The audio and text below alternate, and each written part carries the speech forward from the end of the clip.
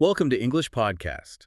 In today's episode, we will begin a structured explanation of modern Indian history. That's right. And for this deep dive, we're going to lay the groundwork. We'll explore the foundational elements you really need to understand this period. So what's on the roadmap? We'll start by looking at the archival sources. How do we actually reconstruct this history? Then we'll move on to the different historiographical approaches, the various lenses scholars use to interpret the facts. And after that? And finally, we'll get into the narrative itself. The advent of the European powers in India, which, as we'll see, culminates in the supremacy of the British East India Company. This feels like a really crucial starting point, because before you can even begin to understand what happened, you have to grapple with the question of how we know it happened. Exactly. The sources are everything. So let's begin there. Section 1. Sources for the history of modern India.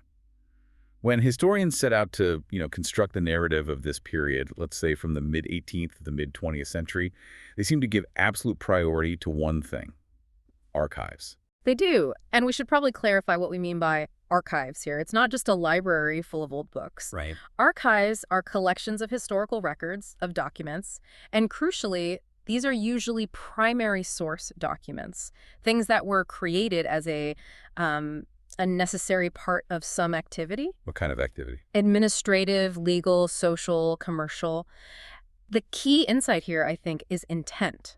These documents weren't originally written for us, for future generations. No one was thinking about a history student in the 21st century. Absolutely not. They were written to get a job done in that moment. And that lack of, let's call it performative intent, makes them unique. It makes them, generally speaking, more authentic. They're tracking the day-to-day pulse of an administration. It's the difference between, say, a private diary entry and a published memoir. One is just raw data, the other is a story that's been polished for an audience. That's a great analogy. So when we talk about this raw data for modern Indian history, where's the bulk of it actually kept? Where'd you go? The single most significant repository is the Central Government Archives.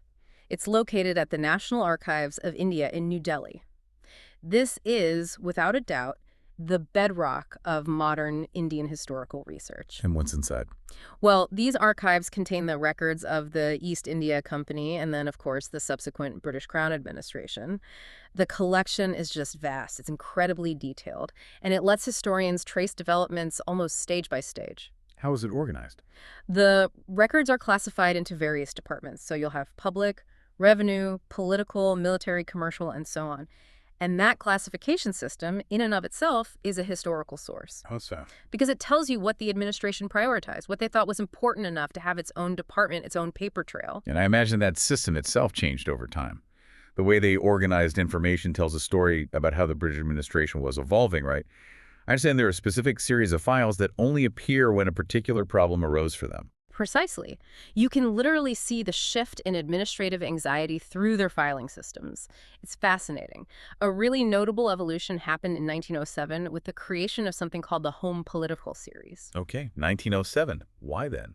You have to think about the context. This was the absolute height of the Swadeshi movement, right after the partition of Bengal in 1905. The administration suddenly felt this urgent need to separate what they called political crime and general political unrest from, everyday law and order issues. So they needed a special box to put the freedom struggle in. That's exactly it. This series was established specifically to deal with the rising political and communal issues of the time. Then later you see another shift. The records of the Reforms Office, which covered the period from 1920 to 1937, become absolutely critical for analyzing constitutional developments. The Montagu-Chelmsford Reforms, the Government India Acts. All of that. Those files track the very slow, very grudging concession of power from the British to Indian representatives. So the home political files, that's where you'd find the government surveillance reports on revolutionaries, their internal memos, their panic. That's where you find it all. Now, another really crucial component of the Central Archives involves the Survey of India. This might sound like a very technical department, but its historical value is just immense. More than just making maps, I take it. So much more. It starts with the appointment of James Rennell as the first Surveyor General of Bengal in 1767. That's when a scientific, systematic mapping of the country really began. And we shouldn't just view these as tools for navigation. Absolutely not. To map a territory is to claim it. It's an act of power. It's about understanding its economic potential. The journals and the memoirs of these surveyors, they provide not just geographical data, but invaluable insights into the socio-economic conditions of the regions they were walking through. What kind of insights? They were documenting the land for revenue collection and for military control. But in doing so, they preserved a snapshot of rural India in the 18th century. Things like village structures, crop patterns, local trade routes, all things that have since changed dramatically. So we've covered the central government, but moving beyond that level, we have to look at the state government archives. India wasn't a single entity. It was a patchwork of provinces and hundreds of princely states, each with its own administrative memory. Exactly. And if you rely only on the archives in New Delhi, you're only getting the imperial view, the view from the center. These state archives are composed of records from the former British Indian provinces, from the princely states that were incorporated into India after 1947, and from other foreign administrations. Can you give us some examples? Sure. If you want to understand the Sikh kingdom of Lahore under Maharaja Ranjit Singh, you have to go to the Khalsa Darbar records. They span from 1800 to 1849. And these are vital because they show a sophisticated indigenous administration functioning at a very high level just before the British annexed the Punjab. So it counters the colonial narrative that they were just bringing order to chaos. It does. Similarly, the Peshwa Daftar in Pune is probably the single most valuable source for Maratha history. It covers a century before the fall of the Peshwas and contains these incredibly detailed accounts of village administration, land grants, the complex politics of the Maratha Confederacy. And what about Rajasthan? That was an area dominated by princely states, not direct British rule. For that, the Rajasthan State Archives in Bikaner are the go-to repository. They house the records of major states like Jaipur, Jodhpur, Udaipur, and what they offer is a view of history from the perspective of the Rajput courts. Which is going to be very different from the British Residence Report on that same court. Completely different. It shows you the internal dynamics of the durbars, the rivalries between states, and, crucially, how these states try to negotiate their sovereignty with the paramount power of the British. We also have to mention the archives of the three big presidencies, Bengal, Madras, and Bombay. For a long time, these were the power centers of the company. They are of paramount importance. For a long, long time, these presidencies operated almost like separate countries, with their own armies and foreign policies. What's the state of their records? With the Bengal presidency, we have a significant, unfortunate gap. Many of the very early records were lost during the sack of Calcutta in 1756 by Siraj-ud-Dowlah. Before the Battle of Plassy? Yes, but the archives after the British victory at Plassy have survived. The records of the Madras presidency, on the other hand, are particularly rich. They begin as early as 1670. They include the records of the governor and council of Fort St. George and offer incredibly detailed information on the Anglo-French struggle. Which makes sense, since the South was the main theater for those early European wars for dominance. And Bombay.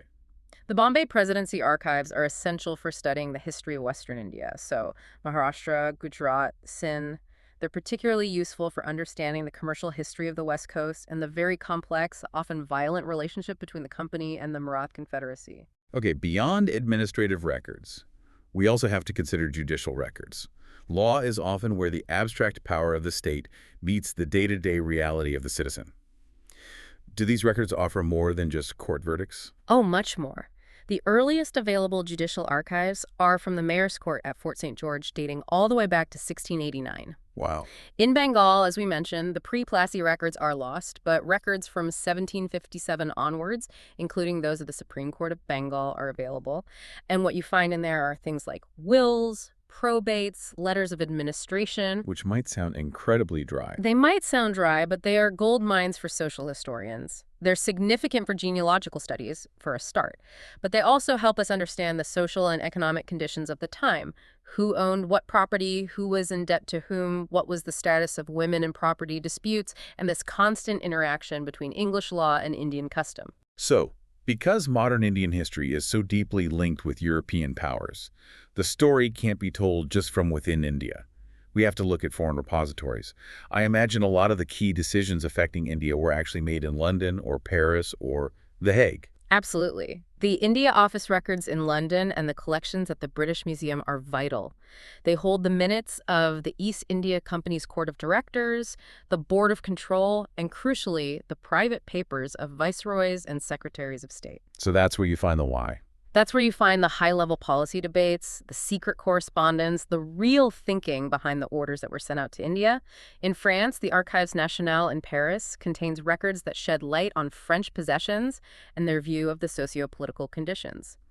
If you want to understand why the French ultimately failed in India, you have to look there. And the other powers? The archives of the Dutch East India Company are in The Hague, Danish records are in Copenhagen, Portuguese records in Lisbon. You get the picture. And what about closer to home? The history of the subcontinent is not, of course, limited by the modern borders of India. A crucial point. Archives in Pakistan, like the West Pakistan Record Office in Lahore, are essential for regional history. You simply cannot write a complete history of the Punjab or the Northwest frontier without accessing these repositories. They are also critical for understanding India's historical relations with Afghanistan and Iran. So, official records are clearly the foundation, but they often suffer from a huge bias. They tell the story of the ruler, not the ruled. This is where, I assume, non-archival sources become necessary to provide context and alternative perspectives. Yes, exactly. Biographies, memoirs, and travel accounts are fantastic for filling in the gaps left by official papers. You have missionary accounts, for example. Bishop Heber's journal or Abbe Dubois' book, Hindu Manners and Customs. But you have to read those with a critical eye, right? They had an agenda. Of course. They're often looking through a very specific religious and moral lens. They were observing society from a moralistic standpoint. But their observations on things like caste, village life, and religious practices are incredibly detailed. Then you have travelogues by British travelers like George Forster and Alexander Burns, or non-British travelers like Victor Jacquemont. And what did they notice? They often notice the things that an administrator busy with revenue collection would ignore as mundane. The etiquette of a local court, the price of goods in a market, the mood of the people. And newspapers and journals are another critical category. It's really interesting that the press in India didn't start as a tool of the state, but actually as a critic of it. Yes, the first attempts at journalism were made by disgruntled employees of the East India Company. In 1780, a man named James Augustus Hickey published the first newspaper in India, the Bengal Gazette. And it didn't last long. No, it was seized for its sharp criticism of government officials, but it established this tradition of the press as an adversary to power. By the second half of the 19th century, you have these incredibly powerful newspapers edited by distinguished journalists emerging. Papers that are still around today. Exactly. The Hindu, Amrita Bazar Patrika. You have Kesari under Balgangadhar Tilak. These papers weren't just reporting the news, they were actively shaping a national consciousness. And you also had revolutionary publications from abroad. The Indian Sociologist in London, Godar in San Francisco. Their aim was to instill nationalism and coordinate resistance from the diaspora. Creative literature can also be a historical source. Fiction sometimes captures the emotional truth of an era in a way a census report never could.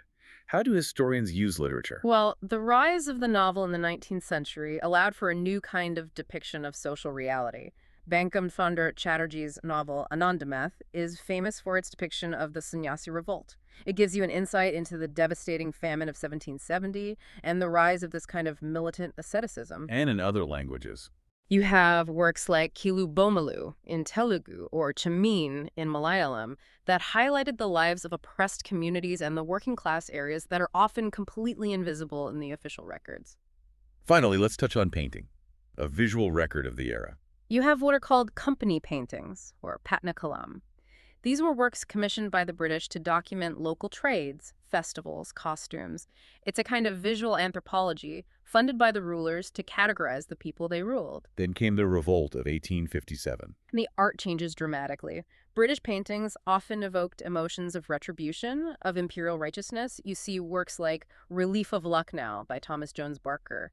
In contrast, you have something like the Kaligat paintings in Calcutta, which were satirical, mocking social evils, the anglicized Indian Babu, the hypocritical priests. And then a nationalist response in art emerges. With the Bengal school, led by artists like Abanindranath Tagore, they focused on themes from Indian mythology and cultural heritage. It was a conscious rejection of Western realism in favor of what they saw as indigenous aesthetics. Okay, so having established the sources, the raw material of history, we should move to Section 2.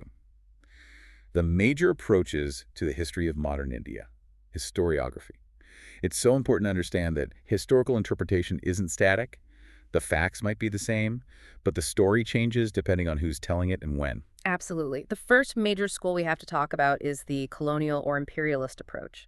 This was dominant in the 19th and early 20th centuries and was heavily influenced by the ideology of colonial domination. It was history written by the victors to justify their victory. Essentially, yes. Its proponents, people like James Mill or Vincent Smith, sought to justify colonial rule. They often characterized Indian society as stagnant, unchanging, ahistorical, and constantly bickering amongst itself. The argument was that India required the white man's burden to bring order and civilization. The famous Pax Britannica. The Pax Britannica, exactly. A key tenet was that Britain brought unity to a chaotic land. They used what's called an Orientalist representation, viewing Western culture as inherently superior, rational, and masculine, while seeing the East as emotional, irrational, and in need of guidance. The basic argument was, you needed us to save you from yourselves. And in response to that, predictably, the nationalist approach evolved. It did. This school of thought was an intellectual counterattack. It aimed to unify the Indian people and build national self-esteem in the face of this colonial narrative. How to do that? While before 1947, nationalist historiography focused largely on ancient and medieval glories. The goal was to prove that India was capable of greatness and self-rule. After 1947, the focus shifted to documenting the modern freedom struggle. And a major part of this was the economic critique. A huge contribution, developed by figures like Dada Hainooroji and R.C. Dutt.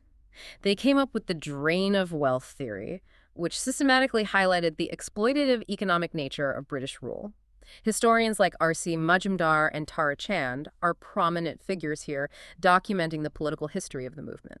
All right, then we have the Marxist approach, which shifts the analytical lens from nation to class and economics. It does. It focuses on the primary contradiction between the interests of the colonial masters and the subject people. But, and this is a key distinction, it also pays close attention to the inner contradictions within Indian society itself. You mean class struggle? Class struggle, exactly. Key works here would be Rajni Palmadutt's India Today and A.R. Desai's Social Background of Indian Nationalism. This approach provides a very rigorous economic analysis of imperialism as a phase of capitalism. Are there critiques of this approach? Yes, some critics argue that it can sometimes be a bit reductionist, viewing the national movement primarily as a structured bourgeois movement. The argument is that it can potentially overlook the unique dynamics of Indian caste or the genuinely all-class character of the mass movements led by someone like Gandhi. A more recent development, which emerged in the early 1980s, is the subaltern approach. This sounds like a reaction against pretty much everything that came before it. It is, in many ways. Spearheaded by the historian Ranajit Guha, this school critiques both the colonial and the nationalist historiography as being elitist. Elitist in what way? In that they both tell the story from the top down. The subaltern school wants to focus on the voice of the people, the masses, the tribals, the peasants, the women. They argue that the politics of the common people were often distinct from, and sometimes even opposed to, the elite politics of the Congress leadership. So they're looking for resistance outside the main recognized freedom struggle. Precisely. They contend that elite nationalism often ignored internal contradictions related to caste, gender, and religion, and that the elite leadership used the movement to secure power for themselves rather than for the true emancipation of these subaltern classes. They look for the moments when the masses acted independently of the leaders. We should probably mention a few other approaches just to give a complete picture. We should. There's the communalist approach, which views Hindus and Muslims as permanently hostile groups with antagonistic interests. This view, of course, fed directly into the two-nation theory and the partition. Then there's the Cambridge School. The Cambridge School suggests that nationalism wasn't really about ideology or patriotism. They argue it was merely a struggle among Indians for the benefits, jobs, and patronage offered by the British rulers. It's often been criticized for reducing the movement to animal politics or just factual squabbles. It's a very cynical take. Very. Then you have the liberal or neoliberal approach, which argues that colonial exploitation didn't actually benefit Britain as a whole because it diverted capital away from domestic industries. And finally, the feminist approach, which analyzes how colonial structures, legal systems, property rights specifically affected women, and seeks to recuperate women's history through the works of people like Pandita Ramabai, moving women from the margins to the center of the story. We will now transition to the narrative of political history, which begins really with Section 3, Advent of the Europeans, the Portuguese. It's fascinating that the history of modern India in many ways kicks off with a geopolitical crisis in Turkey. It quite literally does. The arrival of Europeans in India wasn't an accident. It was driven by very specific geopolitical and economic factors in the 15th century.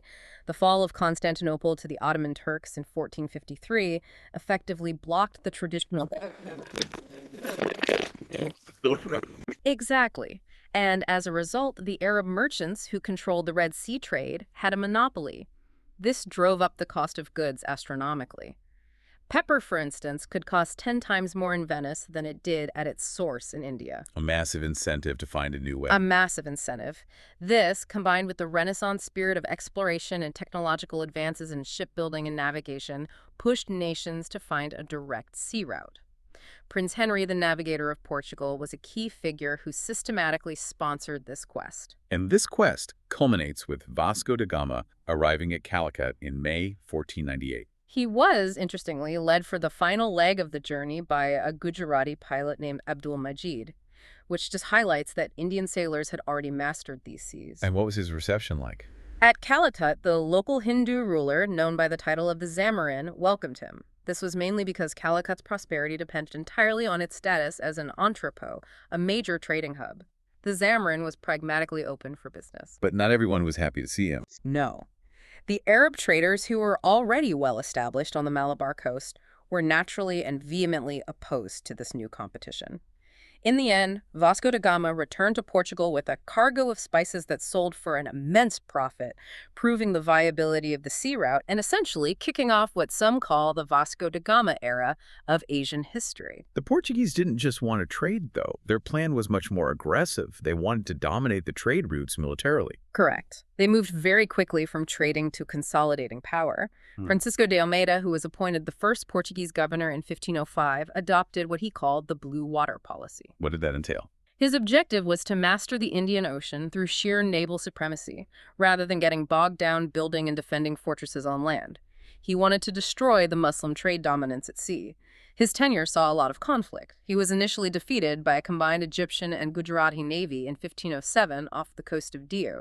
His own son was killed in that battle. A major setback. It was, but he avenged the defeat a year later in 1508, crushing the opposing navies and firmly establishing Portuguese naval superiority in the region. After Almeida, we have Alfonso de Albuquerque, who is often called the real founder of Portuguese power in the East. He seems to have changed the strategy from just controlling the sea to holding key strategic points. That's right. His strategy involved securing control of the entrances to the Indian Ocean. He established bases at Ormuz in the Persian Gulf, Malacca in Southeast Asia, and other choke points. In India, his major achievement was capturing Goa from the Sultan of Bijapur in 1510. Which gave them a permanent territorial base. A capital, really. And Albuquerque also implemented some significant social policies. He ordered the abolition of sati in his territories, which was a very early European intervention in Indian social custom. He also actively encouraged Portuguese men to marry local women, creating a settled, loyal Luso-Indian population. Later on, another governor, Nino da Cunha, shifted the Portuguese headquarters from Cochin to Goa in 1530. He expanded their territory by acquiring Diu and Bassein from Bahadur Shah of Gujarat. Yes, though that relationship ended violently, Bahadur Shah was killed on a Portuguese ship in 1537 during negotiations. He was apparently pushed or fell overboard and drowned. It was a murky affair. What about their administration? The Estado Português da India. It was headed by a viceroy. A very important official was the Vedor da Fazenda, who was in charge of revenue and the fleet. But what really marked the Portuguese administration was its religious policy. It was incredibly intolerant. The Goa Inquisition. The infamous Goa Inquisition. They actively persecuted Muslims and Hindus in their territories. However, they also engaged in diplomacy with the Moguls. Jesuit missions, led by figures like Rodolfo Acquaviva and Antonio Monserrate, visited the court of the Emperor Akbar in 1580, hoping to convert him. An ambitious goal. A very ambitious goal, and ultimately a failed one. While Jahangir initially favored the Jesuits, relations eventually soured. And conflict with the Mughals became acute under Shah Jahan. It seems the Portuguese really overplayed their hand in Bengal. They did. They had been engaging in piracy on the Bay of Bengal and a very cruel slave trade. The final straw was supposedly the seizure of two slave girls who belonged to Shah Jahan's wife, Mumtaz Mahal. In 1632, Shah Jahan ordered the capture of their settlement at Hooghly. And the Mughals, with their massive land army, succeeded. Easily. The Portuguese were expelled and many were taken as prisoners to Agra. It was a clear signal that while the Portuguese were powerful at sea, they could not withstand the might of the great Mughals on land. So the decline of the Portuguese seems almost inevitable by the 18th century. They lost most of their commercial influence. Several factors came together: the rise of the Marathas, who captured Salsette and Bassein from them in 1739, the emergence of the English and the Dutch, who had superior naval power, and the discovery of Brazil, which diverted Portuguese attention and resources to the Americas. But they left a legacy. They did. Their significance remains. They were the first to introduce heavy naval cannon to the Indian seas, changing naval warfare. They introduced the cultivation of tobacco, pineapple, and the cashew nut. And they brought the European concept of drilling infantry on the Spanish model. Okay, that brings us to section 4, the Dutch and the Danes. The Dutch are often just a footnote in the story of India, but at the time, they were a massive global power. A commercial juggernaut. The Dutch United East India Company, the VOC, was formed in 1602, but their primary focus was never India. It was always the Spice Islands of Indonesia. So why were they in India at all?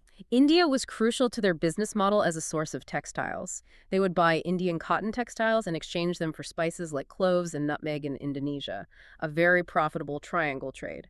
They established important factories in India at Masulipatam, Pulicat, Surat, and Shinsura, trading in indigo, silk, and saltpeter as well. And their rivalry with the English was intense. Very intense and often violent, marked by events like the massacre of Englishmen at Amboina in 1623. But a compromise was eventually reached in 1667. The Dutch basically agreed to keep Indonesia, and the English would focus on India. The final nail in the coffin for Dutch ambitions in India was their defeat by the English at the Battle of Badara in 1759. And the Danes, even more of a footnote. Even more so, they established a factory at Tranquebar in 1620 and another at Serampore in Bengal. Their commercial impact was really negligible compared to the other powers. They're probably best remembered for their missionary activities. Serampore became a major center for that. Eventually, they just sold their factories to the British in 1845. So that brings us to the main event. Section 5, the English East India Company. The entity that would eventually rule the entire subcontinent started as just a piece of paper in London. It did.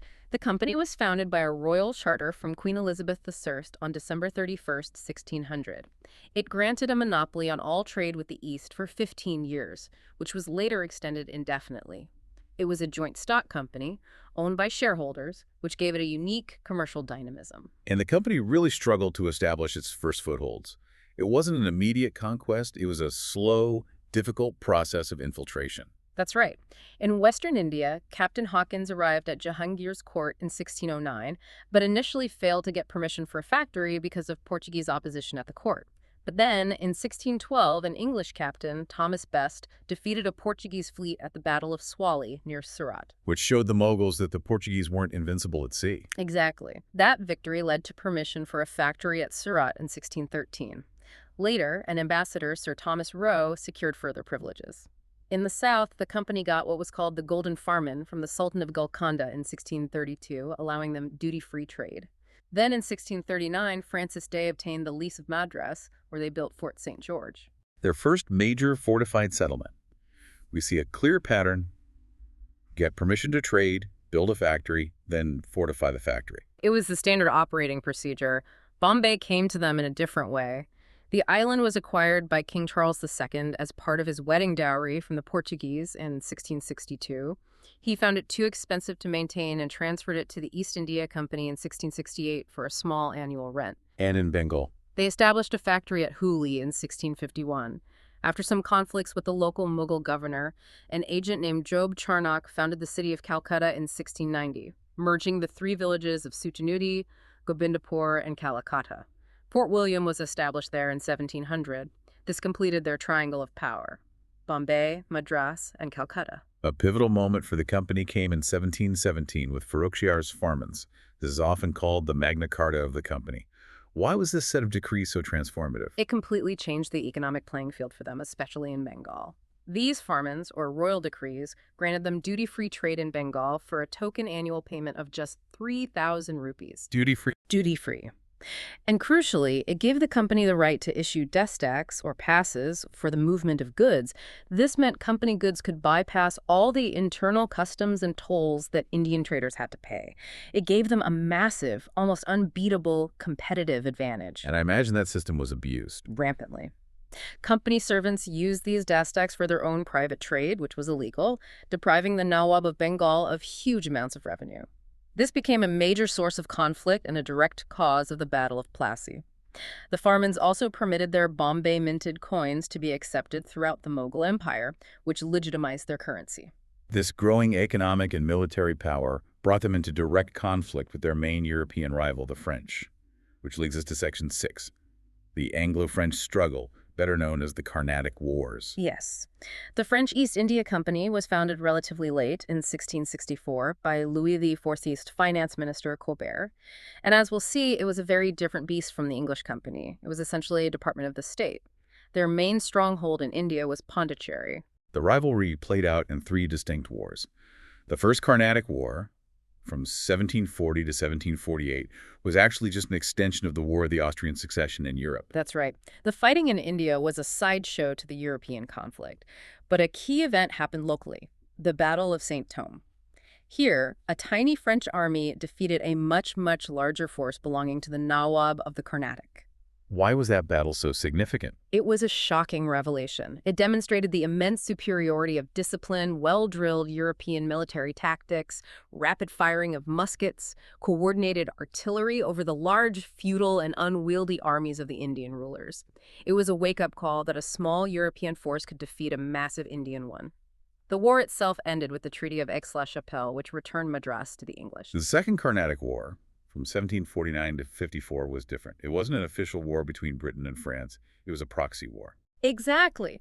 The brilliant French governor, Dupleix, realized he could dramatically increase French influence by interfering in local succession disputes. He could essentially rent out his disciplined army to an Indian claimant to a throne in exchange for territory and money. So he backed one horse and the English backed another. Precisely. Dupleix supported Muzaffar Jang for the throne of Hyderabad and Chanda Sahib for the Carnatic. The English, in response, supported their rivals, Nasir Jang and Anwaruddin. A young Robert Clive emerged as a key figure for the English during this war.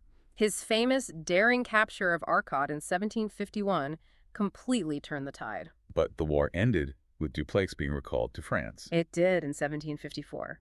His bosses in Paris were alarmed by the financial losses of his wars. It's now seen as a colossal strategic blunder by the French government. They removed their most capable and visionary leader from the field just as the stakes were getting higher. Which brings us to the Third Carnatic War, from 1758 to 63, another extension of a European war, the 7 Years' War. This was the decisive final round. It was. The absolutely decisive engagement was the Battle of Wandiwash in 1760. The English general, Eyre Coote, won a crushing victory over the French general, Lallet. The war concluded with the Treaty of Peace of Paris in 1763. And what were the terms? The treaty returned the French factories to them, but, and this was the critical clause, it banned them from fortifying their settlements or keeping troops. This effectively ended any French political ambitions in India. It reduced them to mere traders, confined to small enclaves like Pondicherry. The English were left as the supreme European power. Okay, so finally we have to analyze Section 7, the causes of English success.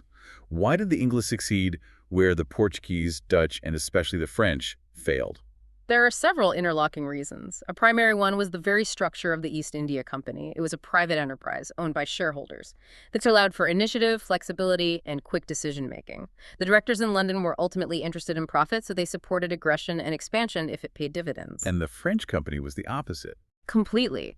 It was state-owned, bureaucratic, and heavily regulated by the government in Paris.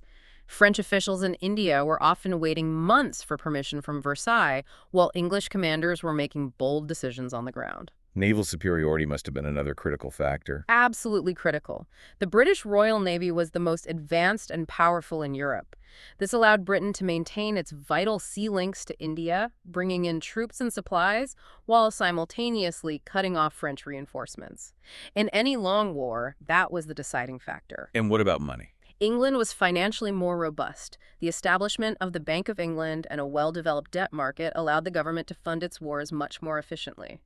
France, by comparison, was on a much shakier financial footing and often struggled to pay its troops and fund its campaigns. The Industrial Revolution also played a role, I imagine. It did. Starting early in England, it provided technological and production advantages that grew over time. And finally, you just have to acknowledge the quality of military leadership. Clive, Coote. The English possessed a whole roster of superior commanders: Clive, Coote, Stringer Lawrence.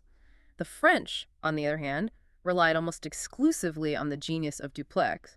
After he was recalled, they simply lacked comparable strategic leadership on the ground. This brings us to the conclusion of our deep dive today. We've covered the diverse archival and non-archival sources that historians use to construct the history of this period.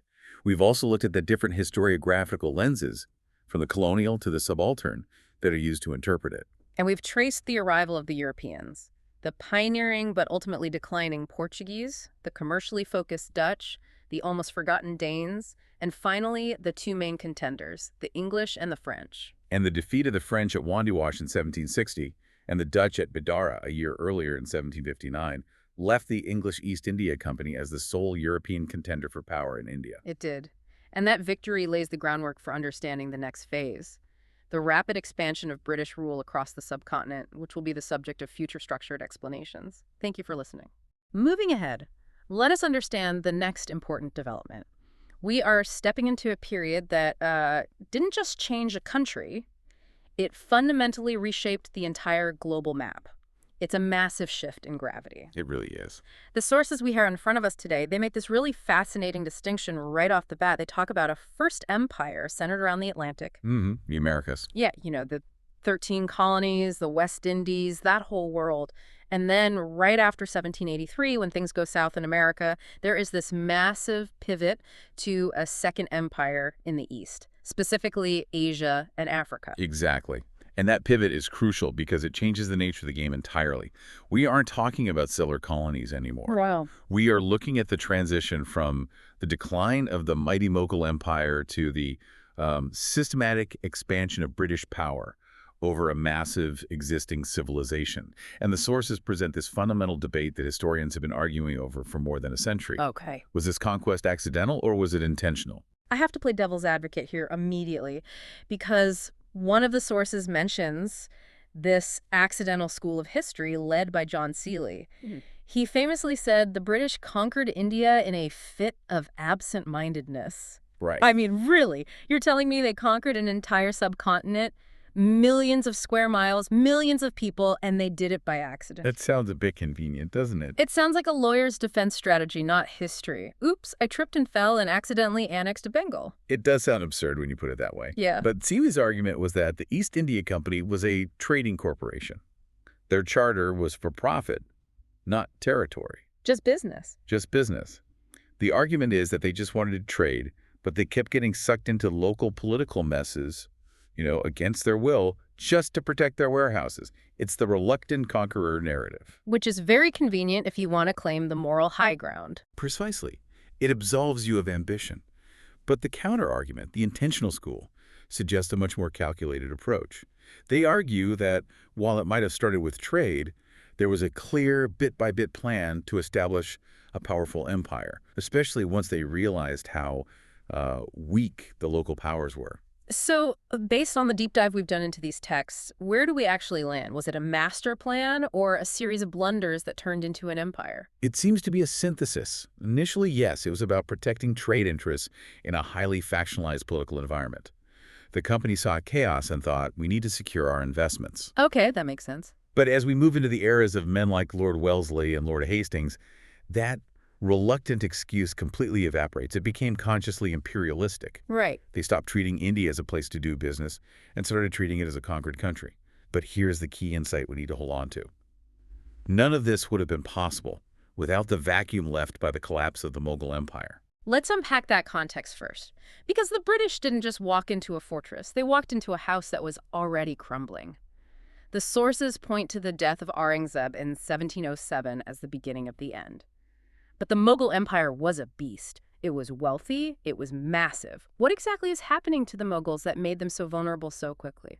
It was a perfect storm of external invasion and internal rot. Now, to imagine the psychological blow first. In 1739, the Persian Emperor Nadir Shah invades. Right. Now, the Mughals were used to border skirmishes, but this was different. Nadir Shah defeated the Mughal army at Karnal in just 3 hours. 3 hours? That's not a battle, that's a morning commute. Exactly. 3 hours to humiliate an empire that had stood for centuries. Yeah. And the looting.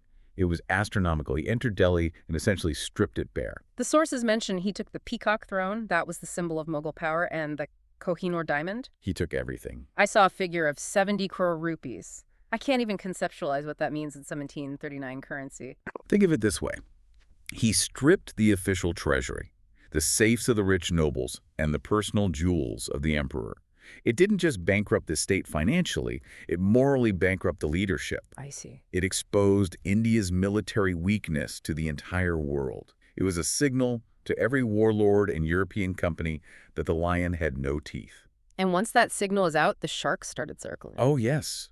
You had Ahmad Shah Abdali coming in from Afghanistan repeatedly, culminating in the Third Battle of Panipat in 1761. And Panipat is a huge deal, right? Because that crushed the Maratha ambitions.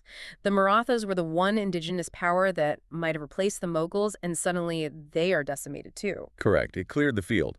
But I think the internal rot is even more fascinating than the invasions. We had weak successors like Muhammad Shah, known as Rangila or colorful. Colorful sounds like a polite euphemism. It is. He was devoted to luxury, art, and music, which is fine for a patron, but terrible for an emperor during a crisis. While he was watching dancers, the administration was collapsing.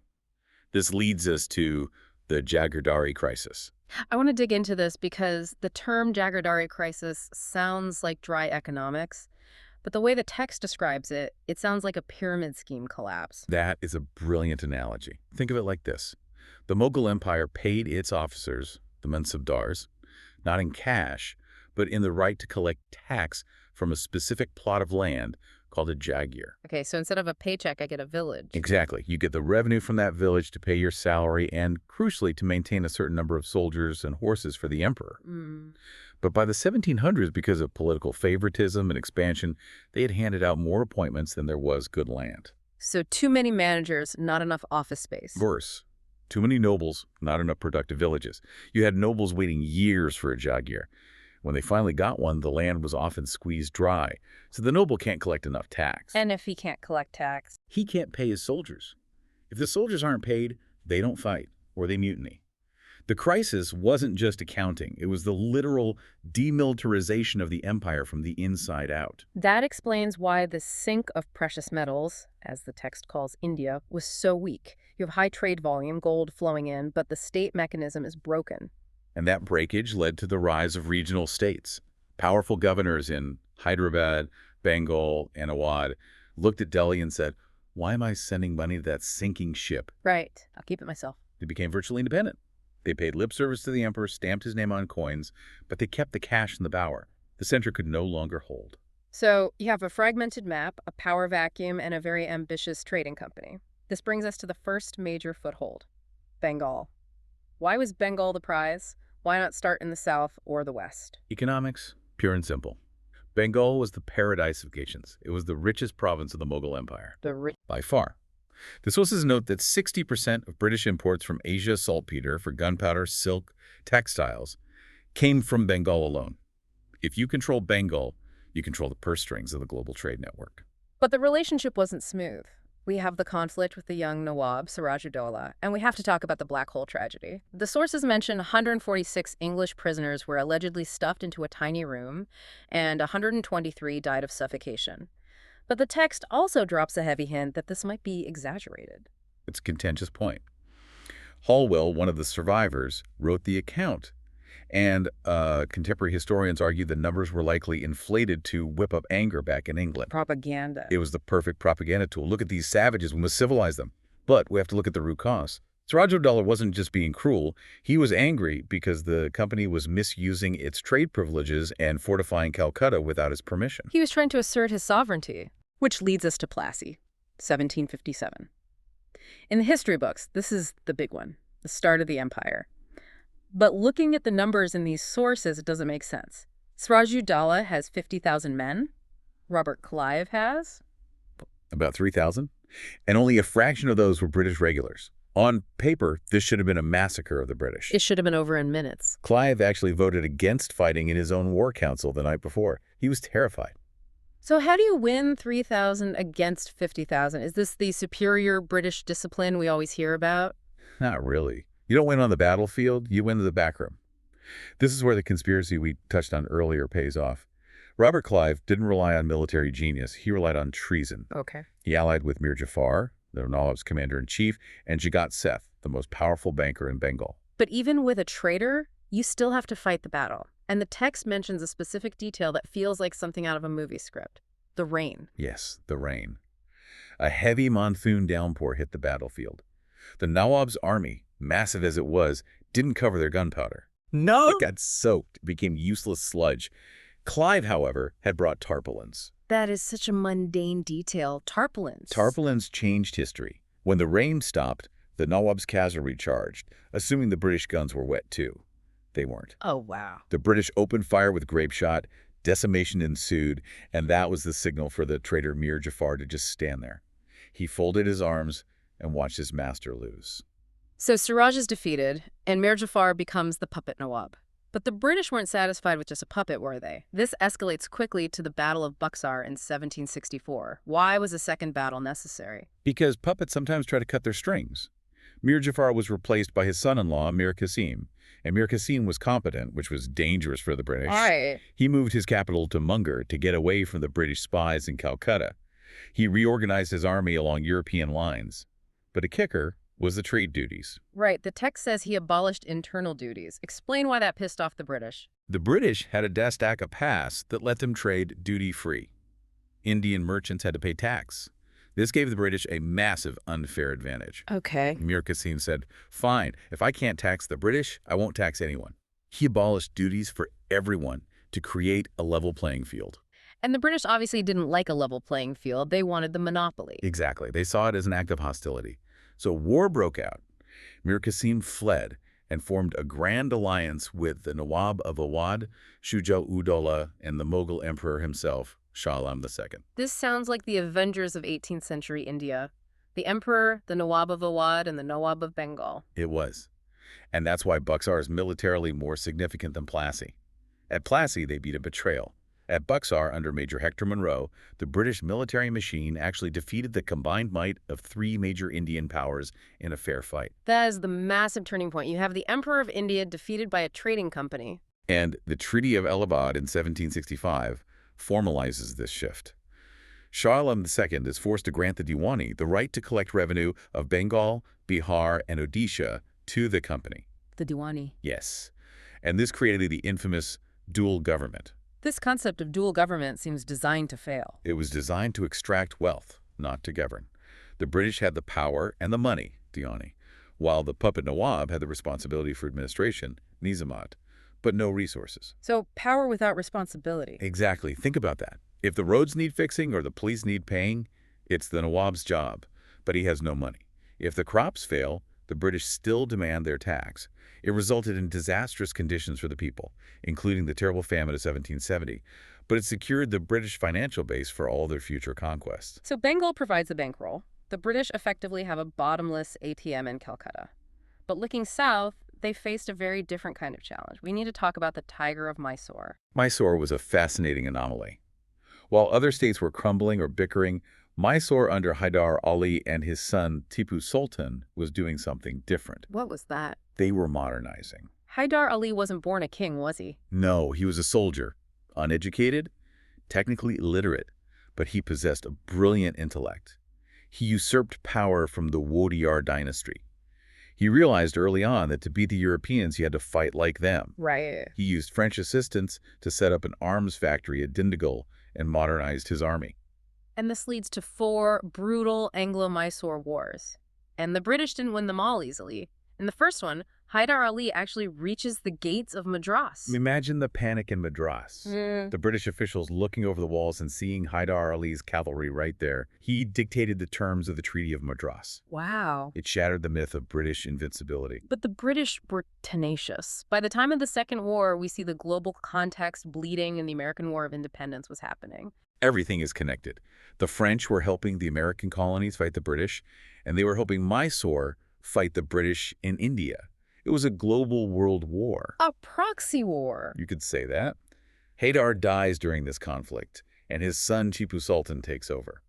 Tipu seems like such a complex character in these sources. On one hand, he's this warrior, but on the other, the text calls him a pioneer of rocket technology. And I feel like we breeze past that. Are we talking about fireworks? No, we are talking about weaponized artillery, iron-cased rockets. Okay. The British had never seen anything like this. Really? They were used to paper rockets that just sizzled and popped. Right. Tipu's rockets had metal cylinders, combustion chambers that allowed for much higher pressure. They could fly a kilometer and had bamboo stabilizing rods and often sword blades attached to the front. Yeah, it's terrifying. Flying swords.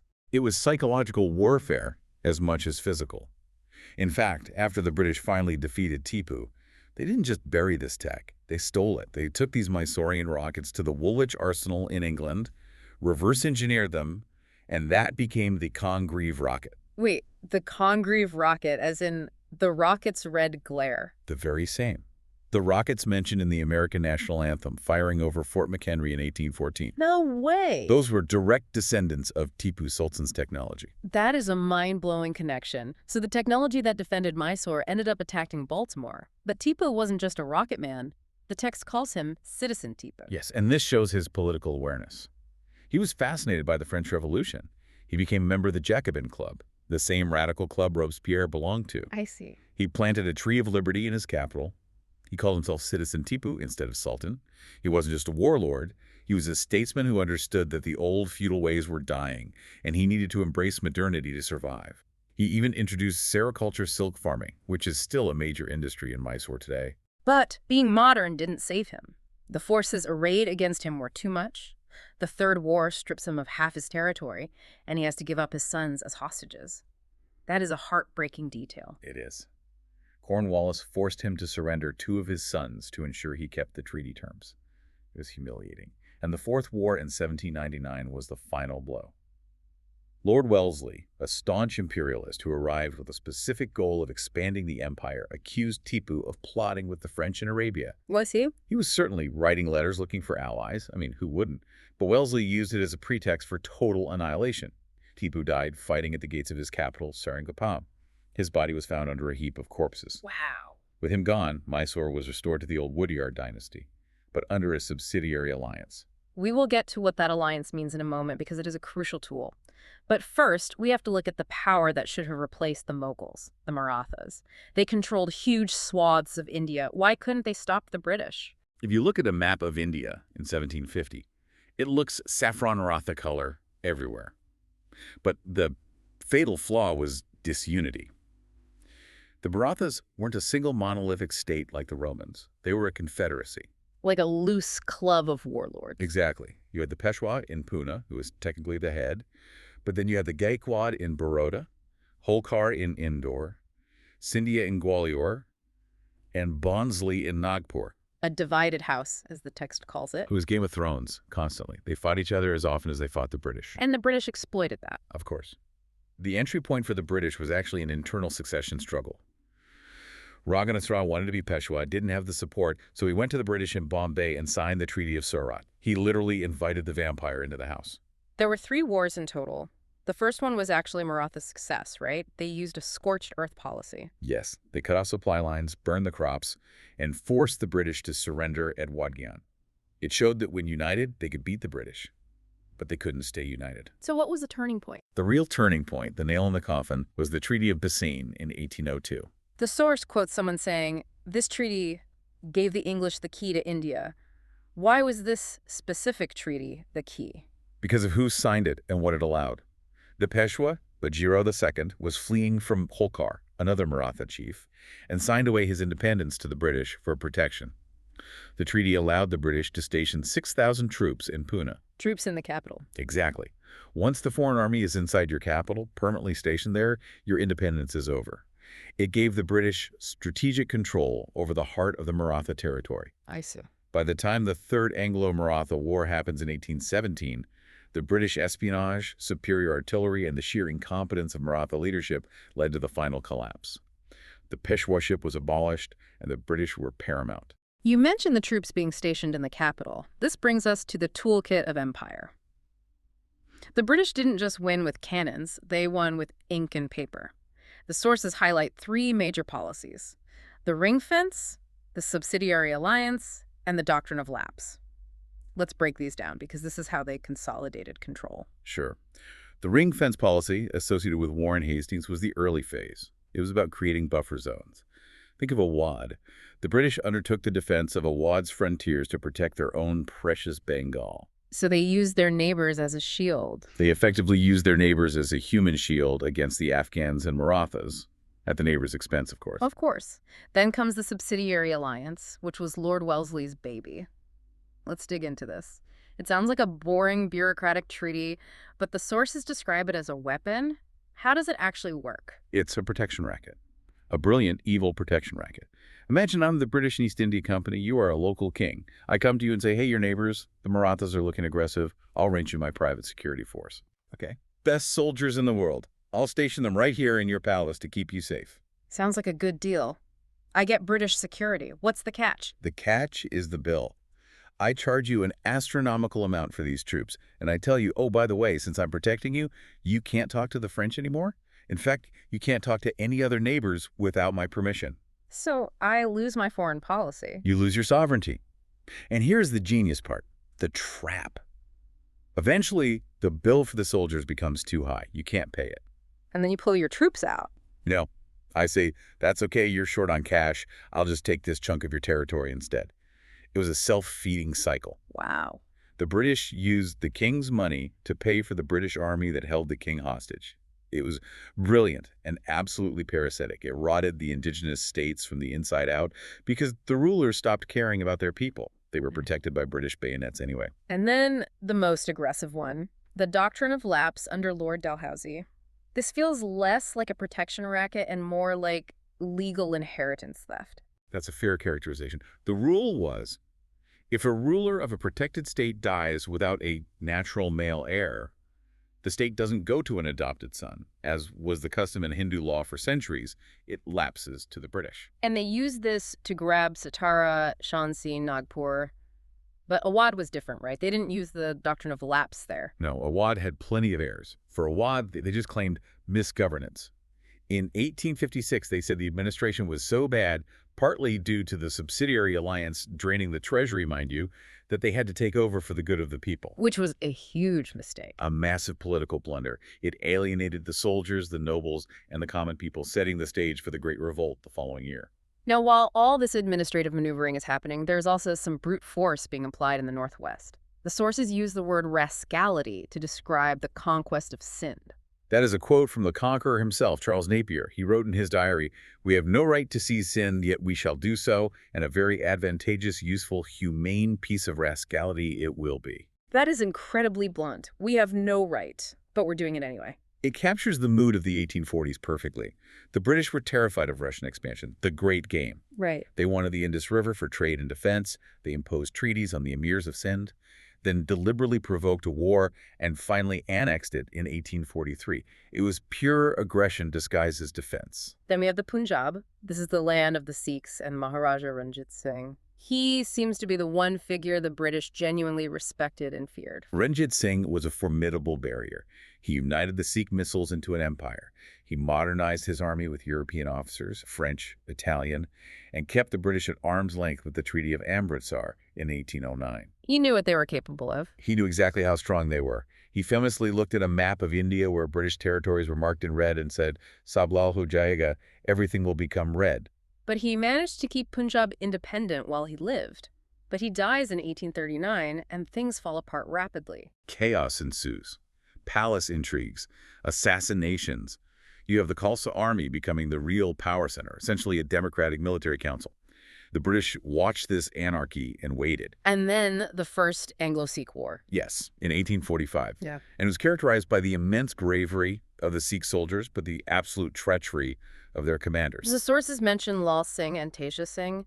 They essentially sold out their own army. It's one of the great tragedies of Indian history. The soldiers were fighting tooth and nail, almost winning, while their generals were sending messages to the British telling them where to attack. Lal Singh and Teja Singh betrayed their own men to secure their personal positions. That is sickening. The result was the Treaty of Lahore, which was humiliating. And here is a detail that still resonates. Because the Lahore Durbar couldn't pay the full war indemnity, the British sold the entire region of Kashmir to Gulab Singh for 75 lakh rupees. They sold Kashmir like a piece of real estate. Exactly. 75 lakhs, a transaction that shaped the region's history and conflicts right up to the present day. Then the Second Anglo-Sikh War follows quickly. Lord Dalhousie, the expansionist, arrives and decides to finish the job. The revolt of Mulraj gave him the excuse. The British waged a total war, and in 1849, Punjab was annexed. The Sikh army surrendered. There's a moving scene where an old Sikh soldier throws down his sword and says, "Today, Ranjit Singh is truly dead." But the British ambition didn't stop at the borders of India. They were obsessed with the frontiers. We see them pushing into Nepal, Burma, Tibet, and Afghanistan. This is the obsession with securing the periphery. They fought the Gurkhas in Nepal, ending with the Treaty of Sugauli in 1816. Interestingly, while they took territory, they gained something more valuable. The Gurkha regiments, who became the backbone of the British Indian Army. And Burma. 3 wars, driven by greed for teak timber and fear of French influence again. Finally, in 1885, they marched into Mandalay, deposed King Thibaw, and swallowed the whole country. And Afghanistan. That seems to be the one place where the bully got a bloody nose. The graveyard of empires. It really was. The British were paranoid about Russia coming through Afghanistan. So they launched the First Afghan War in 1839 to install a puppet, Shah Shuja. It was a disaster. The Afghans rebelled. The British retreat from Kabul in 1842 was a massacre. A massacre. Imagine this, 16,000 people, soldiers and camp followers, left Kabul. Only one man, Dr. Brighton, reached the safety of Jalalabad alive. One man out of 16,000. It was a total humiliation. A bully who had been knocked in the street, as Elphinstone put it. They kept trying, forward policy, masterly inactivity, but they never truly controlled the Afghans. They eventually drew the Durand Line in 1893, but the frontier remained wild. It highlights that while they could conquer the plains of India using politics and disciplined armies, the mountains and the tribes were a different game entirely. So let's look at the big picture here. We have gone from a trading company seeking permits in 1600 to the paramount power by 1857. They used superior artillery, sure. They used rascality and sin. They used bureaucratic traps like the subsidiary alliance. But if we synthesize all these sources, the most critical factor wasn't British strength. It was Indian disunity. Right. The British success was about exploiting a divided house. The lack of a unified Indian nationalism allowed the British to pick off powerful states one by one. They used Bengal's money to fight Mysore. They used Mysore's defeat to scare the Nizam. They used the Nizam to fight the Marathas. It's the ultimate divide and rule. Exactly. If the Marathas, Mysore, and the Nizam had formed a genuine coalition, a united front, the British wouldn't have stood a chance. The Second Empire would have died in its infancy. That is a fascinating what if. And it leads us to a final thought for you to chew on. Consider this.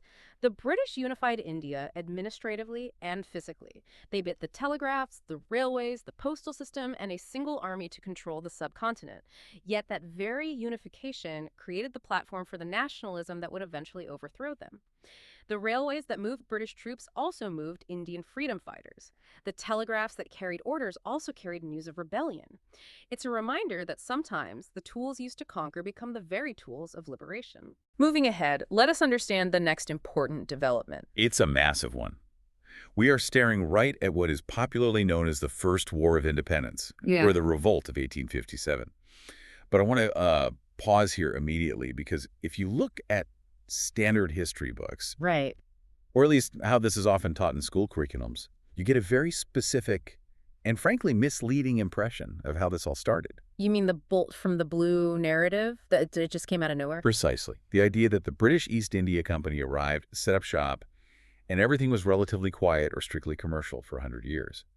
Then suddenly, in 1857, everyone woke up angry and things just exploded. Like everyone was happily sipping tea until some bad cartridges showed up and, ruined the vibe. Exactly. But looking at the records we have here, that peaceful century between the Battle of Plassy in 1757 and the Great Revolt in 1857, it just wasn't peaceful at all, was it? Not even close. That century was actually a cauldron of simmering discontent. It wasn't a period of silence. It was a period of constant, sporadic, and often violent outbursts. So we're talking civil rebellions, things like that. We are. Civil rebellions, tribal movements, peasant uprisings, and even military mutinies long before the famous one. Okay, so 1857 wasn't the start of the fight. No, not at all. Think of 1857 as the climax of a 100-year drama. Not the opening scene. It was the violent storm that finally broke.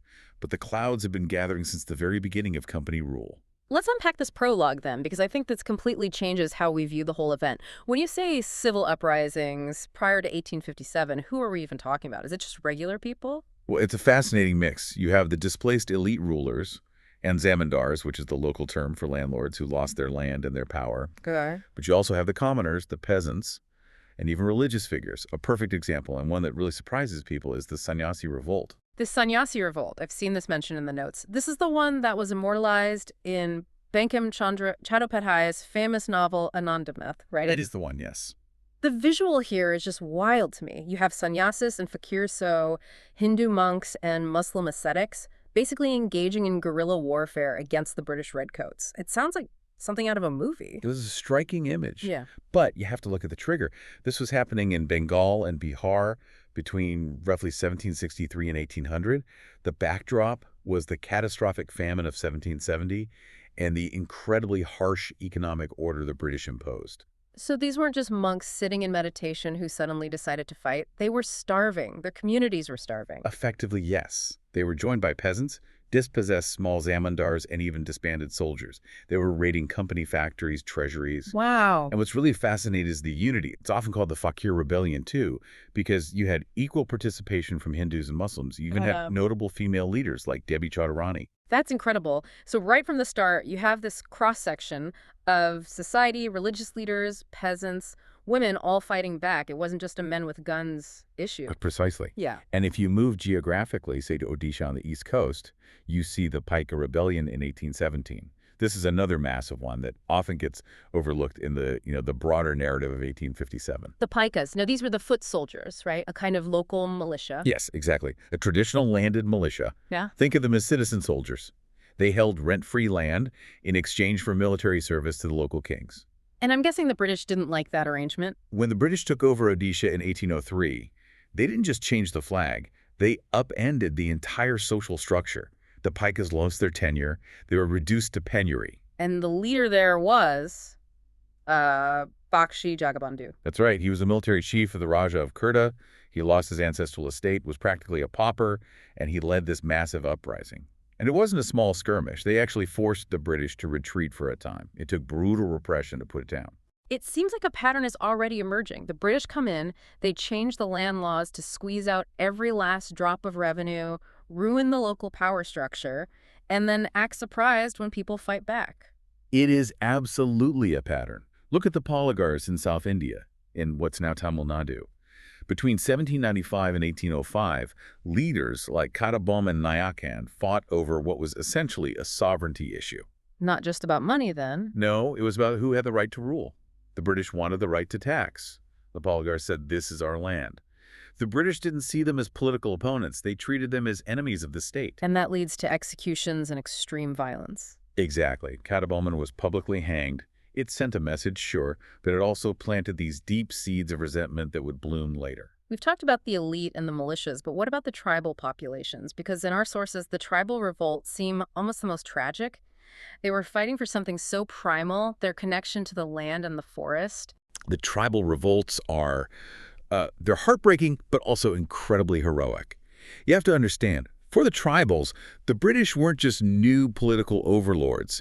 They were the enablers of the Diku. Yes, Diku, that's the term for outsiders, right? Yes, moneylenders, traders, police. The British administration brought these people into tribal lands. They took away the tribal concept of joint ownership of land. They restricted shifting cultivation, and they stopped the free use of forest timber. So they basically criminalized the entire tribal way of life. Effectively, yes. And that brings us to the Santhal Rebellion of 1855 and 1856. This is crucial because it happened literally just 2 years before the Great Revolt of 1857. The Santhals. I was reading about this. The Murmu brothers, Sidhu and Kanhu. And their sisters, Fulo and Jano. We can't forget them. Oh, right. The narrative there is just, it's cinematic. You have these peaceful agriculturalists who were forced into debt, forced off their land by moneylenders who, had the police in their pockets. And finally, they just snapped. They declared a liberation movement. And the bravery is just astonishing. You have accounts of Santhals fighting with bows and arrows against British elephants and muskets. And the sisters, what was their role? Fulo and Chano are said to have entered the enemy camp covertly and killed soldiers. It was a total mobilization of the community.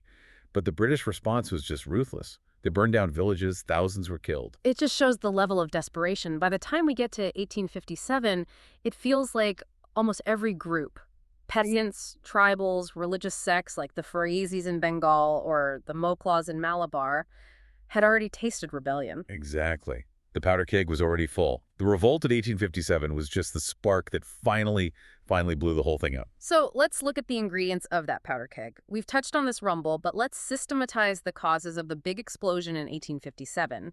The sources break it down into economic, political, and socio-religious factors. Let's start with the economics, because that really hit the widest number of people. The British colonial policy effectively destroyed the traditional economic fabric of India. I think the most vivid example of this has to be the artisan. The weaver, the spinner. India was world famous for this. It was a systematic deindustrialization. When the British annexed Indian states, the royal courts disappeared. Those courts were the patrons of the fine crafts, the silk, the jewelry, the high-end textiles.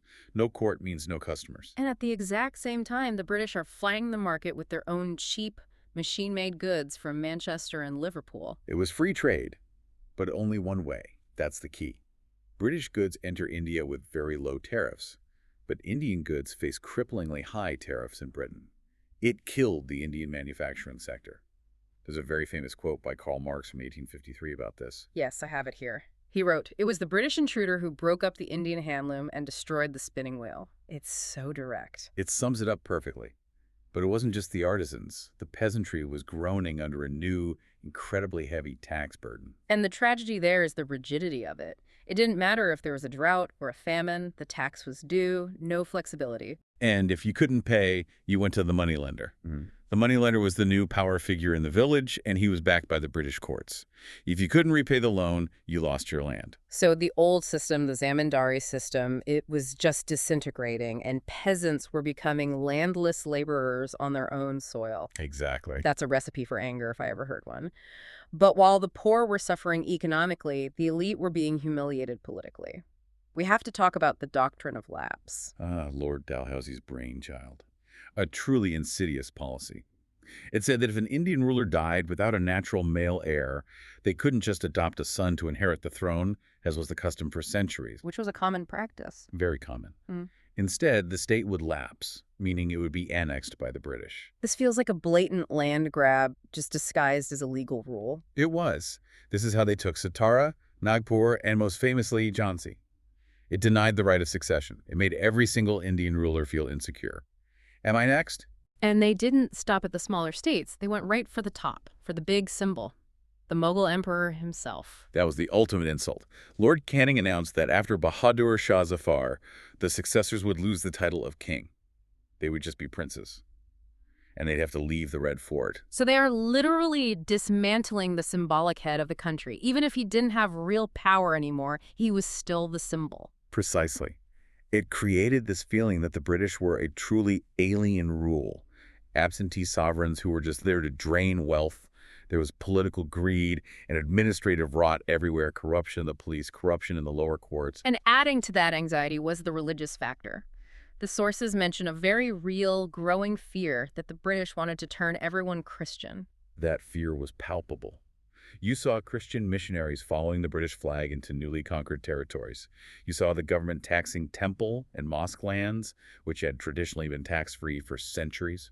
And even things that we might look back on today as positive reforms, like the abolition of sati or legalizing widow remarriage, they were seen very differently then, weren't they? They were seen as direct interference in social and religious customs.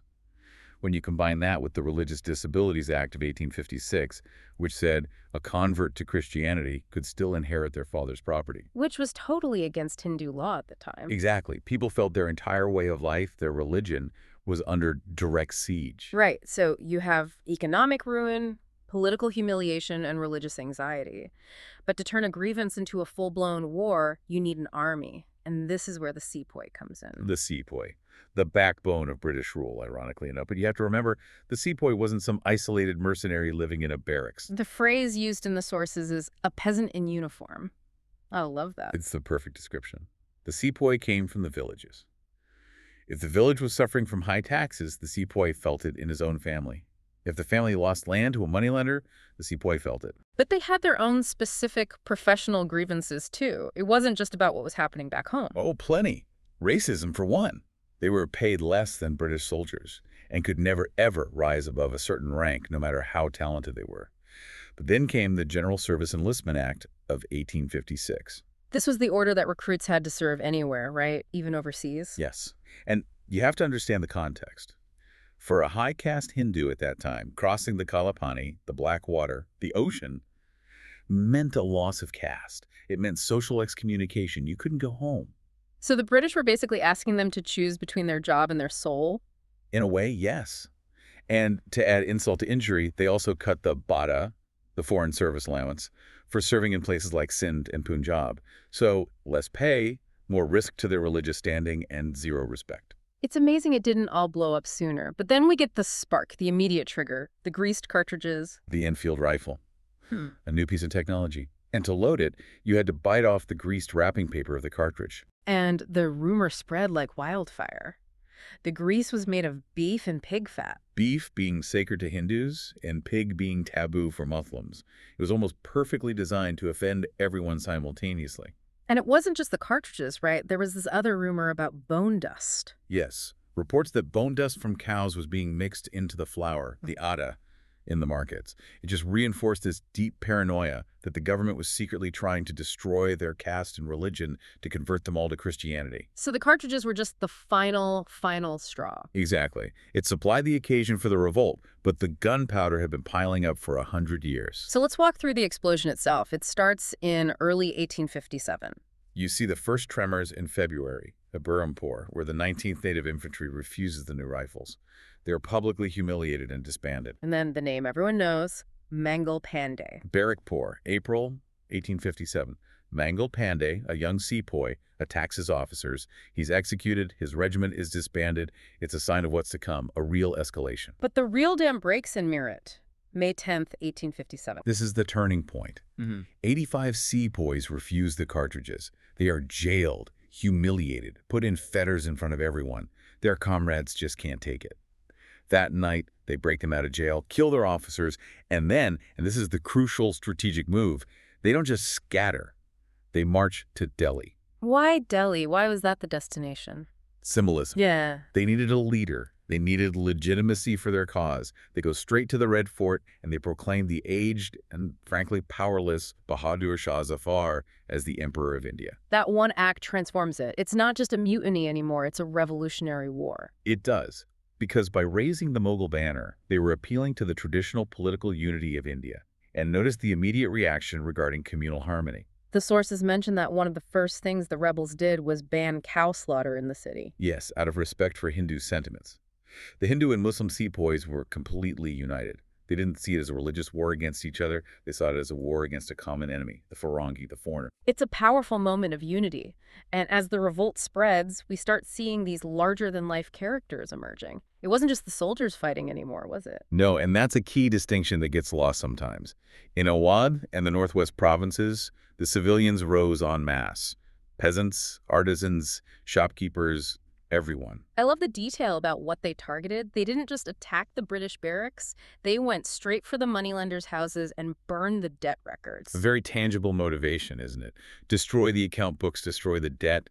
It shows just how economic the grievance truly was for the common person. One character that really stood out to me in the sources is Shamal. He's not a prince or a general. He's just a villager in Backpat.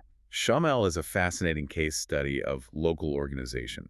He mobilized the headmen and peasants of 84 villages, the Charasi Desh. And he wasn't just rioting, he was actually governing. He was. He set up a hall of justice in a bungalow he took over. He destroyed bridges to stop British movements. He organized supplies for the mutineers in Delhi. For a brief period, the people there truly believed the British Raj was over and their own rule had returned. Tragically, he was killed and treated brutally, his body cut into pieces. But it shows the depth of the resistance. Then you have the regional leaders, the dispossessed aristocracy, finding their moment to strike back. Nana Sahib in Kanpur. The adopted son of the last Peshwa. Denied his pension, denied his title. He expelled the British from Kanpur and declared himself governor under the authority of the Mogul emperor. And Begum Hazrat Mahal in Lucknow. A formidable woman. Her husband, the mob, had been deposed and exiled. She took charge, crowned her young son, and organized an administration that deliberately shared offices between Hindus and Muslims to maintain unity.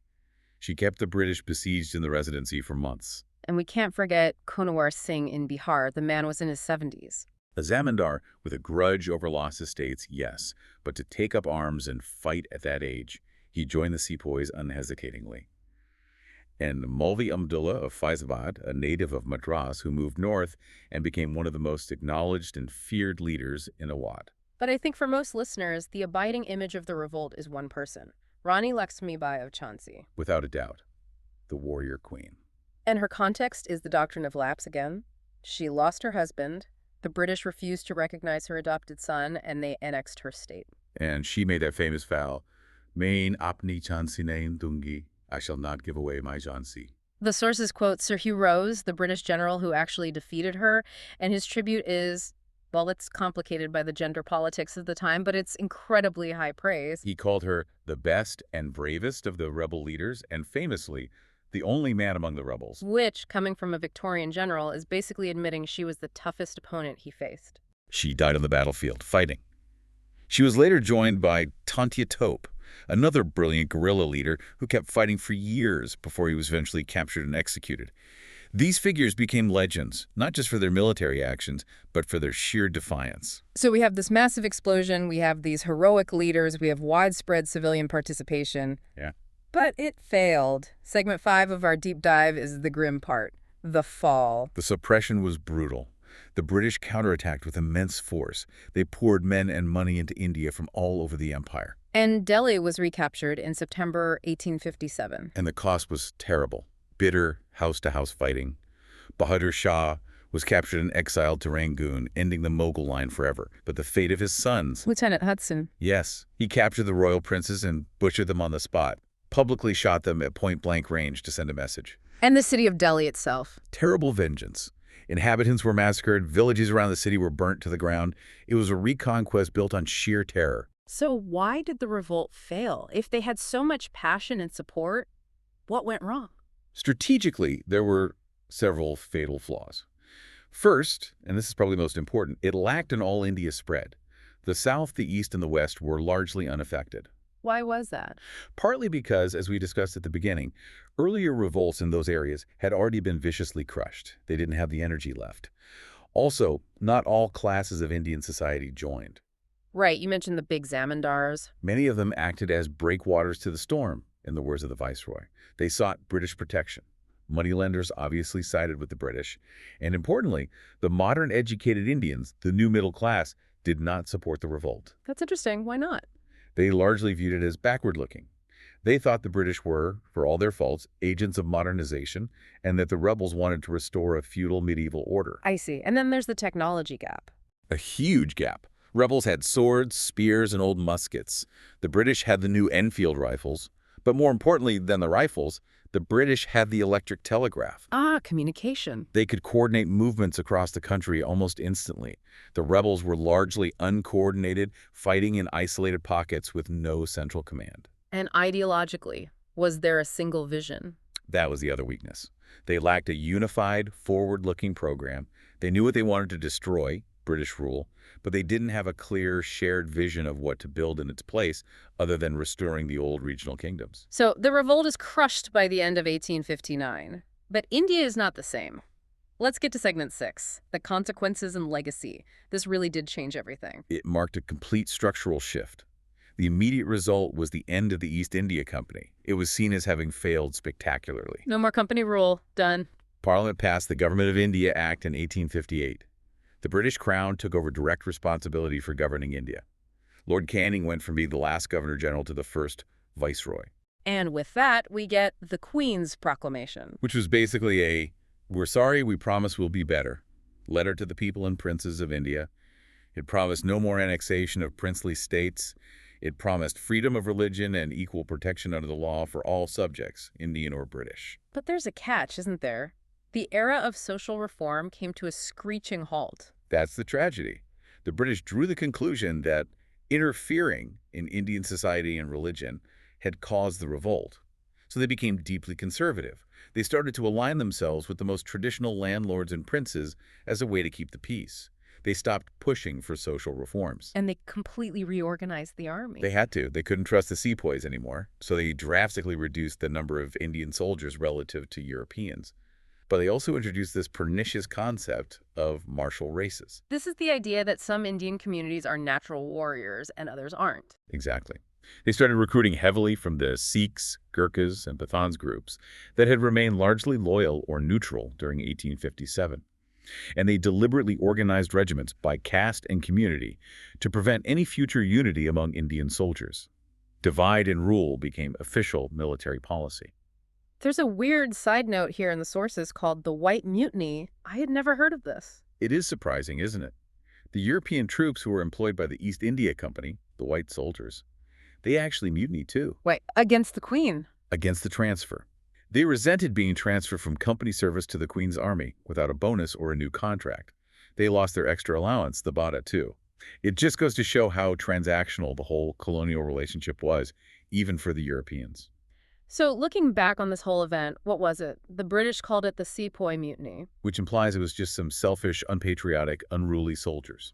A very dismissive term. But Indian nationalists like V.D. Savarkar much later called it the First War of Independence.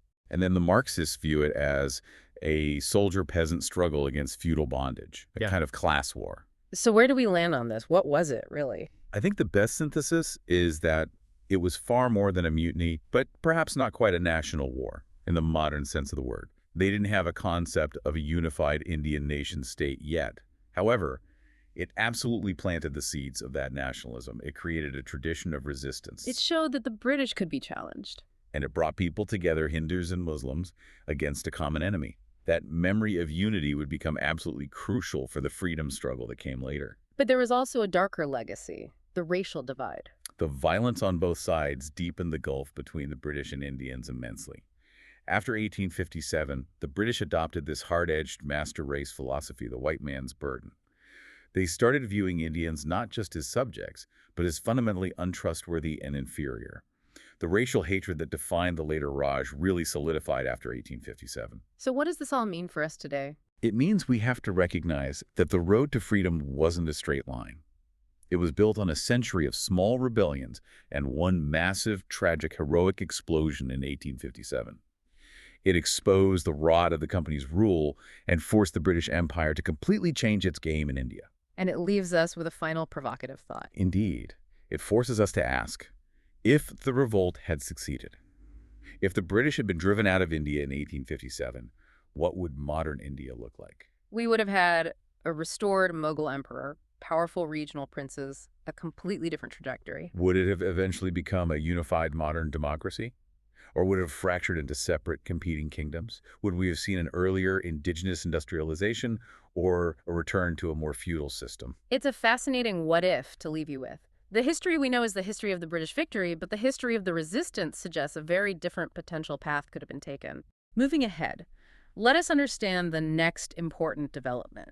It is a massive shift. And honestly, it's one of the most complex and pivotal periods in the history of the subcontinent. Right, so if you look at the timeline, we're standing at the very dawn of the 19th century in India. Exactly. And to really get why these reform movements just exploded, and I think exploded is the right word, it's like a chain reaction, you have to see what society was like at that exact moment. Yeah, because the picture that the sources paint, It's pretty bleak. We're not talking about a golden age here. No, not at all. We're talking about a society that was seen, both by the outsiders, the colonizers, and eventually by many Indians themselves as stagnant, decadent even. Stagnant is probably the polite word for it. The sources describe a society caught in this web of superstition. A really vicious web. You had a situation where religion wasn't just about faith anymore. It had become steeped in magic, idolatry, and a very rigid, almost suffocating dominance by the priestly class. I saw the term social obscurantism used in the notes. That's a heavy phrase. It sounds dark. It is, but it fits the time perfectly. Yeah. I mean, obscurantism is when you deliberately stop people from finding out the truth. And the priests had this complete monopoly on scriptural knowledge. Because most people couldn't read Sanskrit, right? Exactly. So they can basically convince the masses that any custom, no matter how illogical or how harmful, was sanctioned by religion. So if you questioned some ritual, the answer was just, the gods demand it, and hey, I'm the only one who can talk to them. Precisely. It was a closed loop. And then the catalyst arrives, the British. Okay, but let me play devil's advocate for a second here. India has this long history of invaders, right? The Moguls, the Turks. Why were the British the specific trigger for this awakening? Why didn't this happen, say, in the 16th century? That's a great question, and the sources are really clear on this. Previous invaders, like the Moguls, generally settled in India. They made it their home. They assimilated, or at least created a fusion culture. Yes, they became part of the land's organic evolution. Think of the art, the architecture, the food, the languages like Urdu. The British, they were different. They always remained the outsiders. Distinct, distant, and crucially, technologically superior. But even more important than the technology, they brought the intellectual baggage of the 18th century European Enlightenment. So they're not just bringing guns and railways. They're bringing science, rationalism, a whole different worldview. A completely different way of looking at how a society should work. And this created a very specific psychological reaction among educated Indians. It wasn't just about military defeat. It was a sense of shame, a feeling that the defeat happened because of weaknesses inside their own society. Yes, it was a wake-up call, a mix of shame and this sudden desire to reinvigorate their own culture, but also to fix what was broken so they could stand on equal footing. It's almost a defense mechanism. This is what's often called the Renaissance of the 19th century. Right, though some historians argue about that term. But at its core, it was a struggle, a fight between blind faith and tradition on one side. And these new ideals of rationalism, humanism, and universalism on the other. And the targets of this struggle were very specific. You had the religious superstitions, like polytheism and idolatry, but even more fiercely, they went after the social ills. The caste system and the status of women. Those seem to be the two big ones. Those were the twin pillars of the reform agenda. And before we get into the people themselves, because the characters here are just fascinating, we should probably clarify that there were, broadly speaking, two streams of thought. Okay, so you had the reformist movements, like the Brahmo Samaj. Right. They were all about modernizing, pruning away the dead wood, and sort of responding to Western critiques by using Western logic. And then you had the revivalist movements. Like the Arya Samaj, their whole thing was, let's go back to the source. Back to the Vedas. Exactly. But here's the nuance that people often miss. Both streams, whether they were looking forward or backward, they relied on the exact same tool. Reason. Reason. They both argued that the current state of things was corrupt and had to be fixed using rational thinking. So who are the people leading this charge? You said enlightened Indians. Are we talking about the old aristocracy? Not really. This is the birth of the Indian middle class. The Bajraluk in Bengal, for example. We're talking about Western-educated intellectuals. These weren't the big traders or industrialists? No, because trade and industry were pretty much locked down by the British. These were people working in government service, law, education, journalism, medicine, the intelligentsia. The people who were reading John Stuart Mill and Jeremy Bentham in English. Yes. And what united them was their ideological framework. We mentioned rationalism. There's this amazing example, the guy named Akshay Kumar Dutt. He's not as famous as some others, but his thinking was so radical. He had a mechanical view of nature. Almost. He believed that religion and society have to be judged by reason and social utility. Social utility. So the new test becomes, does this ritual actually do any good for people? Exactly that. His formula was simple. If a religious practice doesn't help society, get rid of it. It doesn't matter how old it is or which book it's in. That's a huge departure from tradition for tradition's sake. It's a massive shift from just do it because the priest says so. Then there was the idea of universalism. Right, and Raja Ramoman Roy is the key figure here. He saw different religions as just different national versions of one universal theism. He saw the same core truth in Hinduism, Islam, Christianity, just wrapped in different cultural clothing. Precisely. Or look at Syed Ahmed Khan, who said all prophets had the same faith, the same din. It's a very modern cosmopolitan idea. It stops you from thinking, my God is the only true God. And the third pillar you mentioned was humanism. Which might be the biggest shift of all. For centuries, the main focus of Indian religion was salvation, moksha, the afterlife. Right. How do I get out of this cycle of birth and death? These reformers flipped that. They shifted the focus to this life, worldly existence, human progress. It wasn't about how to get to heaven. It was about how to make life on earth dignified for every human being. Okay, let's talk about the man you just mentioned, because you really can't discuss this era without him. Raja Ramohan Roy. The father of the whole era, really. The sources call him a versatile genius, and it's not an exaggeration. The man was a linguistic powerhouse. He knew Sanskrit, Persian, Arabic, English, what else? Greek, Hebrew. And he didn't learn all those languages just for fun. It was tactical. He used that knowledge to go back to the original source texts. To translate the Vedas and Upanishads himself. Yes, specifically to prove a point. He wanted to show that ancient Hinduism was actually monotheistic. He wasn't just saying idolatry is wrong because I think so. He was arguing idolatry is wrong because our own sacred books say so. That's such a powerful strategy. It undermines the Orthodox priests on their own turf. It's like using your opponent's own evidence against them in court. Exactly what it was. In 1809, he wrote Gift to Monotheists. That was his opening shot. He was fighting a war on two fronts, really.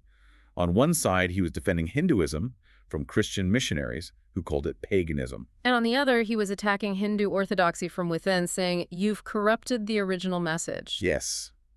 But his most famous, and I think most visceral fight, was the crusade against sati. The practice of burning widows on their husband's funeral pyre. It was a horrific custom, particularly common in Bengal among the upper castes. And Roy's campaign against it wasn't just, writing polite articles. This was active, dangerous work. The notes mention he organized vigilance groups. And he did. They would physically go to the cremation grounds. They would stand there and try to persuade the family to argue with the priests to make sure women weren't being drugged and forced onto the pyre. Wow. Can you just imagine the tension of that scene? A funeral, a grieving family, and then Roy's group shows up to physically block the ritual. He called sati murder, according to every shastra. It was a relentless, brave campaign. And it worked. It led directly to the government regulation in 1829 under Governor General William Bentinck, which banned the practice. And that was a huge moment, right? The first time the British state really stepped in to legislate Hindu social custom? It was a watershed. It set the precedent that the state could intervene in religion if basic human rights were being violated. And to give these ideas an institution, Roy founded the Brahmo Samaj. With some very clear rules. No images, no statues, no avatars. And crucially, no single infallible book. He didn't want to create a new religion. He wanted to purify the old one. But after he died, like with so many movements, it started to evolve and fracture. It did. The mantle fell to Debendranath Tagore, that's Rabindranath Tagore's father, who gave it a more formal structure. But then the young radical shows up. Kishub Chandra Sen. This is where it gets dramatic. Kishub Chandra Sen is such a compelling and ultimately tragic figure. He joined in 1858 and just injected this radical energy into the Samaj. He pushed for intercaste marriage, which was completely unthinkable. He took that universalism idea to its logical conclusion, bringing in readings from the Bible and the Quran. He did. But then came the great act of hypocrisy. He's one of the loudest voices against child marriage. And then he married his own 13-year-old daughter to the Maharaja of Cooch Behar. 13. And the wedding itself? It was performed with all the orthodox Hindu rituals he had spent his life condemning. He caved under the pressure of a royal alliance. And that must have just shattered his credibility. It shattered the Brahmo Samaj. The younger members were disgusted and broke away to form the Sadharan Brahmo Samaj. It just shows how hard it was to live up to these ideals, even for the leaders. Speaking of radicals, we have to talk about the firebrand at Hindu College. Henry Vivian Derozio. He sounds like the Dead Poet Society teacher of 19th century Calcutta. That's a perfect comparison. He was this young, brilliant Anglo-Indian teacher who died at just 22. and he was completely inspired by the French Revolution.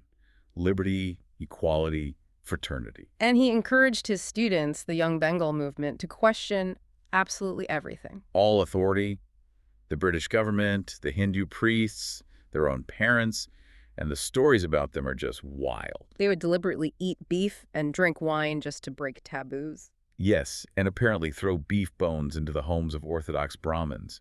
They were trying to shock society into thinking. That's one way to do it. But they didn't last. The movement kind of fizzled out. Why? Some were just too radical, too far ahead of their time.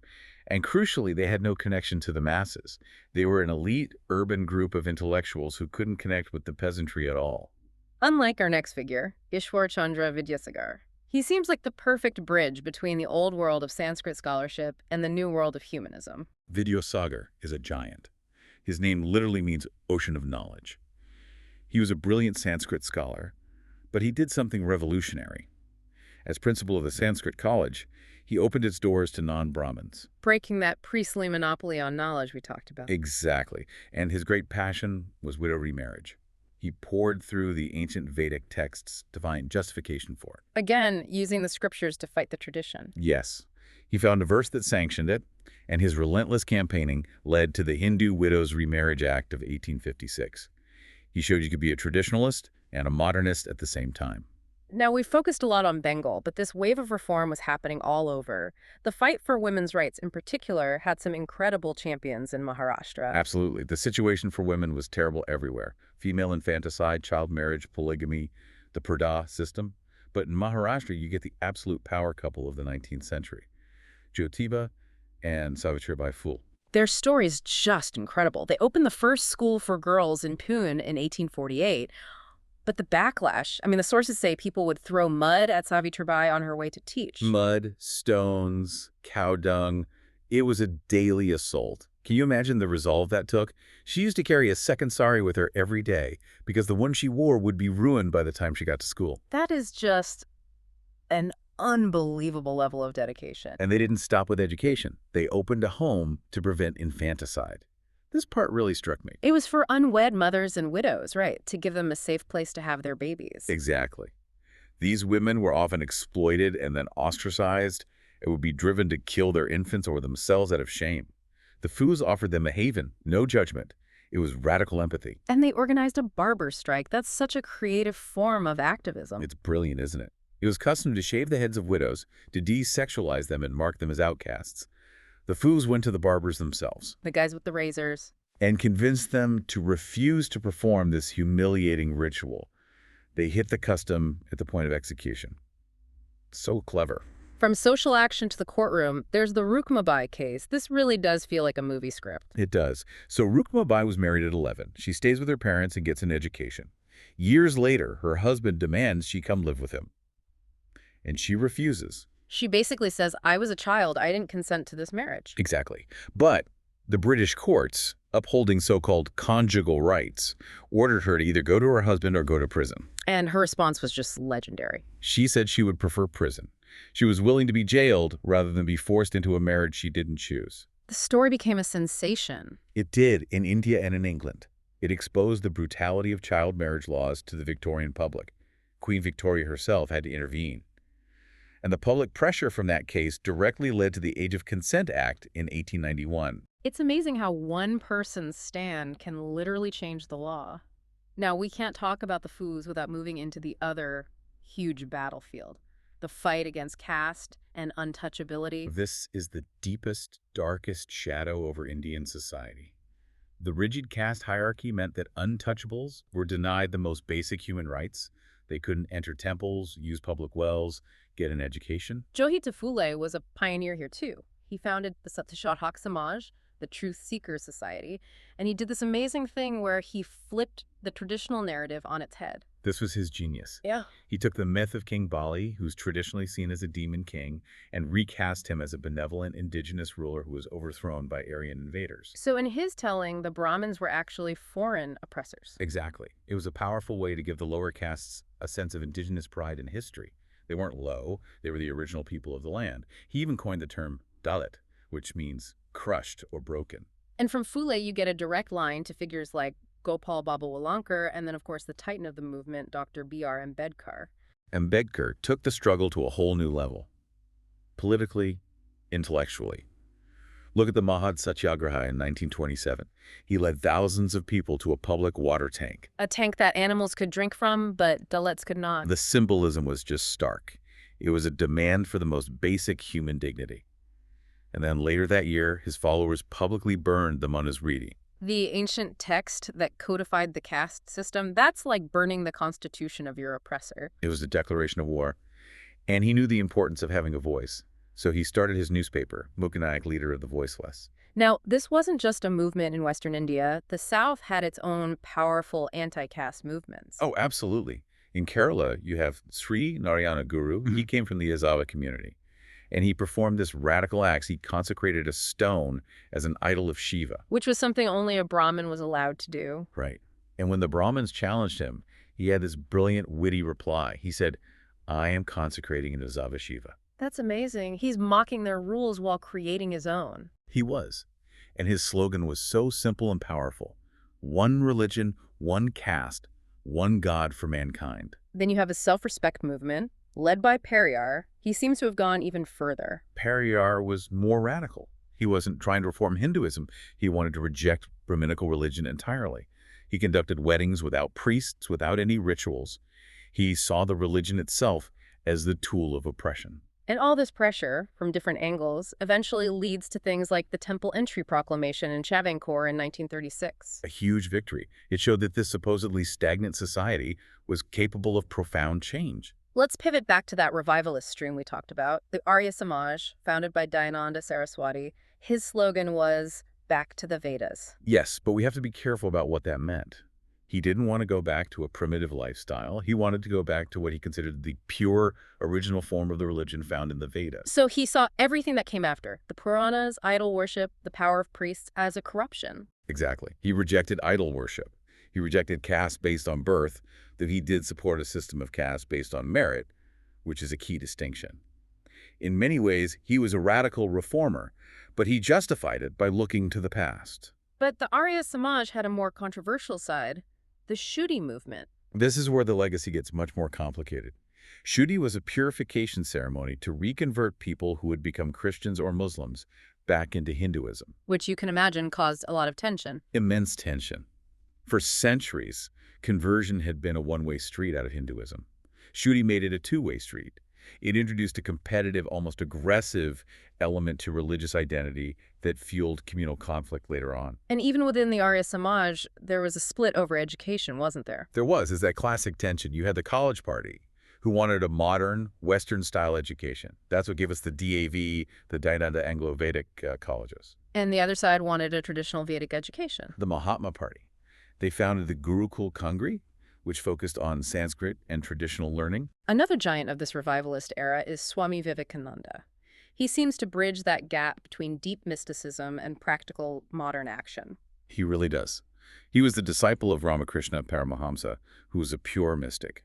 Ramakrishna's belief was simple: as many faiths, so many paths. But Vivekananda took that spiritual idea and turned it into a global message and a call to action.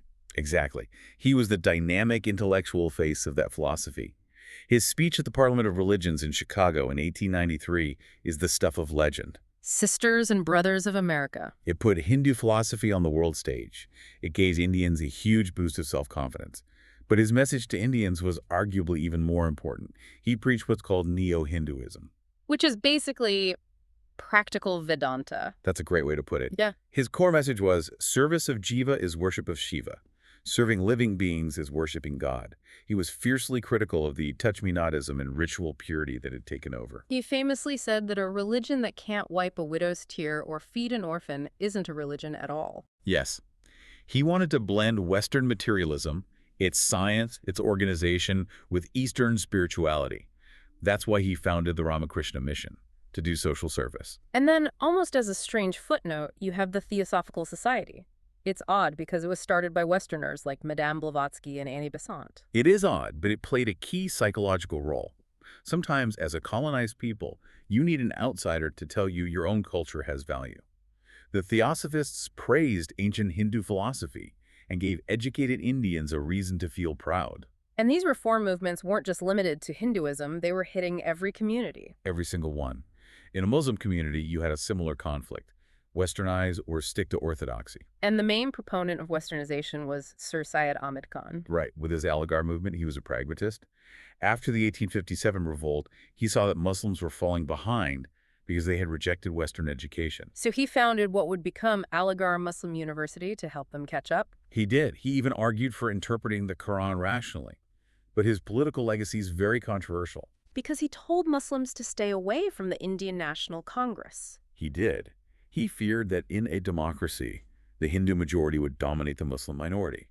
This, unfortunately, planted some of the first seeds of separatism. And on the complete other end of the spectrum was the Deoband school. Totally opposite. They were orthodox, fiercely anti-British, and focused on moral regeneration through pure Islamic teaching. They even issued fatwas against Sir Syed. And we also saw reforms among the Sikhs and Parsis. Yes, the Sikhs had the Singh Sabha to counter missionaries, and later the Akali movement to free the Gurdwaras from corrupt hereditary priests, the Mahants. And the Parsis were probably the most westernized community, with reformers like Baramji Malabari fighting for women's rights. Okay, so let's try to pull all of this together. We have this massive explosion of social and religious energy across the entire subcontinent. What's the final legacy? What did they actually achieve? Well, the positive impact is undeniable. They liberated the individual from the blind fear of priests and tradition. They translated scriptures into common languages, which democratized religion. And psychologically. It gave Indians a cultural anchor, a shield against the humiliation of colonialism. This rediscovery of self-worth laid the direct foundation for the freedom struggle. I mean, you can't have a national movement if you don't have national self-respect. But there was a dark side, a negative aspect, which we've touched on, the communal undertones. This is the great tragedy of the period. The movements were mostly limited to the urban middle and upper classes, but the bigger problem was where they looked for their golden age. The Hindu reformers looked back to an ancient Vedic past. And the Muslim reformers looked back to the glories of medieval West Asia. So they ended up building two separate glorious pasts instead of one shared one. Which created the idea of two separate peoples, two separate nations, living in the same land. It was a major factor in the rise of communalism and eventually partition. And the reliance on scripture, even to justify reform, meant they never fully embraced a purely scientific rationalism. Yes, it's a double-edged sword. If you use a holy book to justify your reform, you're still trapped within the logic of that book. You can't truly break free. So when we look back, it seems modern India was really forged in this incredibly complex period. It absolutely was. This was the crucible. It was a messy, contradictory mix of looking backward in order to move forward. The debates they started about women's rights, about caste, about the very definition of religion, we're still having many of those debates today. It's a fascinating, messy, and incredible period of history. So here's a final thought to leave you with. These movements were meant to unite people against the British by giving them pride in their own unique cultural identity. But consider this. Did that very search for a distinct identity inadvertently build the walls of communalism that the subcontinent still struggles with? Did the reliance on religious texts to justify social progress ultimately trap the whole project in a religious framework, when what it really needed was to break free into a secular one? That is the heavy question to ponder. History is rarely simple. Absolutely. Thank you for listening to this deep dive. Moving ahead, let us understand the next important development. It's a massive shift, isn't it? We're really moving from, a landscape of scattered regional grievances to something else entirely. To the birth of a cohesive, modern national consciousness in India. Exactly. It really is the origin story of modern India. And, looking at the stack of research we have for this deep dive, what strikes me is the sheer irony of it all. We usually think of this period, late 19th century up to, say, 1909, as a pretty simple story of oppressor versus oppressed. Right. But the sources suggest something far more paradoxical. It seems like the British, in their effort to solidify their grip on India, actually, well, they handed Indians the very tools they needed to break that grip. That is the perfect way to frame it. If you look at the analysis of the rise of nationalism, you see this catalyst mix, as some historians call it. The catalyst mix. Yeah. It wasn't just a reaction against the bad stuff, the racism, the taxes, all of that. It was also a product of the modernization that the British initiated for their own benefit. It's a classic case of unintended consequences. Absolutely. Right, let's unpack that structure.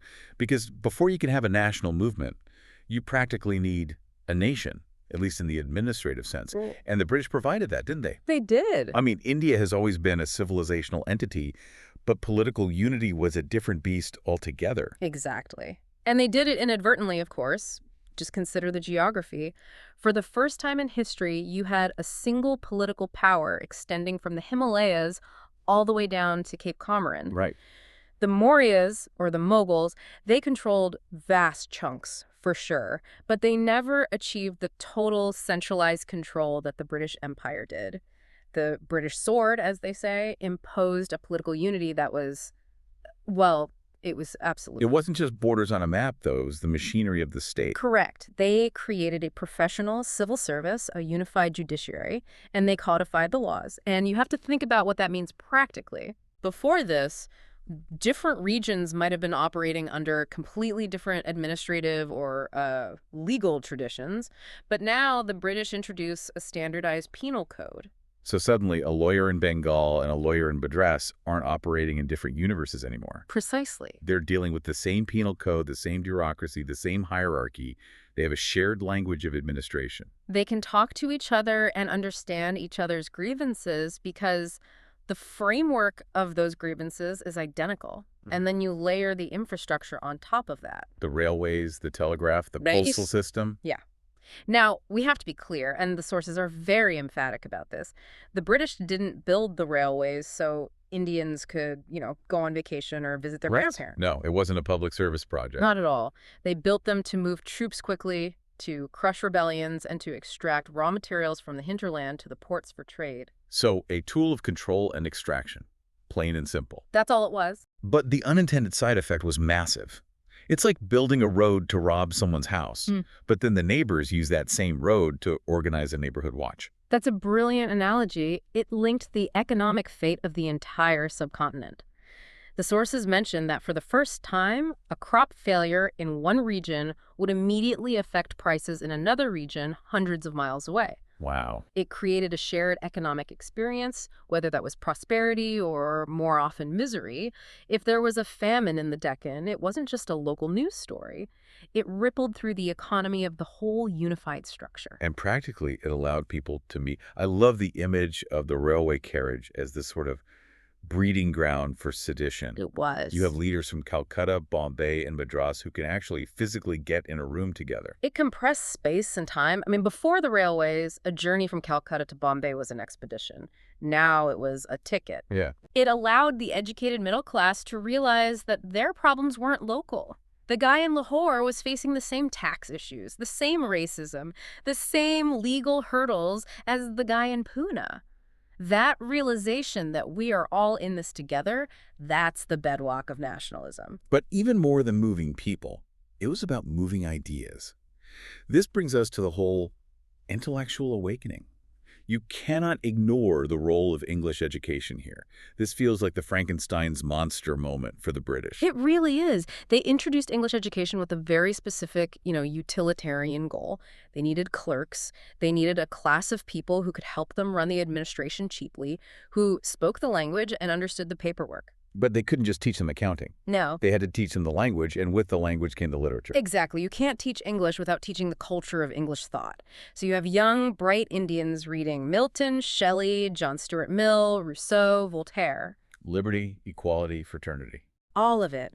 They're learning about the French Revolution, the American War of Independence, the Magna Carta. Which must have created this massive cognitive dissonance. You're in a classroom reading that all men are created equal, and that taxation without representation is tyranny. And then you step outside, and a British officer kicks you off the sidewalk because of the color of your skin. That friction is the spark. It forces the educated Indian to ask, if these rights are good for Englishmen in England, why aren't they good for Indians in India? The British inadvertently gave the nationalists the intellectual vocabulary to challenge British rule. They were using Western democratic arguments to fight Western imperialism. Precisely. But there's another layer to this intellectual awakening that's less about the rest and more about looking inward.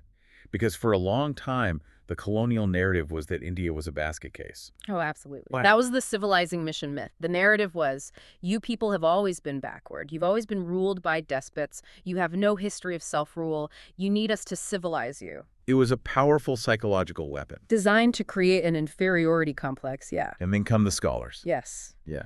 And interestingly, it starts with European scholars. Men like Max Müller, the German philologist. He starts translating the Vedas and the Upanishads. And he presents them not as, barbaric mumbo-jumbo, but as sophisticated, profound philosophy. That rivals anything in Greece or Rome. Right. And then Indian scholars take the baton. R.G. Bhandakar, Swami Vivekananda, they start digging into the history. They find the Mauryan Empire, the Guptas, the vast trade networks, the mathematical discoveries. They paint a picture of a civilization that was flourishing while Europe was arguably still in the Dark Ages. It was transformative. It demolished the myth of inherent inferiority. It gave the nationalists the moral confidence to say, we were great before you came and we can be great again. It shifted the narrative from, we need you to rule us, to, we are capable of ruling ourselves. It's a total paradigm shift. And the vehicle for spreading all this confidence was the press. The numbers here are just incredible.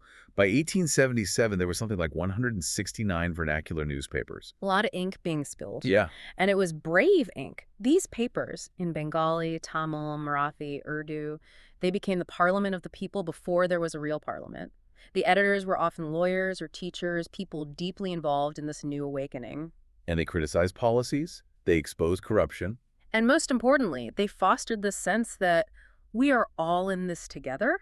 Despite constant threats from the government, the press acted as a mirror, showing India its own unified face. So we had a tinder, the unification, the education, the press.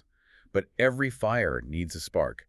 And it seems like in the late 1870s, the British administration, specifically under Lord Lytton, decided to just light a match and drop it on the pile. Lord Lytton is really the villain of this act, if you want to cast it that way. His viceroyalty was just a masterclass in how to alienate a population. It was reactionary, filled with blatant racial arrogance. He didn't just rule, he rubbed it in. Two things stand out to me from the notes on Lytton. First, the Delhi Durbar of 1877. A classic example of being completely tone deaf. 1877 was a year of horrific famine in India. Millions were at risk of starvation. People were dying in the streets of the South. And what does Lytton do? He holds a lavish, multi-day pageant in Delhi to proclaim Queen Victoria as the Empress of India. It's almost cartoonishly evil. People are skeletons, and he's hosting a champagne party with elephants and jewels. It highlighted the disconnect in such a visceral way. It proved to many that the British government cared more about imperial pomp than Indian lives. But he didn't stop there. No. He launched a direct attack on the educated class by reducing the maximum age for the Indian civil service exam. From 21 to 19. Yes, which effectively rigs the game. If you're an Indian, you have to learn English, probably travel all the way to London to take the exam, and now you have to do it before you even turn 19. It was a deliberate attempt to filter them out. Of course it was. They saw these educated Indians entering the civil service and got scared. They wanted to keep the steel frame white.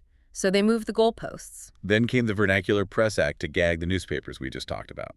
And the Arms Act, which disarmed Indians while allowing Europeans to carry weapons. That one was particularly insulting because it codified racial discrimination. If you were white, you could carry a gun. If you were brown, you couldn't. It stated clearly, we do not trust you. But if Lytton was the bad cop, the real lesson came from a good cop attempt. The Ilbert Bill controversy under Lord Ripon. This one fascinates me because Ripon actually tried to do the right thing. He did. Ripon comes in later, and he's a liberal. He looks at the legal system and sees this glaring anomaly. An Indian judge could rise through the ranks, be perfectly qualified, Right. but he was not allowed to try a European offender in court. A white man could only be judged by a white man. So Ripon tries to fix it. He introduces the Ilbert Bill to remove this disqualification. It sounds like basic common sense. A judge is a judge. Justice should be blind. To us, yes. But to the European community in India, the planters, the merchants, the officers, it was an outrage. The very idea of a white man standing in the dock being judged by a native was just unacceptable to them. It challenged their whole racial hierarchy. It did, and they exploded in protest. They organized the Defense Association, they raised funds, they used the press, they even threatened to kidnap the viceroy. You're kidding. It was a massive organized agitation by the white community. And they won. The government watered down the bill. They forced the government to back down, and the lesson for the Indian nationalists was crystal clear. It was a light bulb moment. First, they realized justice is not colorblind. The British will always protect their own. And second, and maybe more importantly, Agitation works. exactly, they saw how effective the Europeans were at organizing, and they realized we need to do that. They saw that if a small group of Europeans could bring the government to its knees through organized protests, then millions of Indians could do the same if they just got organized. Which brings us to the watershed moment, 1885, the birth of the Indian National Congress. But before we get to that famous meeting in Bombay, we should clarify this wasn't the first political group, was it? No. Political life didn't spring from nowhere in 1885. There were precursors like the Landholder Society in the 1830s or the East India Association organized by Dadabhai Naoroji in London. But those were largely regional or class-specific. Right, mostly looking out for wealthy zamindar's landlords or specific regional interests. The big shift in the 1880s is toward the educated middle class, the lawyers, the teachers, the journalists, the intelligentsia. And they realized they needed a national platform. An all-India body. And the catalyst for this national platform is one of the most intriguing figures in this whole story. A Brit, Alan Octavian Hume. A retired civil servant. Yes. He mobilized the leading intellectuals to come together. And this brings us to one of the biggest debates in Indian history, the safety valve theory. I love a good historical conspiracy. Mm-hmm. So let's unpack this. The theory is that Hume saw all this pent-up anger we just discussed, the vernacular press, the Lytton outrage, the misery of the famines, and he wanted to create a safe outlet for it so it wouldn't explode into another violent revolution like 1857. That is the theory. It suggests that the British saw a pot boiling over and decided to install a safety valve to let the steam out gradually. This view was supported later by extremist leaders like Lala Lajpat Rai and Marxist historians like R.P. Dett. So they argued the Congress was created to preserve the British Empire, not to overthrow it. Exactly, to channel the energy of the leaders into harmless petitioning rather than, full-blown rebellion. It makes sense on paper, but looking at the modern analysis in our stack, that view it's contested. Oh, heavily contested. Modern historians tend to use a different metaphor, the lightning conductor. The lightning conductor, explain that one. The idea is that these early Indian nationalists men like W.C. Banerjee or Dadabhai Naoroji, they were smart. They weren't puppets. They knew that if they formed an all-India political body on their own, purely led by Indians with a radical agenda, The British government would crush it immediately. instantly, they would be arrested for sedition before the first meeting even ended. So they needed a shield. Exactly. They used Hume as a lightning conductor to divert the official wrath. They used a Briton to legitimize their organization, to make it look non-threatening to the viceroy. They reasoned that the government wouldn't suppress a body founded by one of their own retired officers. So it was a symbiotic relationship, but they had very different end goals. Hume wanted to save the empire. The Indians wanted to create a nation. Exactly. And it worked. So December 1885, Bombay, 72 delegates meet. And thus begins what historians call the moderate phase of the Congress. The moderate era, spanning roughly 1885 to 1905. Now, it's very easy for us to look back at them with 21st century eyes and call them timid or beggars, but we have to respect their context. Leaders like Dadabhai Naoroji, Ferozeshah Mehta, G.K. Gokhale, they were believers in liberalism. They genuinely believed the British were fair-minded, right? Yeah. That if the British Parliament just knew the truth about conditions in India, they would fix it. Yes. Their motto was basically, the British are just, but they are ill-informed. They thought the problem was the local bureaucracy in India, not the British system itself. So their strategy was what they called the 3 Ps. Prayer, petition, and protest.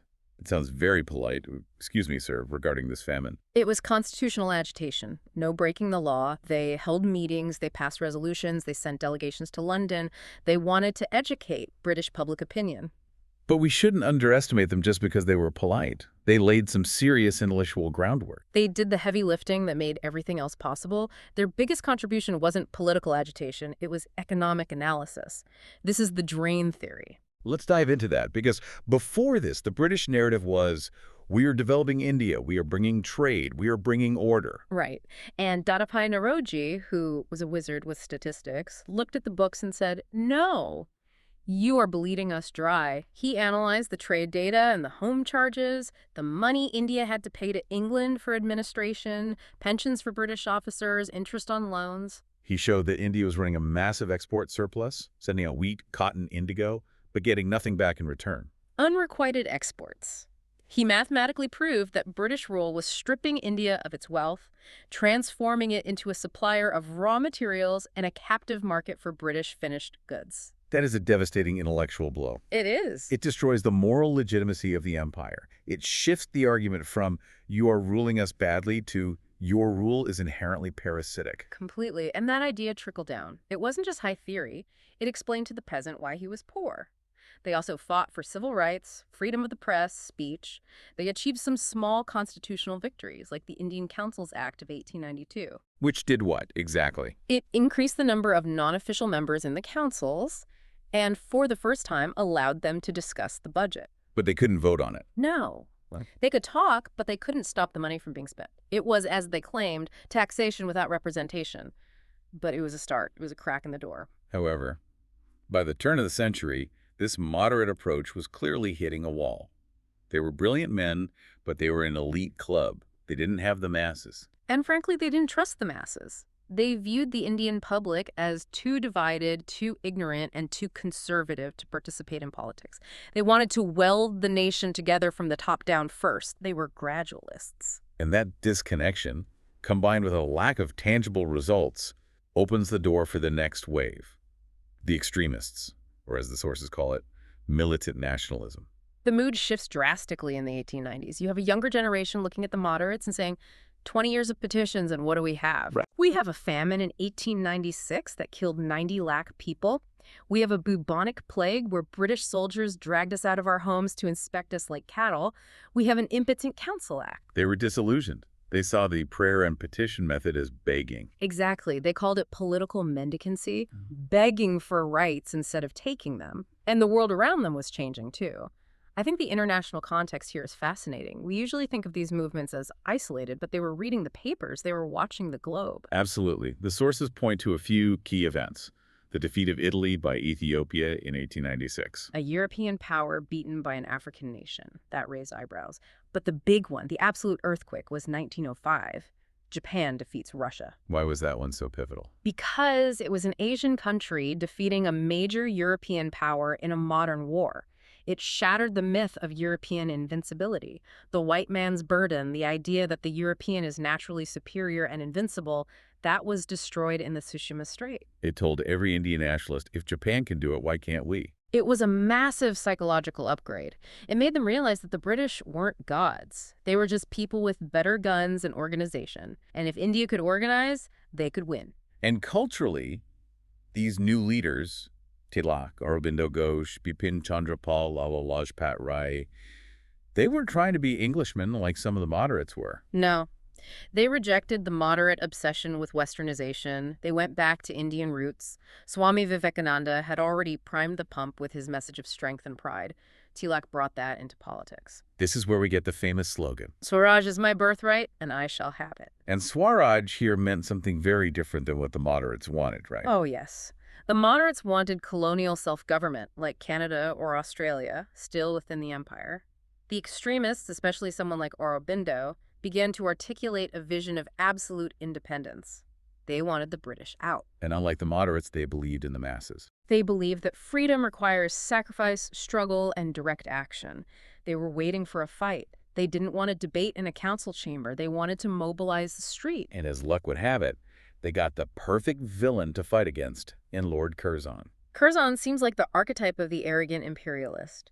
Brilliant, hardworking, but totally contemptuous of Indian opinion. He was a man who believed he knew what was good for India better than Indians did. He called the Congress a factory of sedition. He did. He passed the Official Secrets Act to hide government workings, But his greatest blunder, or his most calculated attack, was the partition of Bengal in 1905. This is the flashpoint. Let's get into the details of this because it really sets the stage for everything that follows.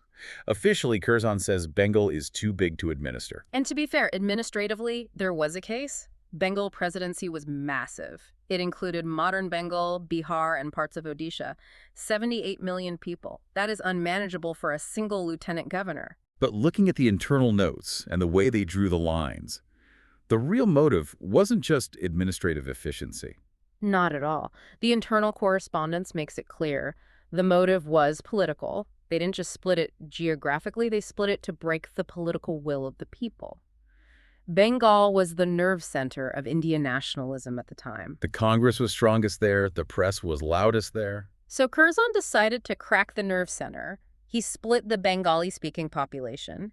In the new Bengal province, Bengalis actually became a minority. Wow. There were 17 million Bengalis and 37 million Hindi and Oriya speakers.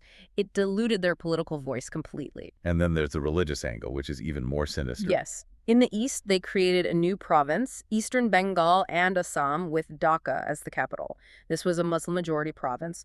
Curzon openly courted the Muslims, telling them this partition would restore the glories of the old Muslim viceroys and give them a territory of their own. It was a classic divide-and-rule tactic to pit Hindus against Muslims and weaken the Congress. It was a direct attempt to split the nationalist movement along religious lines. They expected a protest, maybe some angry editorials. What they got was a revolution. This brings us to the Swadeshi movement. It was a quantum leap in Indian politics. The partition was announced in July 1905. The moderates tried their usual methods, petitions, town hall meetings. But it didn't work. The British ignored them. The partition came into force on October 16, 1905, and that date is historic. The description of that day in the sources is incredible. It wasn't just a political strike, it was a day of mourning. People fasted. No fires were lit in the hearths. They marched barefoot to the Ganga to bathe. Crowds marched in the streets singing Vande Mataram, which became the anthem of the movement. And Rabindranath Tagore, the great poet, did something beautiful. Raksha Bandhan, Yeah. usually a festival for brothers and sisters, but Tagore repurposed it. He urged Hindus and Muslims to tie Rakis on each other's wrists as a symbol of the unbreakable unity of Bengal. You can split the land, but you cannot split the people. A powerful, visual rebuttal to Curzon's divide and rule. But the movement went beyond symbols. This is where we see the transition to passive resistance, the boycott. The boycott resolution was passed in August. It was simple: refuse to buy British goods. Manchester cloth, Liverpool salt, British sugar. Hitting them where it hurts, their wallets. Exactly. They burned foreign cloth in huge bonfires. Washermen refused to wash British clothes. Priests refused to perform rituals using foreign items. It was total social mobilization. But Swadeshi is the positive side of that coin. If you boycott British goods... You must produce your own. Exactly. So we see a boom in indigenous industries. Swadeshi textile mills, soap factories, tanneries, banks. It was an economic struggle. You even had V.O. Chidambaram Pillai in the south setting up the Swadeshi Scheme Navigation Company. That is bold, competing with the British Merchant Navy. It was heroic. He bought 2 ships to challenge the British monopoly on the route to Sri Lanka. It was a statement: we can build, we can sail, we can trade. And it extended to education, too. The National Council of Education was set up. They wanted an education system that wasn't designed to manufacture clerks for the empire, but to build citizens for a free nation. Aurobindo Ghosh became the principal of the Bengal National College. And the cultural impact. The sources mention folk theater. This is where the extremists showed their genius for mass mobilization. They used traditional mediums, folk theater or jantra, to spread political messages to illiterate villagers. Tilak used the Ganapati and Shivaji festivals in Maharashtra. That's clever. Yeah. The government can ban a political meeting, but they can't ban a religious festival. Exactly. He used these festivals to mobilize people who wouldn't understand a constitutional debate, but understood a religious gathering. He mixed religion and politics to create a mass base. It's taking politics out of the drawing room and into the street. But speaking of the street, who's actually out there? The base widened significantly. Students were the shock troops picketing shops, burning foreign cloth. Many were expelled from schools, but they kept going. And women, you said. Yes, women. For the first time in Indian history, women from respectable middle-class families came out of their homes to join processions and picketing. That was a major social shift. However, we have to look at the limitations, too. The British strategy of courting the Muslims, did it work? Unfortunately, yes. That is the tragic limitation of Swadeshi. Huh? While some Muslims did join, like the barrister Abdul Rasul or a young Maulana Azad, the upper-class Muslim leadership, led by the Nawab of Dhaka, supported the partition. They saw the new province as a benefit for them. They saw it as a chance for Muslim advancement and protection from what they perceived as a Hindu-dominated Congress. The British played on these fears brilliantly, and this leads directly to the formation of the All India Muslim League in 1906. Which was essentially formed as a loyalist anti-Congress front at that time. It was a seed planted by the British that would grow into a massive tree, the eventual partition of India in 1947. The communal divide was institutionalized here. So the movement is raging, the British are cracking down, the Congress itself is fracturing. You have the moderates who want to keep things constitutional and confined to Bengal. And you have the extremists who want to spread the fire across India and demand full Swaraj. The tension was unbearable. I can imagine. The moderates thought the extremists were dangerous hotheads who would get the Congress banned. The extremists thought the moderates were cowards. They managed to patch it up in 1906 by bringing the grand old man Dadabhai Naoroji to preside. Because everyone respected Dadabhai. Right. And he actually declared Swaraj as a goal in 1906, which placated the extremists. But he left the definition vague enough to satisfy the moderates. It was a temporary band-aid. By 1907, the split was inevitable. The Surat split. The showdown. The extremists wanted Tilak or Lala Lajpat Rai to be president. The moderates, fearing a government crackdown if Tilak took over, maneuvered to hold the session in Surat. Why Surat? Because Surat was in Tilak's home province of Bombay, and per the Congress rules, the president could not be from the host province. Ah, a parliamentary trick to disqualify him. It was. They wanted their man, Rashbari Ghosh. That is petty politics 101. It worked, but it destroyed the party.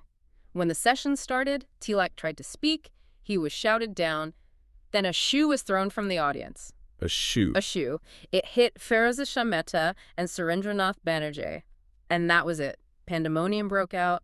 Chairs were thrown, sticks were used, the police had to come in and clear the hall. And the Congress split. Right down the middle. The moderates kicked the extremists out and closed the doors.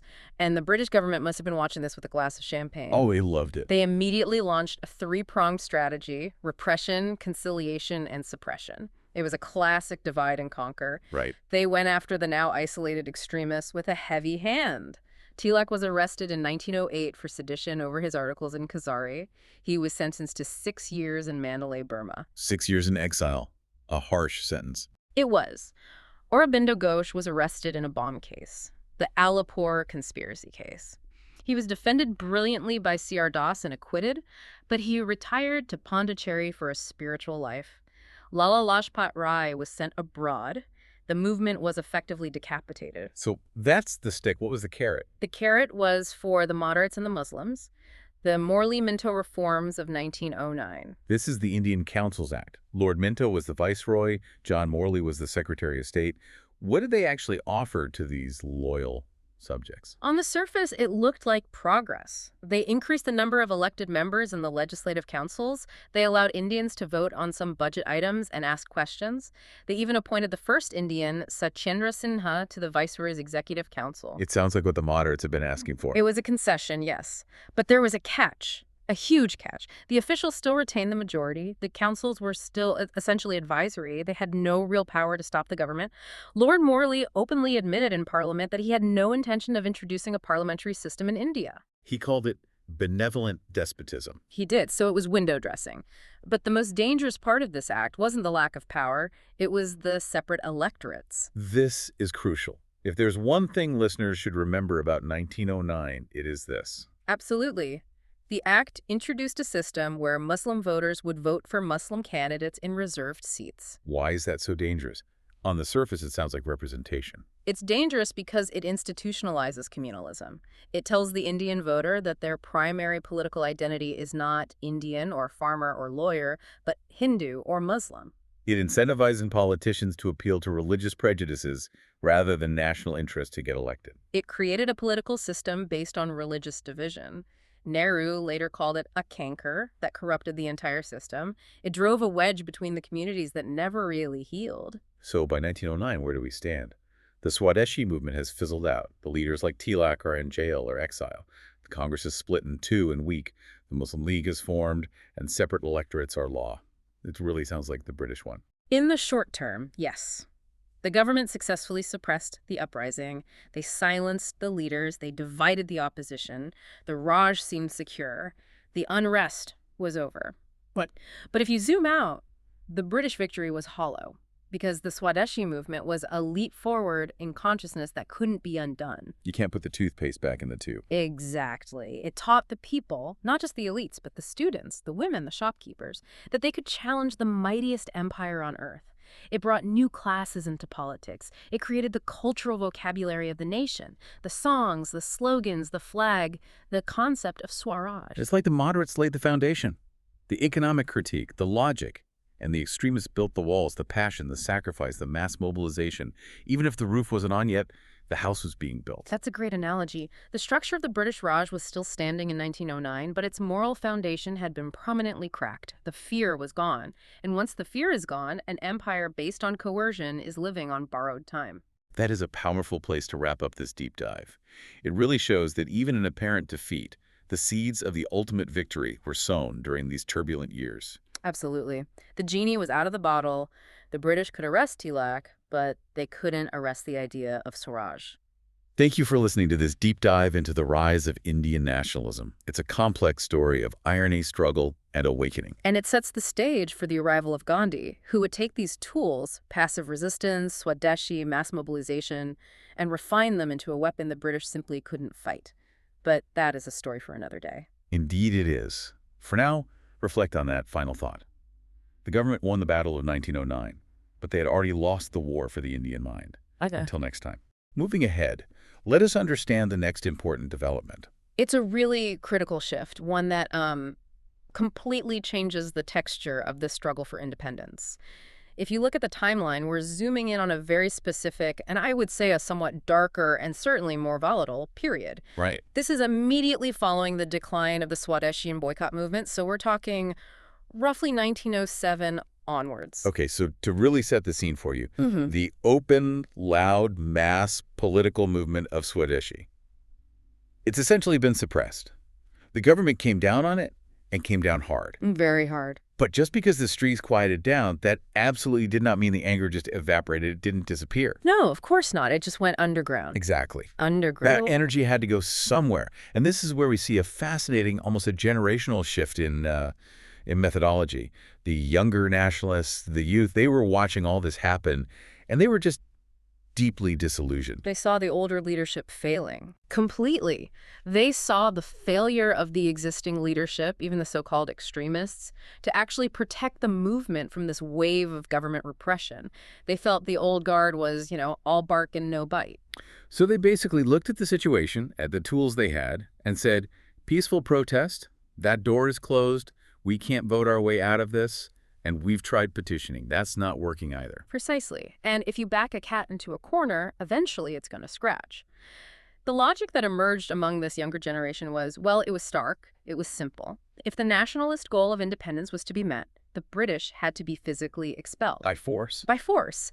Since the British held the monopoly on force, the revolutionaries concluded that force must be met with force. There was no other language the empire would understand. And this brings us to what historians call the revolutionary program.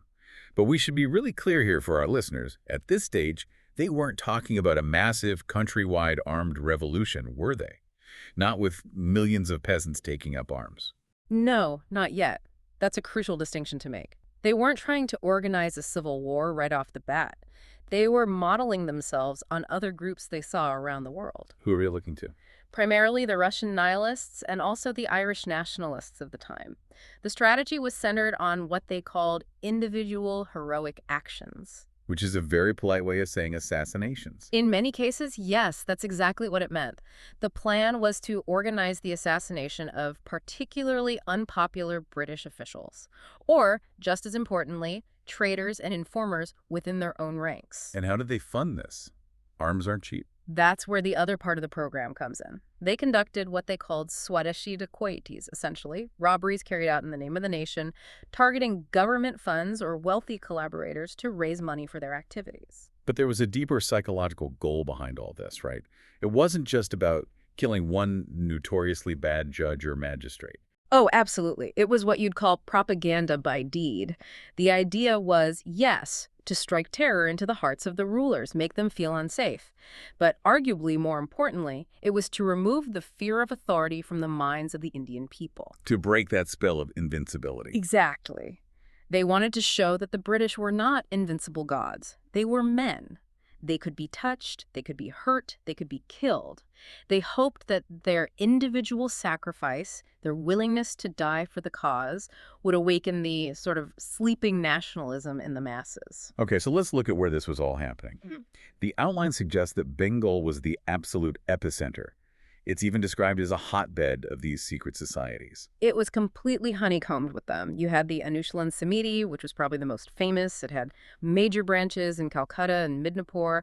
It's interesting how they started, almost like a fitness club. A fitness club. Yes. On the surface, it was about bodybuilding, lathe play, physical culture for young Bengali men.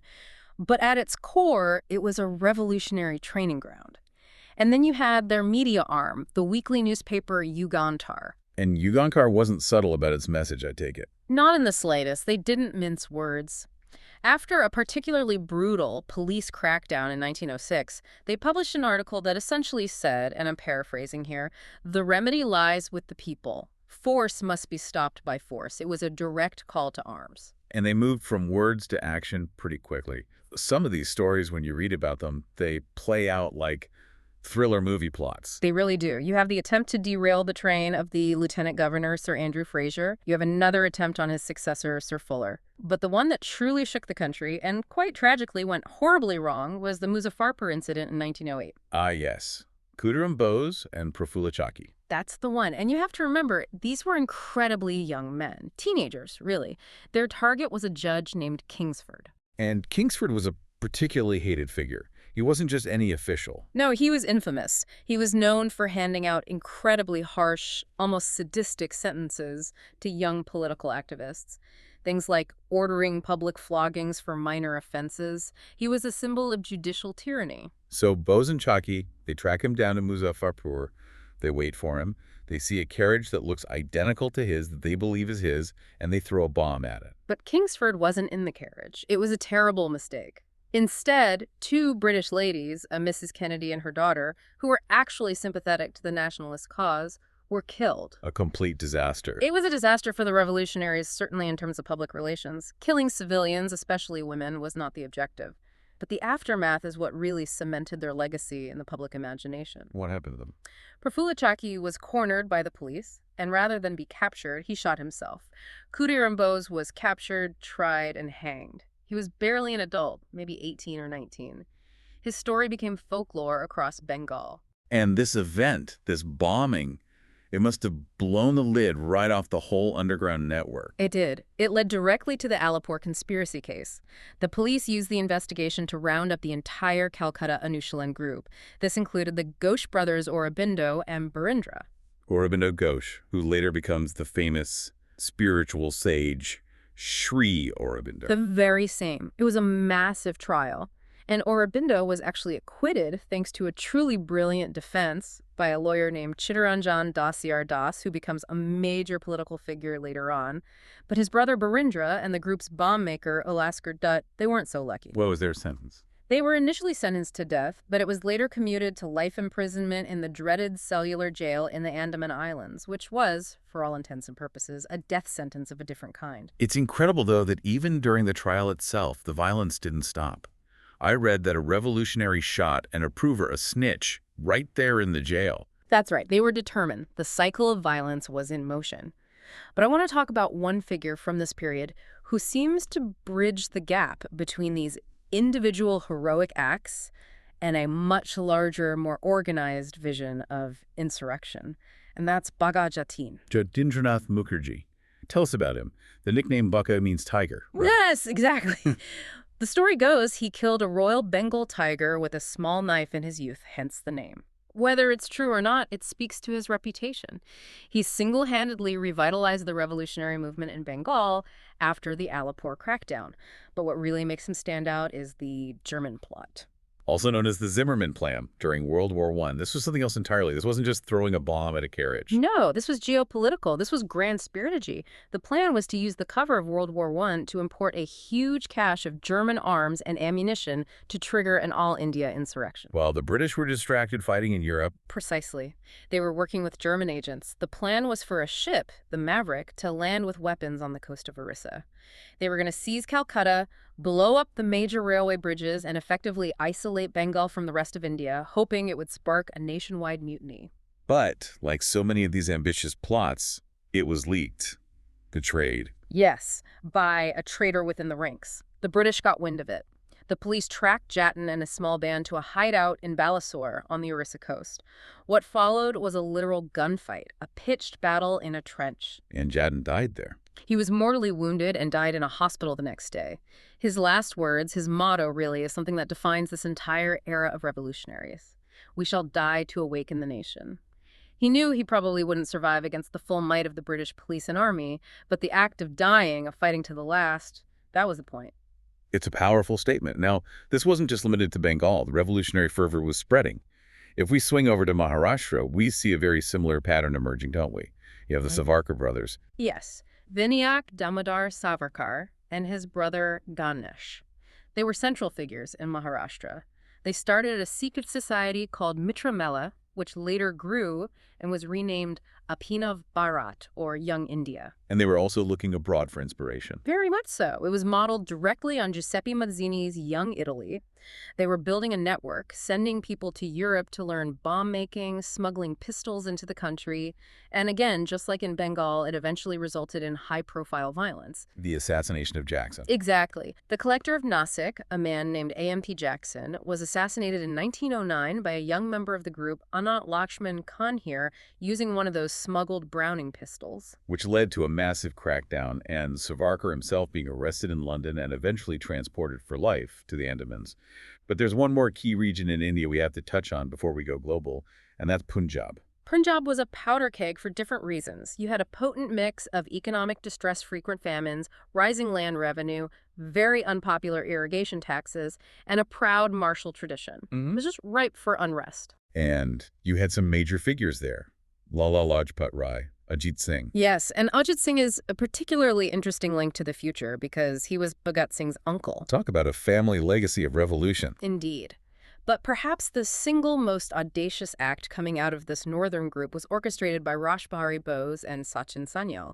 It happened in 1912. They threw a bomb at the viceroy. The viceroy himself, Lord Hardinge, and not just anywhere, but during his grand ceremonial entry into the new capital, Delhi, on an elephant.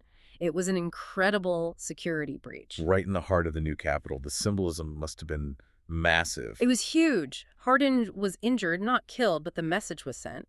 And what's more incredible is that Rash Behari Bose, the mastermind, managed to escape capture. He went underground and eventually fled to Japan, where he lived for the rest of his life. It's another one of those amazing stories of survival and intrigue. It really shows that this revolutionary network was far more extensive and sophisticated than the British probably wanted to admit. And speaking of extensive, this wasn't even contained within the borders of India. We have to talk about the global dimension here, the Gadre Party. This is one of the most fascinating chapters in the entire freedom struggle. You had revolutionaries operating out of London at India House, in Paris, in Berlin. But the Gadre Party was unique. It was based in San Francisco, USA. Which seems so random on the surface. Why San Francisco? What was the connection? It all came down to demographics. You had a large and growing population of immigrants from Punjab, mostly ex-soldiers and peasants who had migrated to the U.S. and Canada, looking for work in lumber mills, on farms, building railroads. They didn't get a warm welcome. Not at all. They faced immense racism and discriminatory laws. They were British subjects, but the empire offered them no protection. So their experience abroad is what politicized them. It made them see the link between their personal humiliation and their country's subjugation. And there was one specific incident that acted as the spark that really lit the fuse for them, the Komagata Maru incident in 1914. A true tragedy of imperial bureaucracy and racism. The Komagata Maru was a Japanese steamship chartered to bring 376 passengers, mostly Sikhs and Punjabi Muslims, from India to Canada. But they weren't allowed to land. No. They were turned away at Vancouver Harbor due to Canada's racist exclusionist laws. The ship was forced to sit in the harbor for 2 months before being forced to sail all the way back to India. And when they finally arrived back in Calcutta, the welcome was not a warm one. The British authorities saw them not as returning citizens, but as dangerous radicals, as Godrites. They tried to force them onto a special train back to Punjab. There was a confrontation at the Budge dock, the police opened fire, and 22 passengers were killed. And that just enraged the Gajra community abroad. It was the final straw. They decided the time for talk was over. Their newspaper, Katarenet means rebellion, became a call to action. They planned a massive, coordinated armed revolt. Their plan was to exploit World War I, right? Britain is distracted, so let's send thousands of fighters back to India, infiltrate the Indian army, and trigger a mutiny. February 21st, 1915 was the date they set. It was an incredibly bold plan. They were consciously trying for a replay of the Great 1857 Mutiny. But, and this is a recurring theme, treachery brought it all down. British intelligence had infiltrated the movement. A spy revealed the entire plan. So the revolt was foiled before it even began. Yes. The British cracked down hard. They passed the Draconian Defense of India Act in 1915, which gave them sweeping powers. They arrested hundreds, held summary trials, executed 45 leaders, and disbanded entire army regiments they suspected of being disloyal. So militarily speaking, it was a complete failure. A complete failure. But ideologically, you could argue it was a massive success. They preached a militant, passionate, and, this is important, completely secular nationalism. They saw themselves as Hindustanis first, not Hindus, Sikhs, or Muslims. They took the fight out of the drawing rooms of the elite and into the barracks and the fields. They left an indelible mark. Mentioning World War I brings us to a very strange paradox in this story. Because while you have the Gajrites and Bhagat Jatun trying to violently overthrow the British during the war, you have the mainstream Indian politicians, the moderates, and even the extremists like Tilak doing the opposite. They were actually supporting the British war effort. It does seem incredibly counterintuitive, doesn't it? But you have to try and understand their calculation at the time. They were operating on a kind of transactional model. What do you mean by that? They believed that if India proved its loyalty, if Indian soldiers bled and died for the empire in France and Mesopotamia, then a grateful Britain would be morally bound to grant self-government or at least significant political concessions as a reward after the war. We scratch your back, you scratch ours. A political bargain. Exactly. They were profoundly mistaken, of course. The British were fighting a war to preserve and protect their colonies, not to liberate them. But this mistaken belief did give birth to a new kind of political movement back in India during the war years, the Home Rule Leagues. This feels like a bridge movement. It's more aggressive than the old petition politics of the moderates, but it's not violent like the revolutionaries. That's a perfect way to describe it. It was pioneered by two key figures, Bal Gangadhar Tilak, who is now out of prison, and Annie Besant. Annie Besant is such a fascinating character here, an Irish theosophist deeply involved in spiritualism, who becomes a leading figure in the Indian nationalist movement. She's remarkable, and she very consciously modeled the movement on the Irish Home Rule movement, which was a cause she was very familiar with. The concept was simple, home rule or self-government within the British Empire. But the audience was new. They weren't just talking to lawyers and doctors in big cities anymore. They were aiming their message squarely at the common man. And to avoid any infighting or personality clashes, they set up two separate leagues, right? Yes, that was a very pragmatic decision. Tilak's league, which started in April 1916, was focused on his stronghold, Maharashtra, Karnataka, and the central provinces. And his demands were very specific and popular. He wanted the formation of linguistic states and education in the vernacular languages. He wanted politics to be conducted in the language of the people. And Besant's league. Her league started a few months later, in September 1916, and it covered the rest of India. It was perhaps less tightly organized than Tilak's, but it was very widespread, with branches popping up all over the country. They held public meetings, distributed pamphlets, and really took the idea of self-government to the masses in a way that hadn't been done before. And the government, I imagine, didn't like this new, more aggressive tone. Not at all. They saw it as seditious. In 1917, they arrested Annie Besant. But that move completely backfired. It turned her into a martyr and led to a wave of nationwide protests. People who were never involved in politics before joined the movement. Even very established figures like Sir S. Subramania Iyer renounced their knighthood in protest. It made home rule the single biggest talking point in the country. But by 1919, this movement kind of fades out. Why did it lose steam? It was a mix of reasons. There was a lack of effective organization to sustain the momentum. There were some communal riots in 1917-18 that diverted attention, and frankly, the promise of new reforms from the British government, the Montague Declaration, took some of the wind out of their sails. But the main reason was that a new force was emerging. The rise of Gandhi simply stole the thunder. But it left a legacy. A huge legacy. It achieved a permanent shift in the national movement. It moved the center of gravity from the educated elite to the masses. It created a crucial link between the town and the country, and it prepared a whole generation of activists who would soon join Gandhi's movements. Before we get to Gandhi, though, there's one more critical political milestone from this period we have to mention: the Lucknow Pact of 1916. It's often hailed as this great moment of unity. It certainly was a rare moment of unity. Two major things happened at that Lucknow session of the Congress. First, the Congress finally readmitted the extremists Tilak's group, healing the split that had happened at Surat nearly a decade earlier. The family was back together. In a sense, yes. But the bigger headline was the Congress League Pact. For the first time, the Indian National Congress and the All India Muslim League agreed to set aside their differences and present a set of common political demands to the British. But there was a catch, wasn't there? A major concession was made to achieve this unity. There is always a catch. To get the Muslim League on board, the Congress, including Tilak, made a historic and controversial concession. They accepted the principle of separate electorates for Muslims. Can you explain for our listeners what that means exactly? It meant that in certain constituencies, only Muslims could vote for Muslim candidates. The British had introduced this in 1909, and the Congress had opposed it. Now they formally accepted it. So it was a pragmatic move to forge a united front against the British. Exactly. And it worked in the short term. It created a powerful joint platform for demanding self-government. But in the long view, it was a very controversial step. Critics argue that it essentially accepted the two-nation theory in principle, the idea that Hindus and Muslims constituted separate political entities with separate interests, which had dangerous implications down the line. Okay, so while all of this high politics is happening, a certain lawyer returns to India from South Africa, Mohandas Karamchand Gandhi. He arrives in 1915, but he doesn't just jump straight into the political fray. No, and that's so characteristic of him. His political guru, Gopal Krishna Gokhale, advised him to spend a year just touring India with his ears open but his mouth shut. He needed to listen to understand the country he'd been away from for 2 decades. But he came back with a political toolkit that nobody else in India had.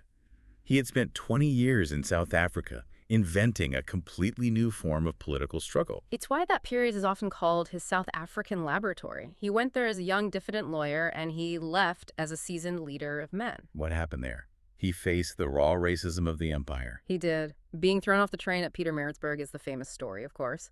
But it was the daily, grinding, systemic discrimination laws requiring Indians to carry registration certificates, a poll tax on ex-indentured laborers, a court ruling that invalidated all non-Christian Indian marriages. That's what radicalized him. And in response, he moved from being a moderate, writing petitions and holding meetings, to inventing satyagraha. Which literally means truth force or soul force. We often call it passive resistance, but it's not passive at all. It's an active but nonviolent form of resistance.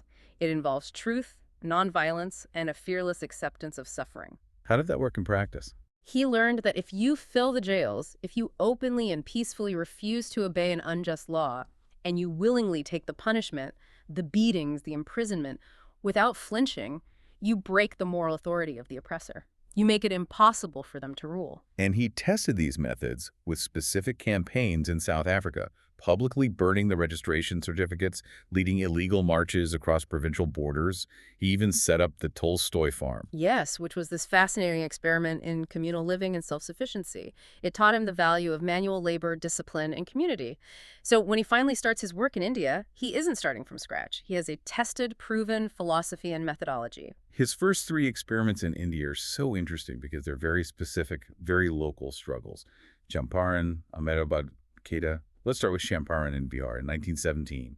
The issue was indigo. This was the first test of civil disobedience on Indian soil. The issue was the exploitative Tinkathia system. European planters were forcing the local peasants to grow indigo on 320ths of their land, often at a loss. It was destroying their livelihoods in the soil. Gandhi goes there to investigate, and the local British authorities immediately order him to leave the district. And he simply says, no. He calmly defies the order. He says, "Punish me for my disobedience." The government had no idea what to do with that kind of polite, firm defiance. They had never encountered it before. They backed down and eventually appointed a commission with Gandhi on it, which recommended the abolition of the system. It was a huge victory. Next up, Ahmedabad in 1918. A mill strike, a totally different environment. Yes, from rural peasants to urban industrial workers. Here, the issue was a plague bonus, that the mill owners wanted to withdraw after a plague epidemic had ended. The workers wanted a significant wage hike to compensate. Then Gandhi intervened, but he used a new weapon from his arsenal here, the hunger strike. His first one for a public cause. He used his own body as leverage. He began a fast unto death, not to coerce the mill owners, but to strengthen the resolve of the striking workers who were beginning to waver. Still, it put immense moral pressure on the mill owners. They eventually agreed to arbitration, and a settlement was reached at a 35% wage hike.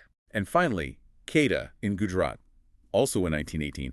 This time, the crops had failed due to drought, but the government was insisting on collecting the full land tax. This became the first real non-cooperation movement. He advised the peasants, the patidars of Kedah, to simply refuse to pay the tax. He told them, don't pay.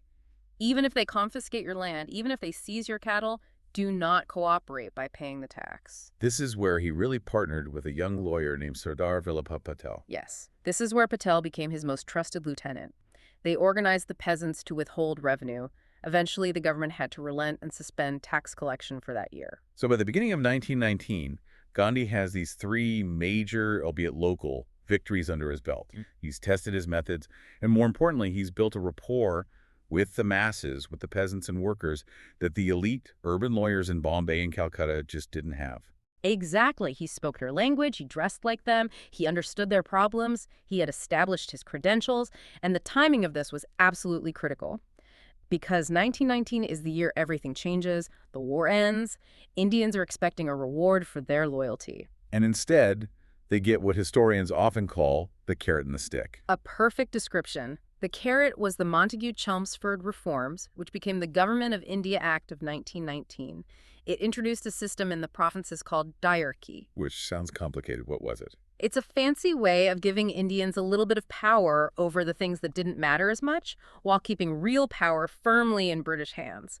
So Indian ministers got control over transferred subjects like health, education, and agriculture. Okay, sounds good so far. But the British governor kept control of the reserved subjects, things like police, finance, law, and order. So we can run the hospitals and schools, but you control the money and the guns. That's it in a nutshell. It was a sham.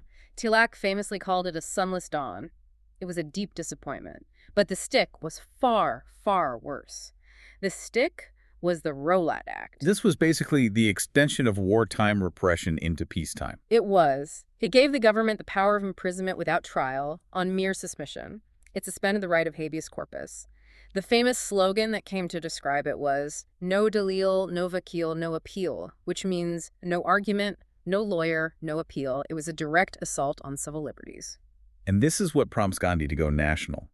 He calls for a Rowlatt Satyagraha, a nationwide strike-a-hardle, on April 6, 1919. This was it. This is the first all-India mass struggle he called for. The response was overwhelming, especially in the cities. But in Punjab, the situation was different. The war had hit Punjab hard, and the administration there was particularly repressive.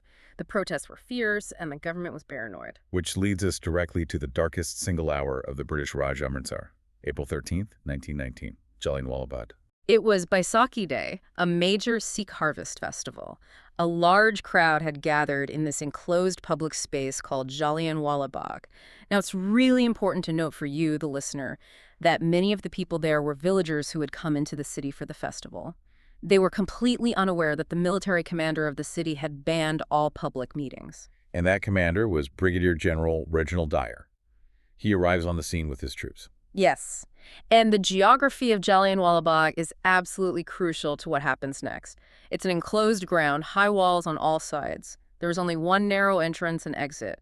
Dyer blocked that only exit with his troops and his armored cars. He didn't give a warning.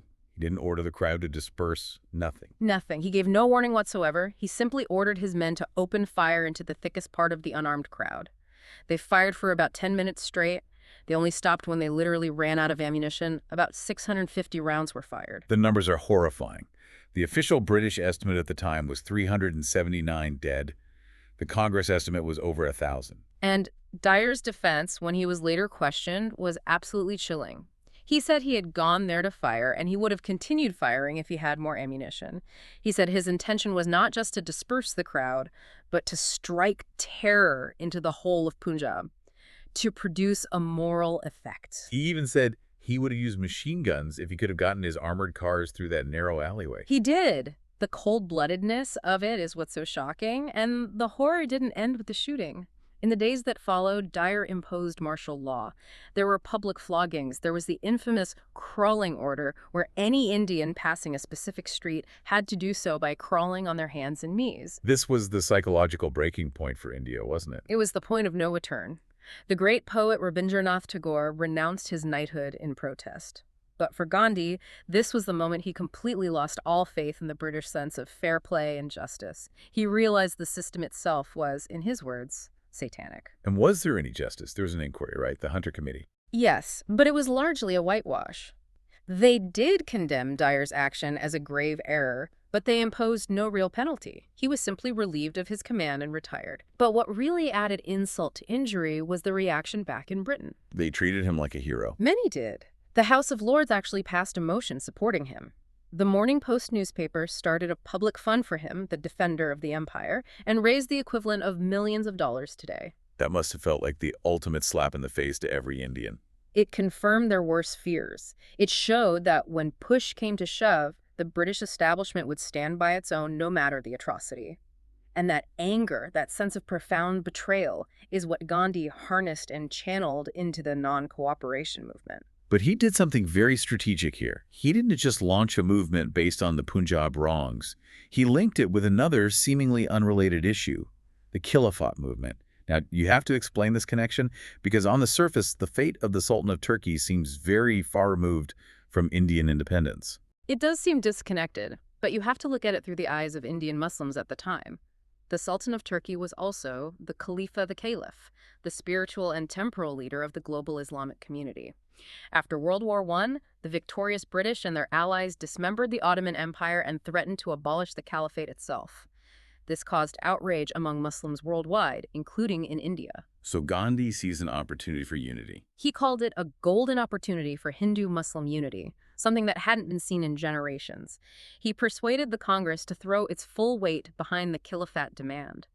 In return, the Caliphate leaders and Muslim masses joined the nationalist mainstream in a way they never had before. So the non-cooperation movement, which officially launched in 1920, had this very powerful triple demand. 1, a favorable treaty for Turkey to fix the Caliphate wrong.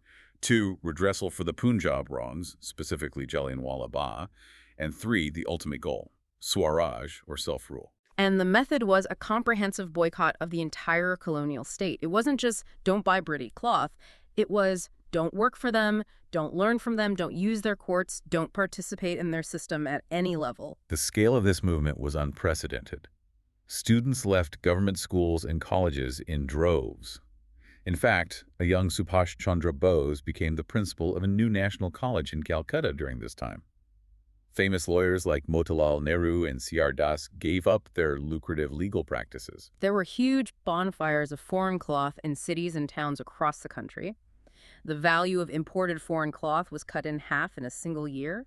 The Tilak Swaraj Fund, which was set up to finance the movement, collected over 1 crore of rupees, which was an absolutely astronomical sum back then. And it took on different flavors in different regions, didn't it? It wasn't just one monolithic movement. Not at all. In Midipur, in Bengal, it became a powerful no-tax movement. In Assam, tea plantation workers went on strike demanding higher wages. In Punjab, it merged with the Akali movement to reform corrupt, British-backed Gurudwaras. In Malabar, it led to the Mappila revolt, though that unfortunately took a communal turn. It was a true mass movement. The government was completely paralyzed. They had filled the jails with tens of thousands of protesters, but the movement just kept growing. By early 1922, it was at its absolute peak. Gandhi was about to launch the next phase mass civil disobedience, starting with a no-tax campaign in Bardoli. It felt like they were on the verge of victory. And then, just when it seemed like the movement was unstoppable, February 1922. A small, obscure village named Chari Chara. This is the great anticlimax of the movement, the moment that baffled everyone at the time. A mob of protesters in this village in UP Chari Chara clashed with the local police. The police fired on them, killing a few. In retaliation, the enraged mob chased the policemen into the police station and set it on fire. 22 policemen were burned alive inside. And Gandhi's reaction to this one incident, he pulls the plug. He unilaterally calls off the entire national movement. The reaction from the other nationalist leaders was one of complete shock and dismay. Nehru, Bose, C.R. Das, they were all in prison, and they were furious. They couldn't understand it.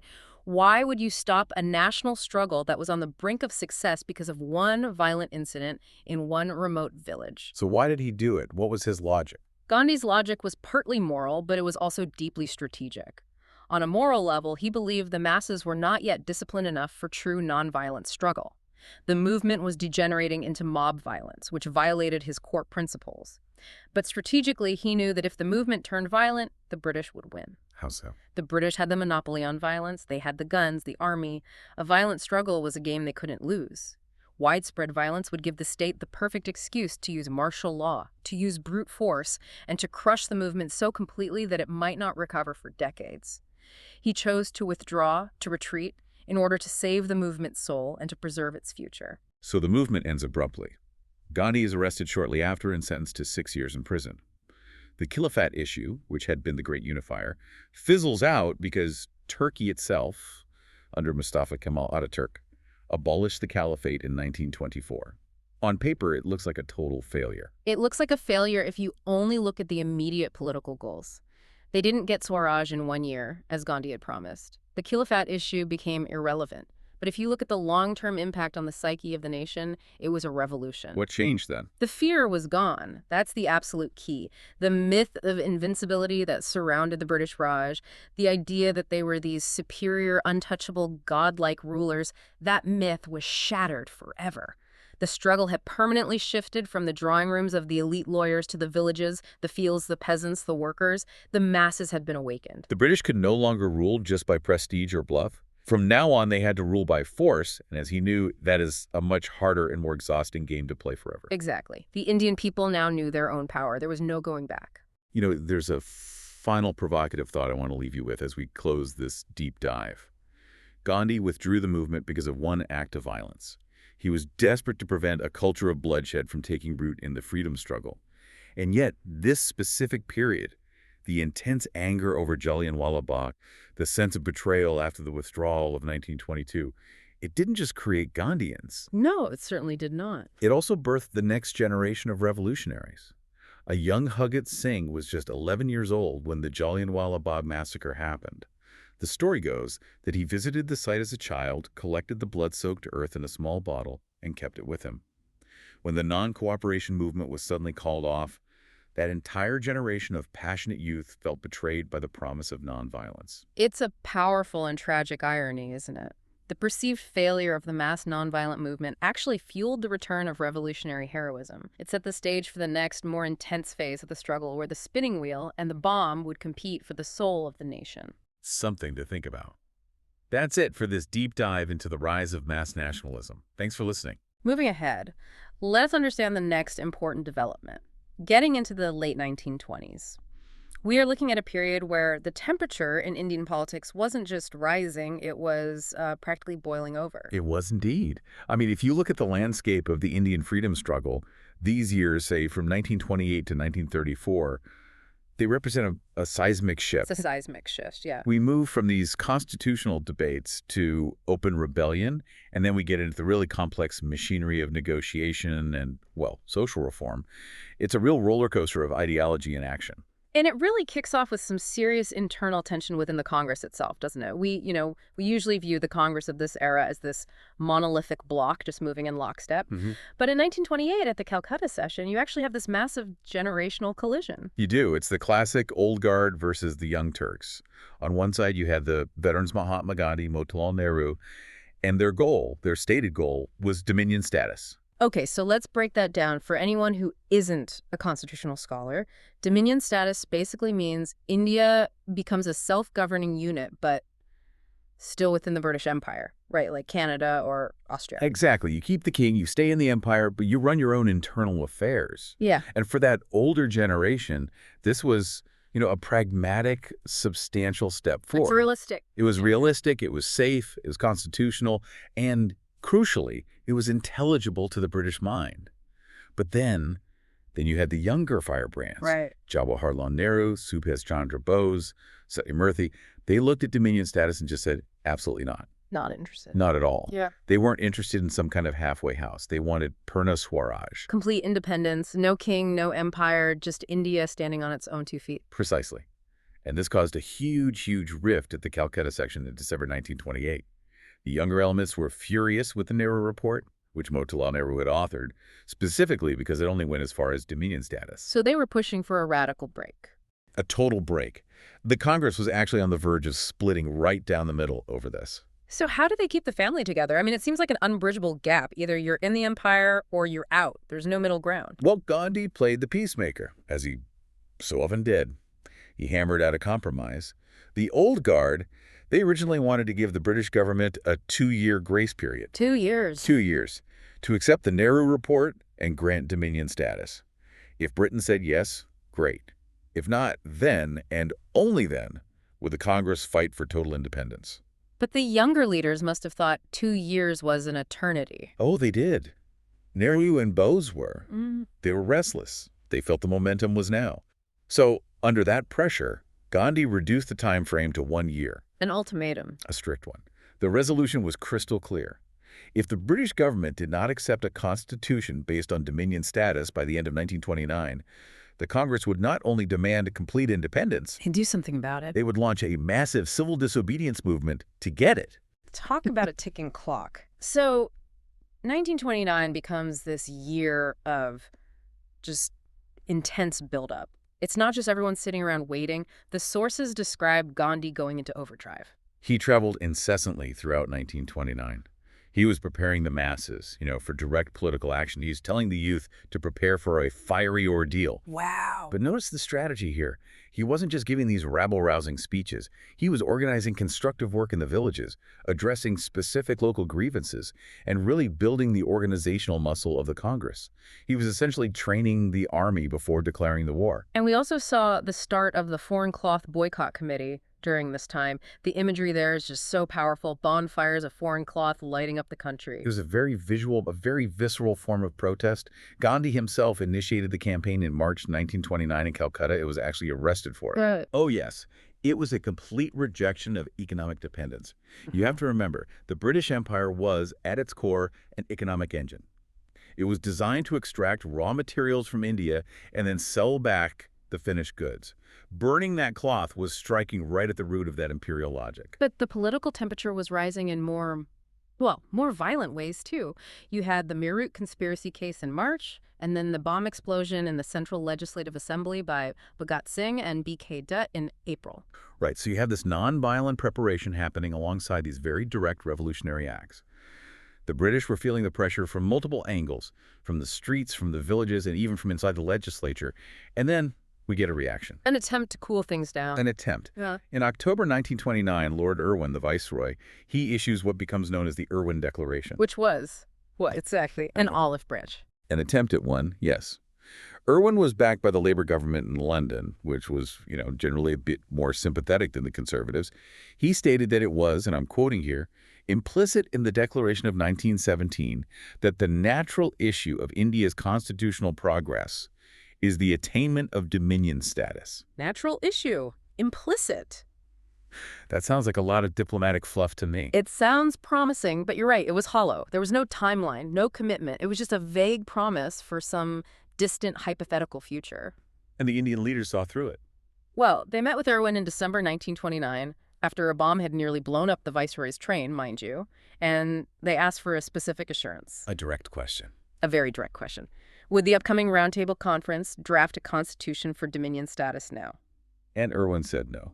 He admitted that wasn't the purpose. He completely rejected the demands put forward in what was called the Delhi Manifesto, where the leaders had asked for a policy of conciliation and amnesty for political prisoners. And that rejection, that set the stage for the historic Lahore session. This feels like the turning point. The ultimatum expires, The British say no to immediate dominion status, and now the Congress meets in Lahore in December 1929. And who is presiding? None other than Jawaharlal Nehru.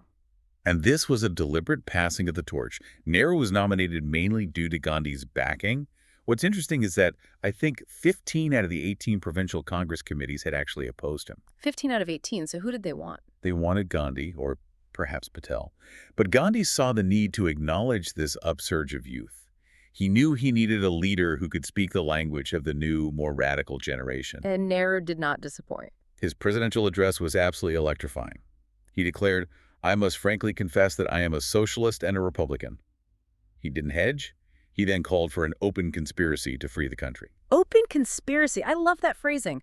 It's not about hiding in the shadows. It's a public declaration of intent. It suggests, that there's no need for secrecy when your cause is just. And the decisions taken at Lahore were absolutely historic. First, they decided to boycott the Round Table Conference entirely. Okay. Second, they officially declared complete independence Purna Swaraj as the sole aim of the Congress. No more talk of dominion status. That's a huge step. Huge. And third, they authorized the Congress Working Committee to launch a program of civil disobedience, including the non-payment of taxes whenever they saw fit. And then the most cinematic moment of it all, midnight, December 31st, 1929. On the banks of the river Ravi. It was apparently freezing cold, but the atmosphere was just white hot. Jawaharlal Nehru hoisted the newly adopted tricolor flag of freedom, and the crowds were chanting, "Inquilab Zindabad, long live the revolution." It really was the moment India psychologically broke from the empire. To cement that, they then fixed January 26, 1930 as the first Independence Day. They called it Swaraja Day. And they had this pledge that was read out everywhere. I was reading through the text of that pledge in our nights, and it's not just a dry political statement. It's a heavy, heavy indictment. It is a charge sheet. The pledge, which was drafted by Gandhi, argued that the British government had not only deprived Indians of their freedom, but had ruined them economically, politically, culturally, and spiritually. That spiritual part really stood out to me. It mentioned that compulsory disarmament had made Indians unmanly. That's a very specific and a very cutting grievance. It goes right to the heart of dignity, doesn't it? Right. It wasn't just about money or laws. It was about the perceived emasculation of a people, rendering them unable to defend themselves or their homes. So the pledge concluded that submitting to this rule was a crime against man and God. Yes, a crime against man and God. It prepared the people to withdraw all voluntary association from the British government and to get ready for what was coming next, including the non-payment of taxes. So the stage is set, the declaration is made, now they need a strategy. And this is when we really get into the mind of Gandhi. He presents these 11 demands to the government in January 1930. And looking at the list, it's a mixed bag. It's a very eclectic mix, and it's designed that way. It was meant to unify broadly different sections of society.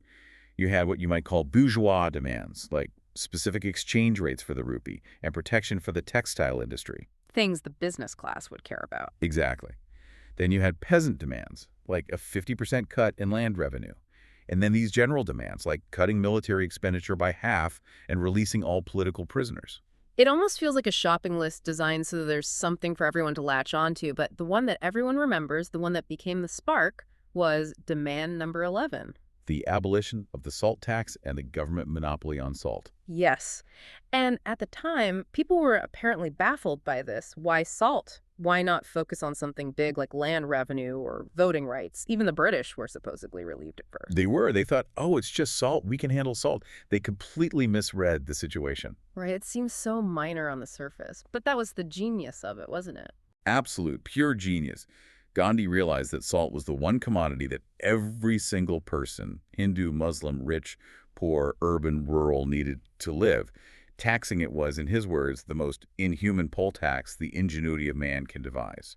So by choosing salt, he linked the abstract ideal of Swaraj to the most concrete, universal grievance of the rural poor. Precisely. And unlike, say, a no-rent campaign, which might pit tenants against their Indian landlords. And create divisions within the movement. Exactly. Salt had no socially divisive implications among Indians. A no-rent campaign would immediately alienate the Indian landlords who supported the Congress. Salt unified everyone against the British state. It offered the urban populace a way to symbolically identify with mass suffering. It was simple, tangible, and universally understood. So on March 12, 1930, the Dandi March begins. This is the stuff of legend. Gandhi, who is 61 years old at this point, starts walking from his ashram in Ahmedabad. With 78 of his most trusted selected ashram members. They were to walk 240 miles to the coast at Dandi. The plan itself was incredibly simple. Reach the sea and make salt. But the journey itself became the message. The whole world was watching. The whole world. Thousands thronged the roads just to see them pass. And Gandhi used the march to instruct the people. We stop in villages and say, make salt, picket liquor and foreign cloth shops, refuse to pay taxes, lawyers should give up their practice. But he had one non-negotiable condition. Truth and nonviolence. Absolutely, strictly non-negotiable. He said if they had the requisite strength, they could refuse taxes, but they must adhere to truth and nonviolence. The march lasted until April 5th. On the morning of April 6th, Gandhi waded into the sea, came back, and picked up a lump of salt from the beach. Breaking the law. Technically, yes, but symbolically, he was shattering British authority. That single lump of salt was a signal to the entire nation. It was the starting gun for a nationwide defiance of the law. And the response was just explosive. It wasn't just in Gujarat. Our notes here on how this fire spread across the country. I mean, I was amazed by the regional variations. It seems like every part of India adapted the movement to their own specific geography and context. It morphed to fit the local context, which is what made it so powerful. In Tamil Nadu, you had C. Rajagopalachari organizing a similar March of Veteraniyam on the coast. And there was police brutality there, too. They used force to break strikes at the Kulai mills. And in Malabar. In Malabar, K. Kalapan, who is already famous for the Vaikam Satyagraha, led the salt marches.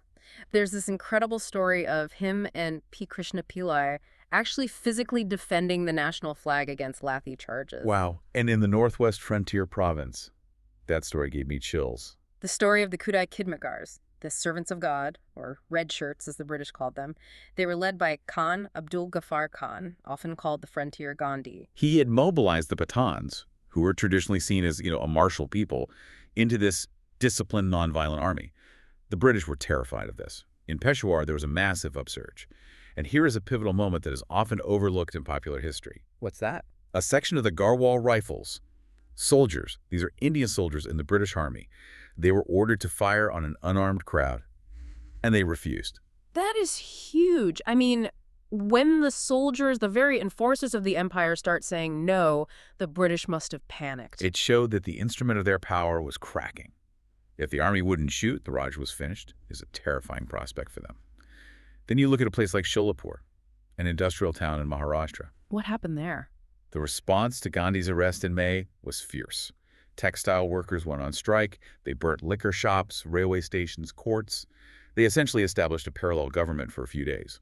The British had to declare martial law just to take the city back. And we can't talk about this without mentioning Darsana, the salt works raid. This is where we see the sheer brutality of the colonial response and the just incredible discipline of the Satyagrahas. The Darsana raid was led by Sarojini Naidu and Imam Sahib after Gandhi was arrested. The description by Webb Miller, the American journalist who was there, it's haunting. What did he write? He wrote about the volunteers marching up in columns, like a geometric formula, and being struck down by police with steel-tipped lathis. Sickening whacks, he called the sound. Not a single arm was raised to ward off the blows. They just went down, were carried off by stretcher bearers, and the next column marched up to take their place. It shattered the moral authority of the British in the eyes of the entire world. Miller's reporting went global. It did. It completely exposed the naked force that was holding up British rule. And this movement reached everywhere. In the Northeast, in Manipur and Nagaland, a 13-year-old girl, Rani Gadinliu, raised the banner of revolt. 13 years old. 13. She told her people, "We are free people. The white men should not rule over us." She was eventually captured and sentenced to life imprisonment. Nehru later called her the Rani of the Nagas. That is just unbelievable courage. The mobilization methods were also fascinating. I was reading about the Vinar Senas, or monkey brigades of children. And Manjari Senas for girls, yes. They acted as couriers, distributed secret newsletters or patrikas. It was a total mobilization of society. And a huge part of this was the participation of women. Absolutely. Gandhi had specially asked women to play a leading role. They picketed liquor shops and opium dens. They went to jail. For many Indian women, this was a profoundly liberating experience, marking their first real entry into the public political sphere. It broke the seclusion of the households for many. So the country is in revolt. The government is losing income from liquor excise, from land revenue. Imports of foreign cloth have tanked. What does the government do? How do they react to this nationwide uprising? They were in a classic dilemma. Damned if you do, damned if you don't. If they used too much force, the Congress would cry repression and gain international sympathy.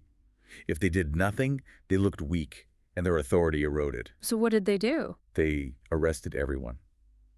They arrested Gandhi in May, and eventually over 90,000 people were jailed. But the movement just kept going. Finally, in January 1931, they decided to try a truce. They released Gandhi and the entire Congress Working Committee unconditionally. Which leads to the Gandhi-Irwin Pact in March 1931. And looking at the terms of this pact, I have to ask the question that was asked then and is still debated now. Did Gandhi give away too much? That is the big debate. On one hand, the government agreed to release all non-violent prisoners, allow the making of salt for personal use along the coast, and permit peaceful picketing. Those were significant concessions. But what did they lose? Well, the government rejected two of the major demands. One, a public inquiry into police excesses, which the Congress desperately wanted. And two, the commutation of Bhagat Singh's death sentence. And that second one was a massive emotional issue for the entire country.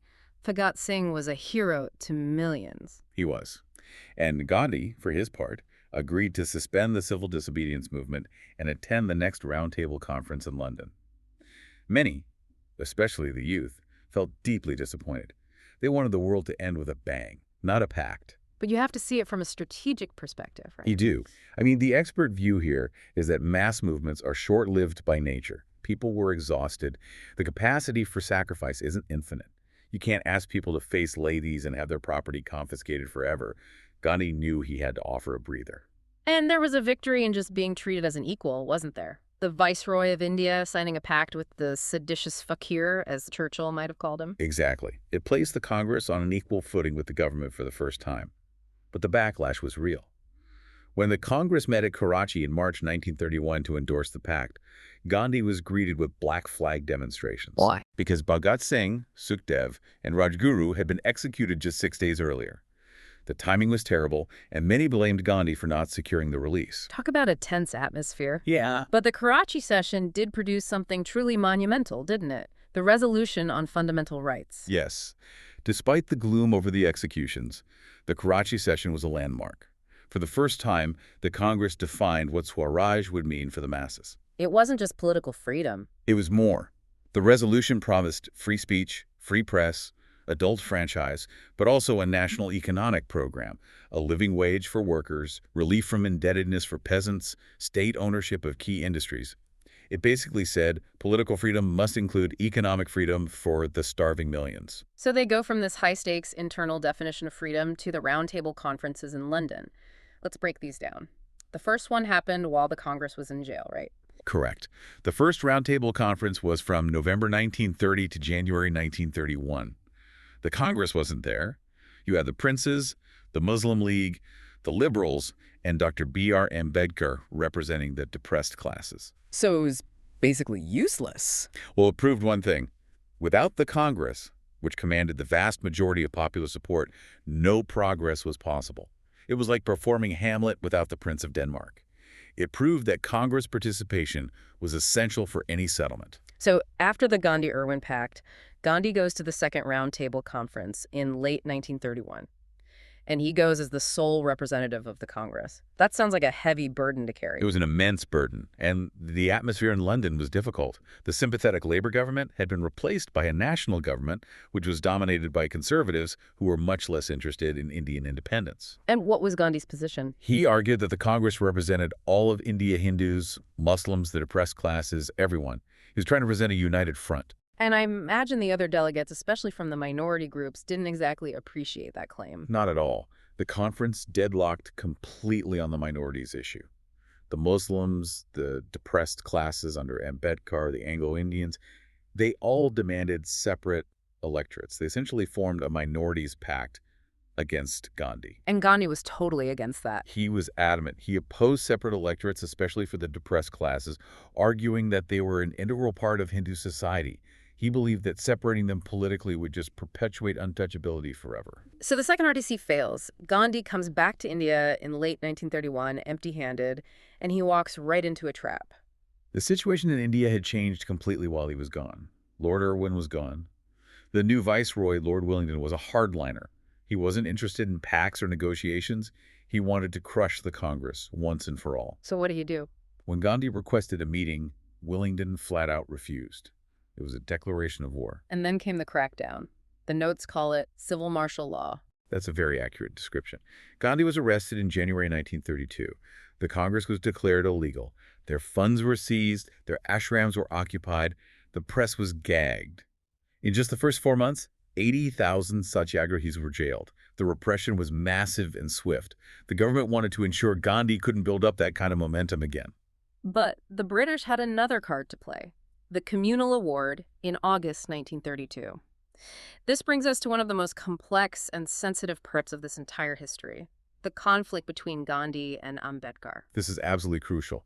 Ramsay MacDonald, the British Prime Minister, announced the Communal Award, and it granted separate electorates not just to Muslims and Sikhs, which was already controversial, but also to the depressed classes, or Dalits. Can we just clarify what separate electorates means for the listener? We hear this term a lot, but it's important to be precise. Sure. In a separate electorate system, only members of a specific community can vote to elect a representative from that same community. So only Muslims would vote for Muslim candidates in those seats, and in this new proposal, only Dalits would vote for Dalit candidates. It segments the entire voting population by identity. And Gandhi saw this as catastrophic, specifically for the Dalits. He did. Gandhi believed that if Dalits were treated as a separate political entity, they would be permanently severed from the Hindu fold. He argued that it wouldn't solve the social degradation, it would just institutionalize their isolation. He wanted a root and branch eradication of untouchability, not just political safeguards that, in his view, made the problem permanent. So what did he do? He felt so strongly about this that he declared a fast unto death while in Yerwada jail, starting in September 1932. This put Dr. Ambedkar in an absolutely terrible position. He had fought so hard for these separate electorates as a way to secure real political power and rights for his people. It was an agonizing dilemma for Ambedkar. If he held his ground and Gandhi died, the backlash against the Dalits from the caste Hindus across the country would have been unimaginable. The pressure on him was immense. Leaders like Madan Mohan Malaviya mediated, and finally they reached a compromise, the Puna Pact. So what was the compromise? It was a trade-off. Ambedkar agreed to abandon the demand for separate electorates.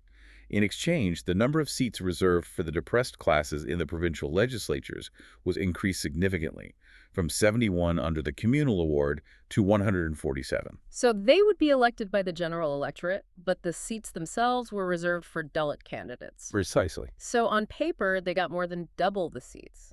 But I get the sense Ambedkar wasn't happy with in the long run. He wasn't. Years later, he felt that this joint electorate system allowed the vast Hindu majority to elect stooges, Dalit candidates who were compliant to the majority's wishes rather than being true, independent representatives of their community. He continued to denounce the Puna Pact right up until 1947. This really sets up the deep dive section for us. We need to really unpack this relationship between Gandhi and Ambedkar. They are the two titans of this era. They both wanted to uplift the downtrodden, but their methods, their entire philosophies, were so fundamentally different. They shared a goal, the removal of a great social evil, but their paths were completely divergent. You can see it even in their symbolism. Gandhi burned foreign cloth because he saw it as a symbol of economic slavery. Ambedkar burned the Manusmriti, the ancient legal text, because he saw it as the symbol of social slavery. That's a powerful, powerful contrast. And what about their view of the Indian village? Gandhi always romanticized it, right? Gramraj is Ramraj. The soul of India is in the village. While Ambedkar famously called the village a sink of localism, a den of inequity, narrow-mindedness, and communalism. For Gandhi, the village was an ideal community that needed to be restored. For Ambedkar, it was the primary site of oppression for the Dalit, a place to escape from, not to celebrate. And technology, machinery. Gandhi was suspicious of it. He spun the charkha. He feared it dehumanized people. Gandhi feared that mass production led to exploitation and the concentration of wealth. Ambedkar, on the other hand, believed that machinery and modern civilization were essential. He once said he wanted civilization and more civilization. He saw modern industry as a way to break the feudal shackles of caste. If you move to the city and work in a factory, your caste suddenly matters a lot less than it does back in the village. And then there's that fundamental philosophical difference, means versus ends. Yes. For Gandhi, the means were everything. You cannot achieve a just end through unjust means. Truth and nonviolence were absolute principles. Ambedkar was more pragmatic. He believed in the purity of the end goal. He wanted justice and equality, and he was willing to use the legal and political machinery of the state to get it, even if it meant allying with the British government at times to secure safeguards for his people. And finally, the caste system itself. This is the big one. It is. Gandhi wanted to reform Hinduism from within. He believed in varnashram, this idea of 4 social orders with complementary duties, but he wanted to purge it of hierarchy and especially of untouchability. He thought he could persuade the Orthodox to change their hearts. Penance was the word he used, wasn't it? That caste Hindus must do penance. Exactly. But Ambedkar didn't want to reform the system. He wanted to annihilate it. He believed the caste system itself, the very scriptural foundation of it, was the root of the evil. He didn't believe in changing hearts through moral appeals. He believed in changing laws and wielding power. It's fascinating. You have Gandhi, who believes freedom must be wrested from the British, and Ambedkar, who believes social freedom must be wrested from the caste Hindus. Yes, and that's a brilliant way to put it. It's incredible that despite these vast differences, the Puna Pact happened, and it did force the Congress to take the issue of untouchability more seriously than ever before. After his release, Gandhi did a huge amount of time on his Erosion campaign. He did. He toured 20,000 kilometers across the country. He collected money for his new organization, the Harijan Sevak Sangh. He even faced black flags and protests from Orthodox Hindus who thought he was destroying their religion. It was a genuine crusade for him. He said, "Hinduism dies if untouchability lives." So, as we wrap up this period, 1934 comes around. The civil disobedience movement is officially withdrawn. The people are exhausted. The government has used brute force. On the surface, it looks a lot like defeat, doesn't it? If you look only at the immediate political goals, you can say that. Purna Swaraj wasn't won in 1934. The repressive laws were still in place. But to call it a defeat would be a profound mistake. How so? What was the real victory? The victory was psychological. The movement had transformed the Indian psyche. The fear of the British, the fear of the Lanthi, the fear of the prison was gone. Peasants, women, workers, they had stood up to the might of the empire. As the source material says, though they were cowed down by superior force, they had won freedom in their hearts. So the British could rule the land, but they could no longer command the willing obedience of the people. That's it, exactly. And the Congress had become a truly mass organization. It wasn't just a debating club for elite lawyers anymore. It now had deep roots in every village across the country. And all the seeds of the future constitutional battles, the rights of minorities, the economic definition of freedom, were all planted during these turbulent years. So, as we always do, let's bring this home. What does this all mean for us today? Well, I think it leaves us with a really provocative thought. We often judge movements by their immediate success or failure. Did they achieve their stated goals right away? But does the psychological victory matter more in the long run than the political one?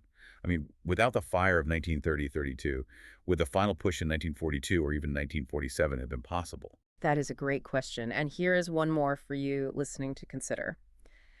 The Puna Pact fundamentally changed the political landscape of India. It integrated Dalit political representation into the general electorate. If the original communal award had stood, if we had ended up with separate electorates for Dalits, Muslims, and Sikhs, how different would modern India look politically? Would the identity politics of today be even more fragmented, or perhaps would the specific grievances of the marginalized have been addressed more directly and powerfully? That's one of the great what-ifs of Indian history, for sure. Huge what if. We'll leave you to chew on that. Thanks for taking this deep dive with us into the salt, the struggle, and the strategy of the 1930s. It was a pleasure. See you next time. Moving ahead, let us understand the next important development. Which, really, it places us in a very specific, and I'd say a somewhat murky moment in history. Okay. We're looking at the period just after the withdrawal of the civil disobedience movement. So, 1934. The dust has settled, the sort of adrenaline of the mass protest has faded, Right. and the Indian National Congress is facing what you might call an existential crisis. That makes a lot of sense. I mean, you can't keep people in the streets forever, can you? Uh-huh. Taking Laffy blows, filling the jails. There has to be a lull. There has to be. But the notes suggest this wasn't just a quiet period. It was actually a time of really intense internal debate, fracturing even, Yeah. about what to do with that silence. Exactly. The movement it had hit a wall.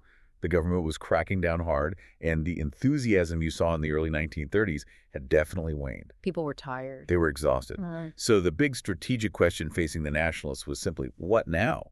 We're in what they called a non-mass struggle phase. How do we keep the momentum alive without completely burning everyone out? And this is where the Congress splits into 3 different ways of thinking. 3 very distinct camps, yes. Let's break those down, because this seems to set the stage for pretty much everything that follows.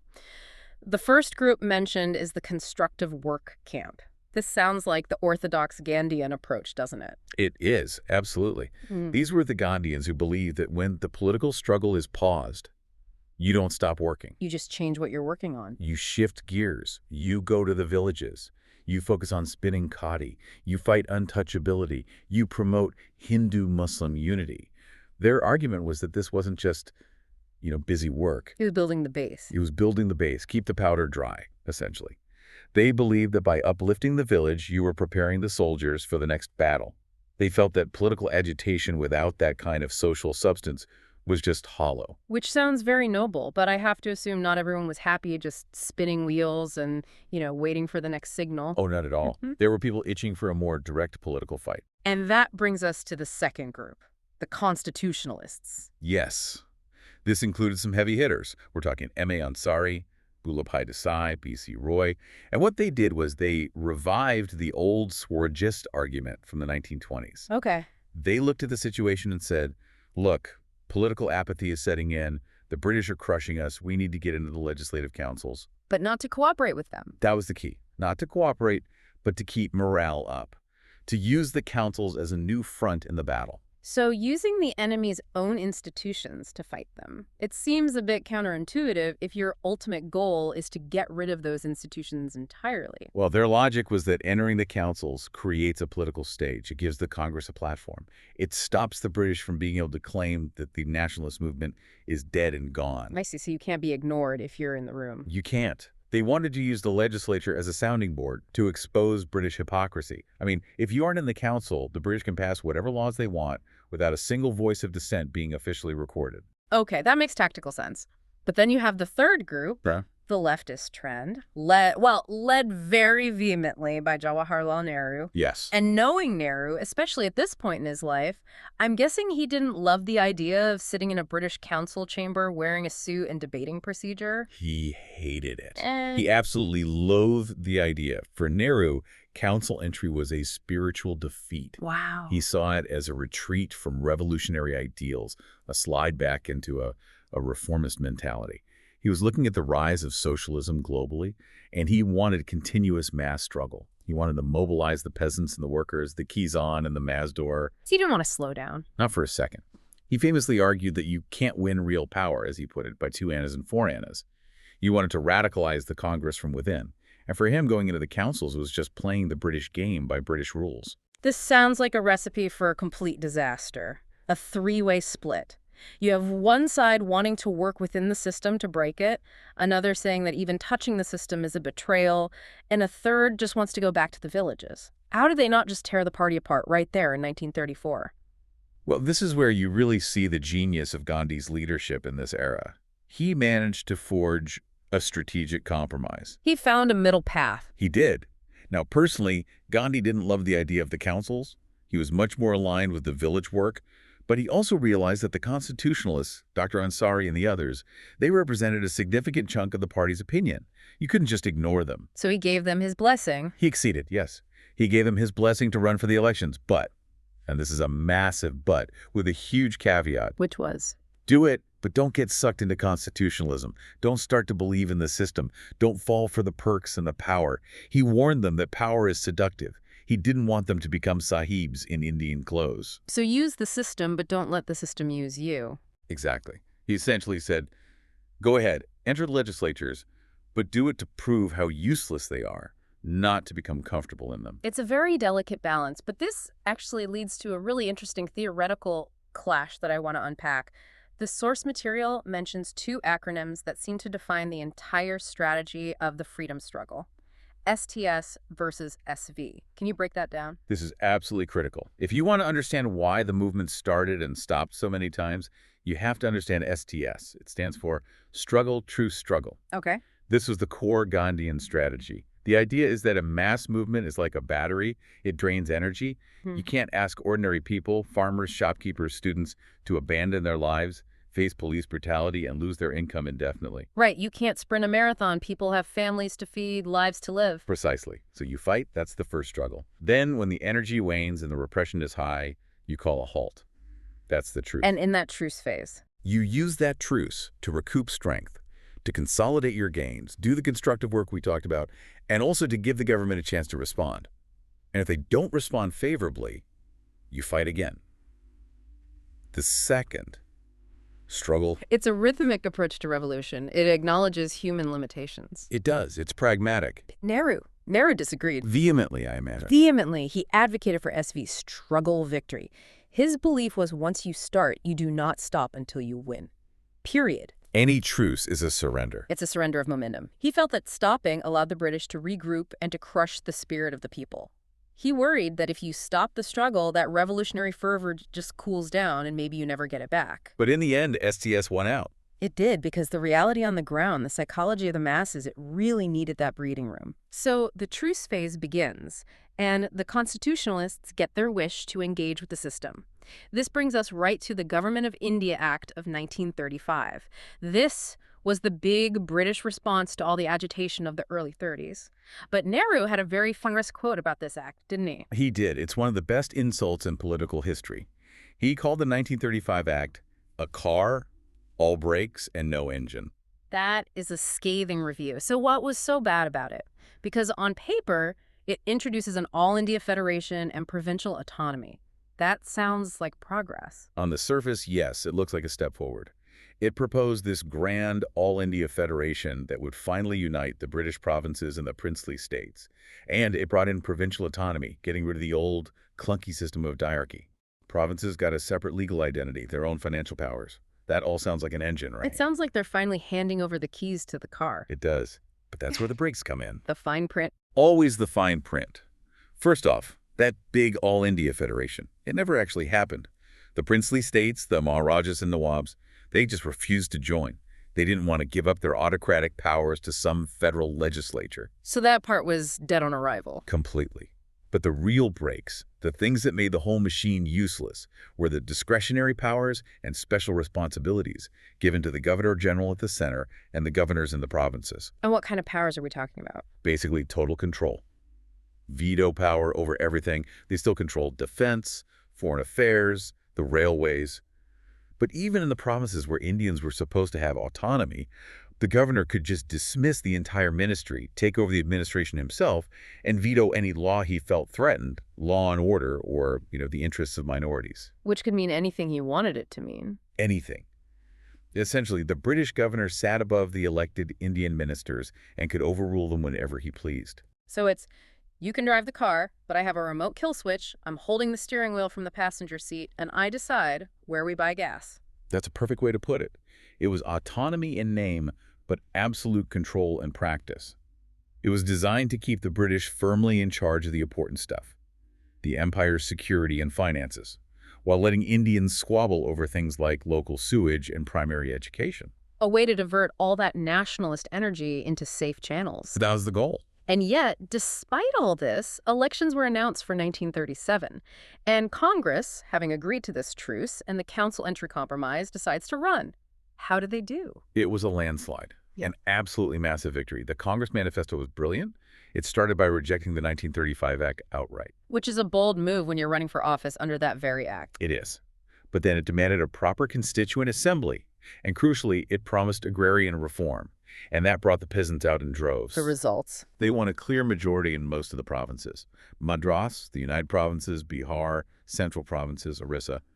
It was a clear, undeniable message that the Congress was the representative of the Indian people, not just some club of elite lawyers. Yeah.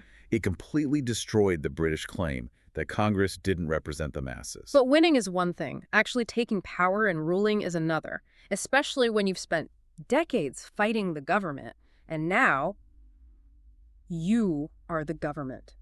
There must have been a huge debate about whether to actually accept these A offices. huge debate. It almost split them again. The leftists, like Nehru and Subhas Chandra Bose, were dead set against it. Why? They said, this is responsibility without power. We'll be in charge, but the British governor can veto anything. We'll get blamed for the failures of a British system. We'll become the face of oppression. They were terrified of being co-opted by the colonial administration. The other side, the right and the center of the party, they saw it differently. They argued it was a tactical necessity. They said, if we don't take these spots, who will? The reactionaries, the loyalists, the communal parties.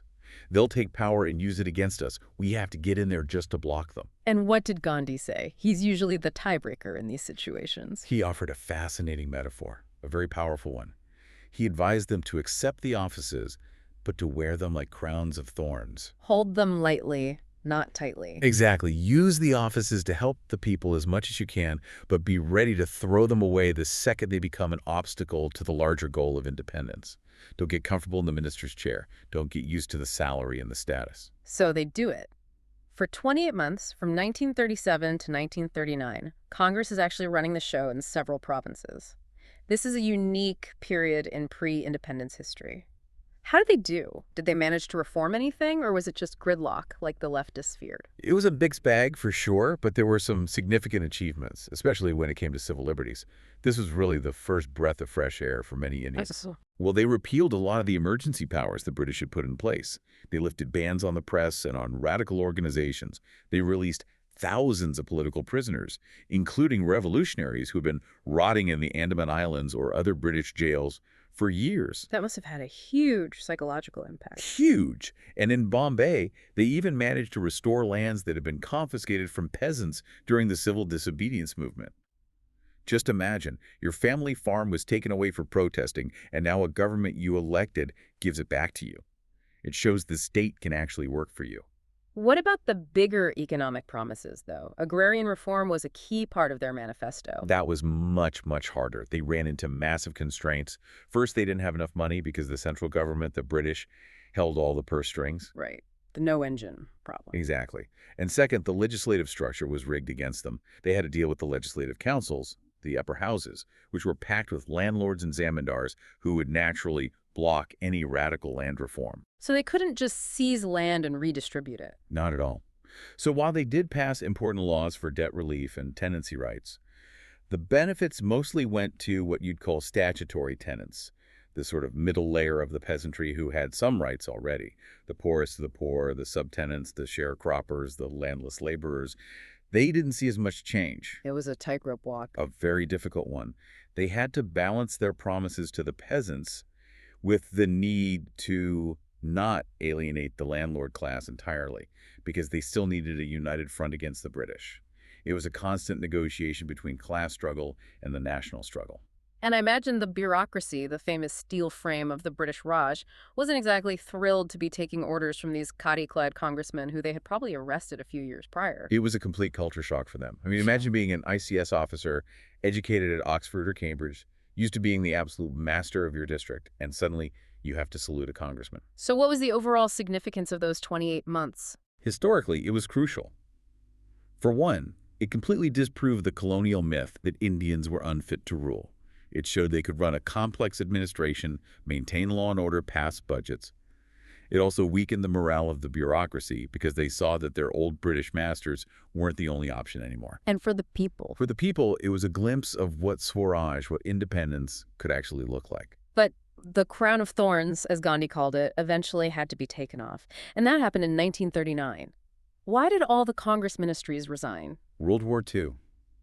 The war broke out in September 1939, and the Viceroy, Lord Linlithgow, just declared India a belligerent nation, that we were fighting for the British without consulting a single Indian leader. Not the Congress, not the League, not a single soul. It was a complete slap in the face. A total slap in the face. It proved that despite all the elections and the provincial autonomy, India was still just a possession to be used as Britain saw fit. So the Congress ministries resigned en masse in protest. They said, we cannot support a war for freedom and democracy abroad while we are denied those very things right here at home. Which brings us to a major internal crisis. While Congress is fighting the British on the issue of the war, there's a real heavyweight fight happening inside the party itself. This is the showdown between Gandhi and Subhas Chandra Bose. This is one of the most dramatic and frankly tragic chapters in the history of the Congress. It really puts the politics and political struggle. You have Subhas Chandra Bose, who is this dynamic, militant, younger leader, and he's rising fast. He becomes president in 1938. Unanimously at the Haripura session. He's talking about economic planning, industrialization, modernizing the country, very forward-looking ideas. He envisioned a strong socialist state to pull India out of poverty. But then comes the Tripuri session in 1939, and things get very ugly. Very ugly. Bose decides to run for re-election. Now, this was rare. The presidency usually rotated every year. Gandhi did not want him to run again. Why not? Gandhi felt Bose was too radical, maybe too confrontational, perhaps a bit uncontrollable. So Gandhi backs his own candidate, Pattabhi Sittaraya. But Bose, in a direct defiance of the Mahatma's wishes, runs anyway. And he wins. That is a direct rebuff to Gandhi. That must have sent shockwaves through the entire party. It did. It was a massive moment. And Gandhi's response was telling. He famously declared, "Pattabhi's defeat is my defeat." And that drew a line in the sand. This wasn't just about egos anymore. It was a deep ideological clash about the future of the movement. Let's unpack that ideology. What were they actually fighting about? It came down to timing and methods. War clouds were gathering over Europe. Bose looked at this impending war and said, "This is our golden opportunity. Britain will be weak. Britain's difficulty is India's opportunity." Seize the moment. Exactly. He wanted to give the British a 6-month ultimatum. Grant India independence or face a massive, uncompromising struggle. He wanted to strike while the iron was hot. In Gandhi's position, Gandhi felt the country simply wasn't ready. He saw communal discord rising. He saw a lack of discipline within the Congress ranks. He believed launching a struggle prematurely would just result in chaos and violence, and ultimately it would fail. He was sticking to his principles of nonviolence. whereas Bose was more pragmatic about the use of force. Bose believed that force, and even seeking help from Britain's enemies, might be necessary to win freedom. He was a revolutionary. Gandhi was a satyagrahi. It's a fundamental difference. It seems like the party establishment, the old guard, they sided with Gandhi on this. They did. The entire Congress Working Committee was loyal to Gandhi. This all culminated in something called the Govind Ballabh Pant Resolution, which was passed at Tripuri. What did that do?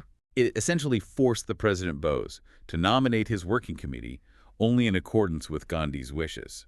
It completely handcuffed him.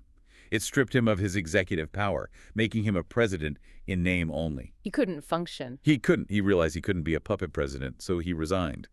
He then formed the forward bloc within the Congress to try and rally the left wing to his side. So Bose goes his own way, which leads him on that incredible journey we'll get to in a moment. But let's get back to the war. It's 1939, heading into 1940. Congress has resigned. The British are in a bind. They need Indian support for the war, both manpower and resources, but they don't want to give up power. This leads to what the notes call the dance of offers. It's a perfect description. It's a series of too little too late from the British. They keep offering just a little bit more, but always falling far short of what India is demanding, which is independence. The first of these is the August offer of 1940. Yes, from Viceroy Linlithgow. He offers dominion status, but at some unspecified future date, and a post-war constituent assembly. Dominion status. In 1940. Nehru must have laughed at that. He called it dead as a doornail. They had moved past the idea of dominion status years ago. The demand was for Purna Swaraj full, complete independence. So, Congress rejects it. But they don't launch a mass movement in response. And here's the nuance that people often miss. Gandhi doesn't want to launch a massive disruption while Britain is being bombed by the Nazis. He had certain chivalry about him. He didn't want to embarrass Britain or ruin the war effort against fascism. He wanted to support the democracies, but he couldn't do it as a subject nation. Precisely. So he comes up with a compromise. Individual satyagraha. What did that entail? Instead of thousands of people filling the jails, selected individuals would go out, make anti-war speeches, and get arrested one by one. It was symbolic. Vinoba Bhai was the first, Nehru was the second. It was a Delhi Chalo movement designed to prove that India was not voluntarily supporting the war, but without causing a massive chaotic breakdown. It was a moral protest, not a disruptive one. But by 1942, the entire context of the war changes, doesn't it? It isn't just a European war anymore. The Japanese have entered the chat, and they are sweeping through Southeast Asia. They've taken Singapore, which was supposed to be an impregnable fortress. Rangoon is falling. They are, quite literally, knocking on India's eastern door. The threat is now existential for British India. That is. And America and China Roosevelt and Chiang Kai-shek start putting immense pressure on Churchill to get India on board. They need India as a supply base to fight the Japanese. So Churchill very, very reluctantly sends Sir Stafford Cripps to India, the famous Cripps mission of 1942. And what was in his briefcase this time? Was it a better offer? It was what Gandhi famously called a post-dated check. On a failing bank, some would add. Exactly. Cripps offered Dominion status after the war, with the right to secede from the Commonwealth and a constituent assembly. But there was a poison pill hidden in the proposal. There's always a catch. The proposal included a clause that allowed any province to not join the Indian Union if they chose.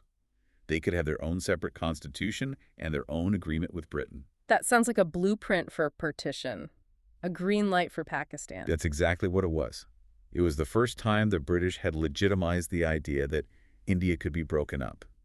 Plus, there was no immediate transfer of any real power, especially on defense. The British would still control the army during the war. So you're offering us independence in the future, but planting the seeds of partition right now and giving us no power to defend ourselves against the Japanese today. It was a non-starter. Congress rejected it. And interestingly, the Muslim League rejected it too, because it didn't explicitly grant Pakistan, it only offered the possibility of it. The mission was a total failure. In this failure, this is the catalyst for the big one. The patience had finally run out. This leads directly to the Quit India movement. The mood in the country was incredibly tense. Prices were soaring, there was fear of a scorched earth policy, where the British would destroy crops and infrastructure to deny them to the Japanese, leaving Indians to starve. It's a feeling of desperation. Complete desperation. And Gandhi decides the time for truce is over. The time for symbolic protests is over. On August 8, 1942, at Gowalia Tank in Bombay, the Quit India resolution is passed. And this is where he delivers the mantra that defined an entire generation. Do or die, he told the people. We shall either free India or die in the attempt. It was an ultimatum. It was a real shift from his usual caution. He was willing to risk anarchy because he felt the British presence was actually inviting a Japanese invasion. He essentially said, an orderly British withdrawal is preferred, but if you won't go, we will force you. But the British didn't wait for the movement to even start. Not for a second. They struck first. In the pre-dawn hours of August 9th, in a massive coordinated sweep, they arrested the entire top leadership of the Congress. Gandhi, Nehru, Patel, Azad, everyone was gone, sent to jail. They thought that by cutting off the head, the body would collapse. But that's not what happened. It seems like it did the opposite. It made the movement explosive. Because there were no leaders to guide it or restrain it, it became spontaneous and leaderless. Younger leaders like Aruna Asaf Ali stepped up. She famously hoisted the flag at Gowalia Tank right after the senior leaders were arrested. But mostly, it was the people. Students, workers, peasants. They took that do-or-die mantra literally. The notes here mention underground networks. This sounds fascinating. Well, this is the stuff of spy thrillers. You had incredible people like Usha Mehta, who ran a secret underground radio station right from Bombay. She would broadcast news that the British were censoring, play Gandhi's speeches, and just keep the spirit alive. You had leaders like Jayaprakash Narayan and Ramanohar Lohia escaping from prison and organizing sabotage from the shadows. They distributed pamphlets, they disrupted communications, they kept the flame of rebellion burning. And things got violent. This wasn't strictly a Gandhian nonviolent movement anymore. And not in practice, no. The people were enraged. They attacked police stations, they blew up railway tracks, they cut telegraph lines, they targeted all the symbols of British authority. And in some places, they went even further. They established parallel governments. Parallel government? You mean they actually declared independence locally? Yes, exactly. In Balia, in the United Provinces, a local leader named Chittu Pandey just declared independence and ran the district for a while. In Tamluk, in Bengal, and Satara, in Maharashtra, they set up their own administrations, their own courts, even their own militias. They effectively ruled themselves for weeks, sometimes months. The British writs simply ceased to exist in these pockets. The Prati Sarkar, in Satara, for example, ran its own judicial system and punished collaborators. It was a temporary revolution. And the British reaction, it must have been absolutely brutal. They were fighting a world war. They weren't in the mood for mercy. It was a full-scale military suppression. They machine-gunned crowds from airplanes. There were public mass floggings. It's estimated that over 10,000 people were killed. It was, for all intents and purposes, a military reconquest of large parts of India. But even though the movement was crushed, it must have sent a powerful message. It made one thing crystal clear. The British could only hold India by force. The consent of the governed was gone, completely and utterly gone. So while India is burning from the inside, let's look outside the country. Because Subhas Chandra Bose hasn't given up. He's made this incredible escape from house arrest in Calcutta, traveled through Afghanistan to Germany, and then an amazing submarine journey to Japan. This leads us to the INA, the Indian National Army. The INA is such a crucial and often overlooked piece of the puzzle. It really challenges the simple narrative that independence was won solely by nonviolence. It actually began with an officer named Mohan Singh in Malaya who started organizing Indian prisoners of war captured by the Japanese. But it really found its soul and its purpose when Bose arrived in Singapore in 1943. And this is where he gives his famous call to arms. Give me blood, and I will give you freedom. He completely reorganized the army, gave it a new spirit. He set up the Provisional Government of Free India. He even had a women's combat unit, the Rani Shansi Regiment, which was incredibly progressive for that time. He managed to unite Hindus, Muslims, and Sikhs under one flag, eating from the same kitchens, fighting for the same cause. And they actually fought. This wasn't just a symbolic army. No, they fought. They marched alongside the Japanese army to the Indian border. They raised the Indian flag at Moirang in Manipur. The slogan Chala Delhi, on to Delhi, it echoed everywhere. For a brief moment, it looked like they might actually break through into India. But their military success was completely dependent on the Japanese, and by 1944, the tide of the war was turning against Japan. Tragically, yes. The infall campaign was a military disaster, bogged down by the monsoon, a total lack of air support, and a breakdown of supplies. The Japanese were forced to retreat, and the INA had to surrender in 1945. And then, of course, Bose reportedly died in a plane crash in Taipei shortly after. So it sounds like a failure, at least in military terms, but politically. Politically, it was a massive victory, perhaps Bose's greatest victory of all. And that came when the British decided to put the INA officers on trial for treason at the Red Fort in late 1945. It backfired on them spectacularly. Which brings us to the post-war scenario. The war ends in 1945. The world has changed. The Labour Party under Clement Attlee is in power in the UK, and they're much more sympathetic to Indian independence. And in India, you have these INA trials. The trials unified India like nothing else before. The British made the symbolic error of putting 3 officers on trial together, Shahnawaz Khan, Prem Kumar Sehgal, and Gurbakhsh Singh Dhillon. A Muslim, a Hindu, and a Sikh. A catastrophic blunder. It perfectly showcased the unity of the INA. And suddenly, you had the Congress defending them, the Muslim League defending them, even the RSS was raising money for their defense.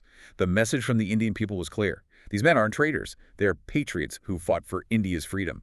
The country was sitting on, as one British commander put it, the edge of a volcano.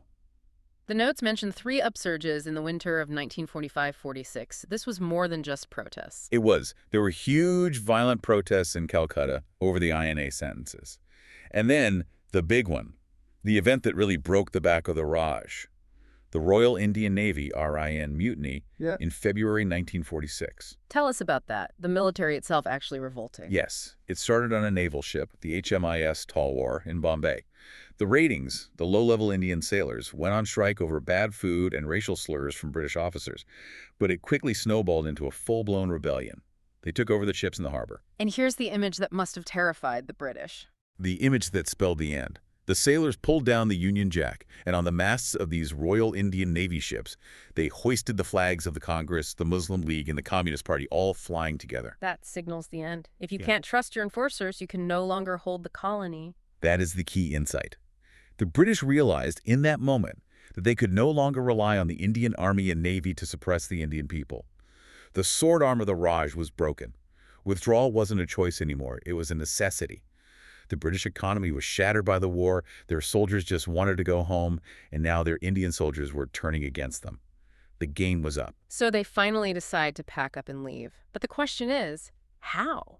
This brings us to the final tragic act of this story, the Cabinet Mission of 1946. The Cabinet Mission was the last real chance for a united India. The new Labour government sent 3 senior cabinet ministers to India to work out a plan for the transfer of power. And interestingly, they actually rejected the idea of a full sovereign Pakistan. Why? They saw it as economically and administratively unviable. They knew that dividing the railways, the army, the telegraph lines, the geography of Punjab and Bengal, It would be an absolute nightmare. So they propose a middle ground instead.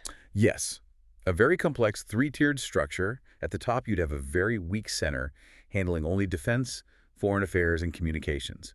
And then below that, the provinces would be organized into three groups. Group A was the Hindu-majority provinces. Group B was the Muslim-majority provinces in the northwest, like Punjab and Sindh. And Group C was the Muslim-majority provinces in the northeast, Bengal and Assam. It sounds complicated and vulnerable to misinterpretation. It was, and it had one fatal flaw: the grouping scheme. The Muslim League looked at this plan and saw the grouping as compulsory. They thought, okay, we can control Group B and Group C, and they will effectively be our Pakistan within a loose Indian federation. But Congress saw it differently. Congress saw the grouping as optional. They wanted to protect the rights of provinces like Assam, which had a Congress government, and the Northwest Frontier Province. They believe a province could choose not to join its group. So they both accepted the plan, but with totally different interpretations of what they were actually accepting. Precisely. And the whole fragile agreement just burst when Nehru gave a press statement saying that the Constituent Assembly, once it met, would be sovereign and could change the rules as it saw fit. Which to Jinnah sounded like a betrayal. He felt completely betrayed. He thought Congress was just biding its time, waiting to use its brute majority in the Assembly to crush the grouping scheme and destroy the protections for Muslims. He withdrew his acceptance of the plan and called for Direct Action Day on August 16, 1946. Which became the Great Calcutta Killings. A communal holocaust. Thousands of people, Hindus and Muslims, were dead in the streets in a matter of days. It unleashed a cycle of horrific violence that spread across the country and made partition seem, to many, inevitable. It proved that the constitutional process had broken down and mob violence was taking over. We really need to pause and look at this communalism. Yeah. How did we get to this point? How did neighbors who had lived together for centuries turn on each other like this? It wasn't an overnight phenomenon. The expert analysis in our sources breaks it down into three stages. It started as communal nationalism, the basic idea that a religious community has shared secular interests that need protecting. Then it evolved into liberal communalism, the idea that the interests of one community, say Muslims, differ from those of another, say Hindus. And the final terrible stage. Extreme communalism. This is the belief that the interests of the two communities are not just different, but incompatible and hostile. It's a slide from we are distinct to we are enemies. And there were economic roots to this, weren't there? It wasn't all just about religion. Absolutely vital to understand. It was often about competition for scarce middle-class jobs in the government. The British divide and rule policy certainly fanned the flames by favoring loyalist groups. And there was a communal interpretation of history being pushed, painting the ancient period as a glorious Hindu era and the medieval as a dark Muslim era of oppression, rather than seeing the complex syncretic culture that actually existed. It created a deep sense of historical grievance. And the two-nation theory. That evolved over time, too. It started with figures like Syed Ahmed Khan just wanting educational safeguards and loyalty to the British. Then came the poison of separate electorates in 1909, which taught people to think of themselves as political Hindus and political Muslims. But by the 1940 Lahore Resolution, Jinnah and the Muslim League were arguing that Muslims were not a minority to be protected, but a separate nation entirely. They argued that Hindus and Muslims were two distinct civilizations that simply could not coexist in a single state. And the interim government formed in late 1946. That was supposed to be a coalition to oversee the transition to independence, right? A last attempt to work together. In theory, yes. Nehru was sworn in as the head. The League refused to join at first and then joined later, but not to cooperate. They joined, in their own words, to obstruct. Liaquat Ali Khan became the finance minister and used his position to block virtually every proposal the Congress ministers tried to make. It was complete and utter gridlock. It was unworkable. It convinced people like Sardar Patel and even Nehru that a united India with this kind of internal sabotage and paralysis would be a failed state from day one. They reluctantly came to the conclusion that a smaller, stronger, but partitioned India was better than a large, perpetually paralyzed one. So the chaos of the interim government, combined with the horrific violence in the streets, it forced the realization on the leadership that partition was now the only way out of the deadlock. Sadly, yes. The dream of a united, independent India collapsed under the weight of decades of accumulated communal distrust, political miscalculation, and the specific mechanics of the transfer of power. It's such a heavy realization. We went from the hope of 1937 Indians proving to the world and to themselves that they could rule to the absolute horror of 1946. And that leads us to a final and I think a really provocative thought. We often blame the British divide and rule policy for partition, and rightly so. But consider the cabinet mission plan for a moment. It was a plan specifically designed to preserve unity, to create a loose federation that could keep everyone together. Yet its very ambiguity, the confusion over grouping, became the immediate trigger for the final bloody fracture of the subcontinent. So a plan for unity actually caused the division. It suggests that by 1946, the mistrust was so deep, so profound, that even a plan intended to build a bridge could only be weaponized into a tool for division. A tragedy of good intentions and terrible timing. Indeed. That's all for this deep dive. You have the facts, you see the connections. Now it's your turn to think about it. Moving ahead, let us understand the next important development. It really is a massive shift. We're effectively shifting gears today to look at the machinery, the actual nuts and bolts of the British Raj. Right. We're not just talking about battles and dates today. We're talking about the economic, the administrative, and the constitutional scaffolding that held this massive empire together. And maybe more importantly, the chaotic, often really violent sequence of events that finally dismantled it. It feels like we have a massive stack of sources today. It's quite a stack. I mean, we're looking at historical surveys of British policies, deep dives into the revenue systems that, well, changed the Indian landscape forever. Fundamental. Then there are the constitutional acts, ranging all the way from 1773 to 1935, and of course the specific documents detailing the partition of 1947. It is a heavy stack, but the mission is clear. We really need to understand how a trading company transformed into a state, how it extracted wealth, how it policed that extraction, and in the end, how it exited. So let's unpack this. The story really begins with that transition you mentioned. The British start as traders, but eventually they become rulers. And rulers need money. Precisely. When the British obtained the Diwani rights, that's the legal right to collect revenue in Bengal in 1765, the entire dynamic changed overnight. Overnight. Before this, they were merchants. They were buying goods with bullion brought from Europe. After 1765, they became the state. And agriculture was the absolute backbone of the Indian economy. So if you control the land, you control the wealth. As simple as that. The British aim was brutally simple. Extract the maximum income from the land to fund their trade and their wars. The welfare of the cultivator. That was a distant, if not completely non-existent priority. And they didn't just stick to one method. It's like they were experimenting with the lives of millions, just trying to find the most efficient way to squeeze the sponge. They did. And the first major experiment, which was introduced by Lord Cornwallis in 1793, was the permanent settlement. You'll also hear it called the zamindari system. And this was where mainly... Primarily implemented in Bengal, Bihar, Orissa, and then parts of Madras as well. I found this part fascinating because of the psychology behind it. Cornwallis came from the British landed aristocracy. He basically looked at rural India and decided, you know what this place needs? English-style landlords. That is essentially it. I mean, you have to remember, these British officials were trying to make sense of a completely alien society using the only mental models they had. Right, what they knew from back home. Exactly. Cornwallis wanted to create a class of loyalists who would, in theory, improve the land just like the gentry did back in England. So they declared the zamindars, who were traditionally just tax gatherers for the Moguls, retaining a small commission, to be the actual proprietors, the owners of the land. So they just waved a magic wand and turned tax collectors into landlords. But there was a catch, a pretty brutal one known as the Sunset Clause. This is where the theory met the harsh reality. The tax the zamindar had to pay to the company was fixed in perpetuity, which is why they called it the permanent settlement. The idea was that if the tax is fixed, the landlord will invest in the land to grow his profits. But the law stated that if that tax wasn't paid by sunset on a specific date, the estate goes to auction. Gone. Immediately. Mm-hmm. The government took over and auctioned it to the highest bidder. This created this immense, terrifying pressure. So on one hand, the government can't profit if the estate becomes more productive because the rate is fixed forever. But on the other hand, the zamindar is under the gun to pay up or lose everything. That is the paradox. And the result wasn't agricultural improvement. It was, well, predation. The zamindars had to squeeze the peasants, the tenants, to make sure they met that sunset deadline. They couldn't afford to be lenient. Not even for a day. And because the revenue was fixed so high initially, many of the old traditional zamindari families couldn't cope. They lost their land within just a few years. So who was buying these auctioned estates? Not other farmers, I'm guessing. No, not at all. It was merchants, government officials, people living in the cities like Calcutta.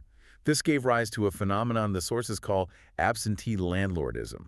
Absentee landlordism. These new owners didn't care about the village or the soil. They had absolutely no connection to the peasants. They just wanted the rent. And it gets even more complex from there. They started subletting. Wait, subletting the right to collect tax? Yes. It's called sub-infeudation. The sources mention patni taluks. So imagine you are a zamindar living in the city. You don't want to go to the village to collect rent. It's messy. So you rent out that right to a patandar for a fixed fee. The patandar wants a profit, so you rent it to a dar patandar, who then rents it to someone else, and so on. It sounds like a pyramid scheme. It essentially was. Yeah. You ended up with layers upon layers of rent seekers. I mean, sometimes up to 50 intermediaries, all riding on the back of the actual cultivator at the bottom. 50.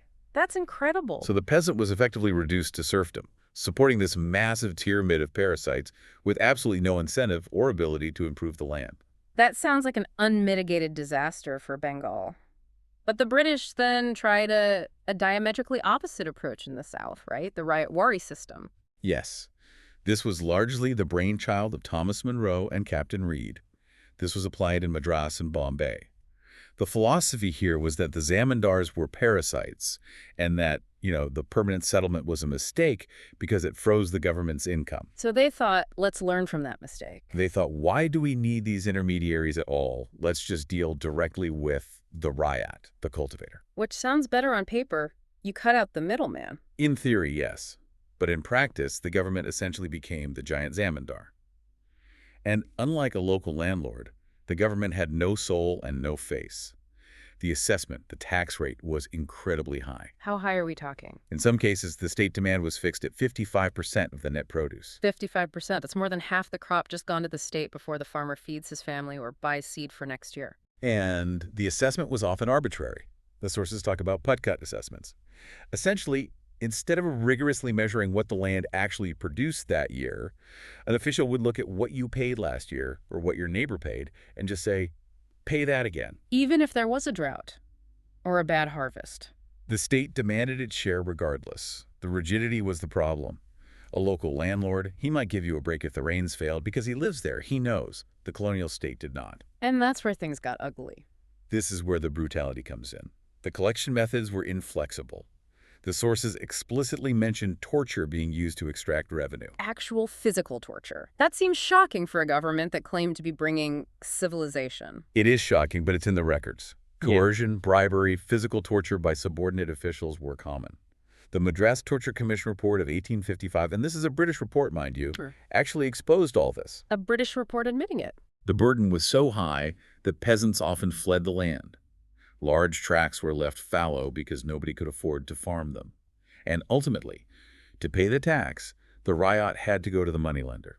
So the peasant ends up losing their land to the moneylender anyway? Exactly. We have the zamindari system creating absentee landlords and the Rayatwari system driving peasants into debt and flight.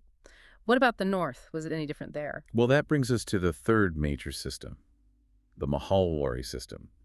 This was used in the northwestern provinces, Punjab, and the central provinces. Here, the unit of tax wasn't the individual field, but the mahal, the estate, or the village. So the village community owns the land collectively? Is that the idea? Theoretically, yes. Yeah. The village community was the owner. It was supposed to respect the traditional brotherhood structure of the village, but the responsibility to pay the tax lay with the village headman, the lambardar. I feel like I know where this is going. The headman becomes just another word for oppressor. Essentially. It became a modified zamindari system in practice. The revenue demands were initially set at 66% of the rental value. 66%. Later lowered to 50%, but even 50% is crushing. The village communities, which had been these self-sustaining units for centuries, were just ruined. The headmen couldn't meet the demands, land passed to moneylenders and merchants, and the old cultivating proprietors were dispossessed. So if we look at the big picture here, all three systems, Yeah. what was the net result of all of them combined? Because they cover almost the whole of India. The total destruction of the traditional Indian village economy. Agriculture became commercialized, not in the sense of modernizing for profit, but in the sense that crops were grown just to be sold immediately to pay taxes. A cash crop economy, but for survival, not profit. Yes. And you have the creation of a massive class of landless peasants and the deep structural indebtedness of rural India. The British wanted a steady stream of revenue to fight their wars and buy their trade goods, and they got it by completely hollowing out the agrarian structure. It transformed land from a source of livelihood into a transferable commodity. It paints a very bleak picture of the foundation of the empire. But revenue is just one leg of the stool. You need to enforce this extraction. You need administration. You need what they famously called the steel frame.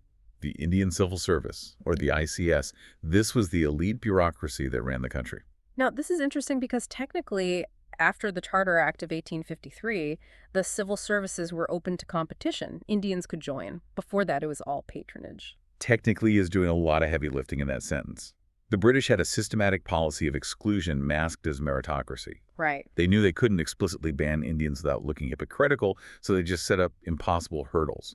Yes, the exams were open, but where were they held? London. So to even take the test, you had to be wealthy enough to travel to England and stay there. And the syllabus. It was heavily weighted towards classical Greek and Latin learning subjects that no Indian university taught. You basically had to attend a British public school to pass. And didn't they mess with the age limits too? That was another tactic. Relentlessly. Under Lord Lytton, who is a recurring villain in this whole narrative, the maximum age to take the exam was reduced from 23 down to 19. 19. Imagine expecting a 19-year-old Indian to master Greek and Latin, travel to London, and compete against British elites who had been prepping for this since childhood. It was rigged. They wanted the prestige of an open system with the guarantee of a closed outcome. Completely. And yet, Satyendranath Tagore managed to break through. He became the first Indian ICS officer in 1863. But he was the exception that proved the rule. He showed it was possible, but also how impossible it was. Exactly.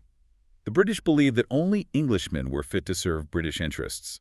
They called it the steel frame because it was rigid, strong, and held the empire together, but it was also entirely foreign. And serving British interests meant keeping the population in check. Which brings us to the police. I think most of us assume the police are there to stop crime, but the sources paint a very different origin story for the Indian police. The police system we see in the sources evolved from the Mogul Fauj system, but it was the British who formalized it. Cornwallis created the Daroga system, but the real shift comes with the 1861 Police Act. This established the hierarchy we still see today, the IG, DIG, SP. But the mission wasn't to serve and protect, was it? No, the police were an agency of repression. The source is quite blunt about this.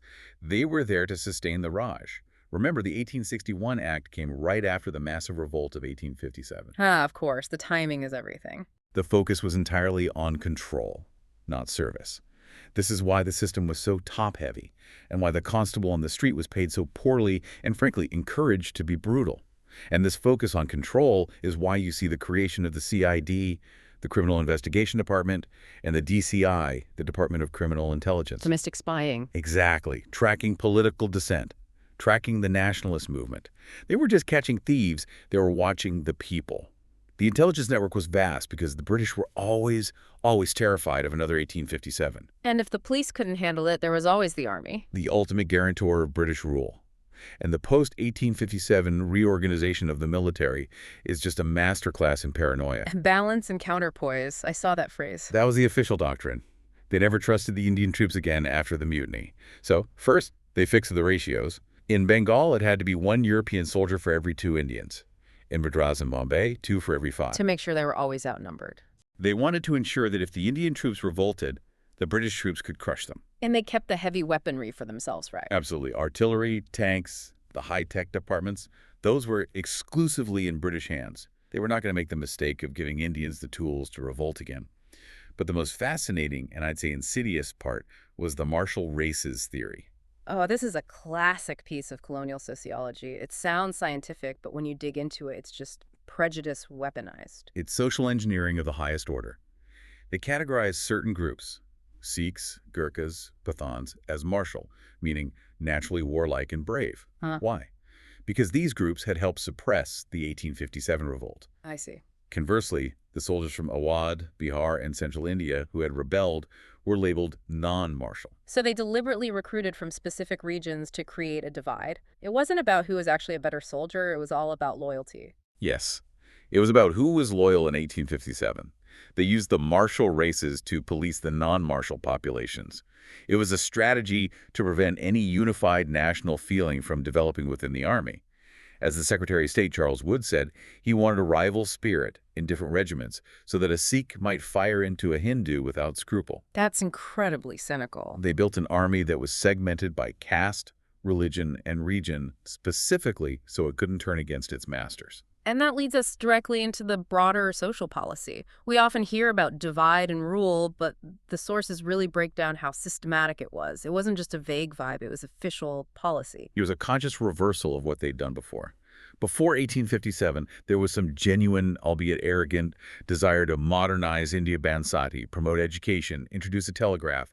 They thought if they made Indians more British, they would be loyal. And 1857 showed them that was a mistake, from their perspective. After 1858, the policy became blatantly reactionary. They decided that educating and modernizing Indians just created rebels. So they turned to the conservatives. They aligned themselves with the princes and the zamindars. They started seeing these feudal landlords as the natural leaguers of the people, mainly because they served as a counterweight to the educated middle class, the class that was starting to ask for rights and would eventually form the Congress. Okay, so they were propping up the old guard. The British actively propped up the most regressive elements of Indian society because those elements relied on the British for their survival. And the religious divide, how did that fit in? That was the sharpest tool in the box. Immediately after 1857, the British repressed the Muslims, blaming them for the revolt. But around 1870, the strategy completely flipped. Why? They realized the rising tide of nationalism was largely Hindu-led at that time, so they started wooing the Muslim upper class. They used jobs, education, and political favors to create a split. They essentially told the Muslim elite, the Hindus will dominate you in a democracy. Stick with us and we will protect you.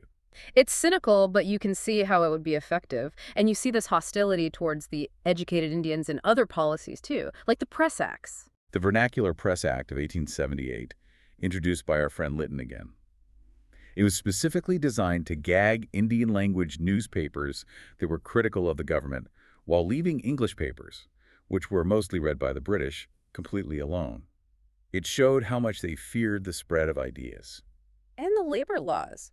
I was surprised to read that the first demands for factory regulation in India didn't come from Indian humanitarians, but from British capitalists. The irony is rich, isn't it? The Lancashire textile lobby in England was terrified of cheap Indian textiles.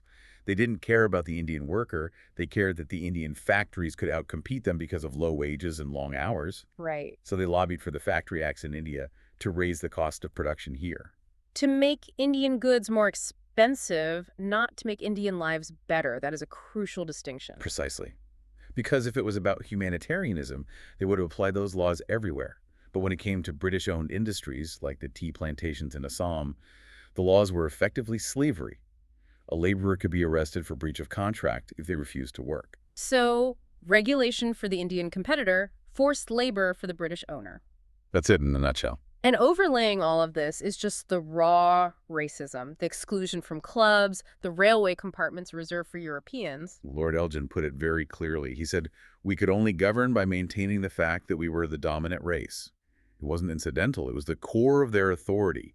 The entire structure relied on the projection of racial superiority to justify a handful of islanders ruling an entire continent. So we have the economic squeeze, the military control, and the social division. But at the same time, there's this slow, grinding evolution of the law, the constitutional evolution. It seems like a parallel track. While they are tightening the screws on the ground, they are slowly loosening the political reins in the legislature. It is a very slow march indeed. It starts with the Regulating Act of 1773, which is really the first step of centralization, the British Parliament saying, company, we're watching you. Then you get the Charter Act of 1833, which ends the company's trade monopoly entirely. And then 1858, the Crown takes over directly. Correct. But the real political maneuvering starts later. We see the principle of representation introduced in 1892 indirect elections. But the big turning point, the one that really planted the seeds at the end, was 1909. The Morley-Minto reforms. Yes, and this act introduced separate electorates for Muslims. Can we just pause on that? Because Mhm. separate electorate sounds like a dry, technical term, but it's actually dynamite. It is the poison pill of Indian politics. It means that Muslim voters vote for Muslim candidates in Muslim-only constituencies. It institutionalized the idea that Hindus and Muslims were politically separate entities with separate interests. So a politician no longer had to appeal to the whole community. They only had to appeal to their own religious group. It was the constitutional formalization of divide and rule. It hardened religious identities into political identities. And from there, it just keeps expanding. It doesn't stop. No, it accelerates. In 1919, you have the Montagu-Chelmsford reforms, which introduces diarchy in the provinces.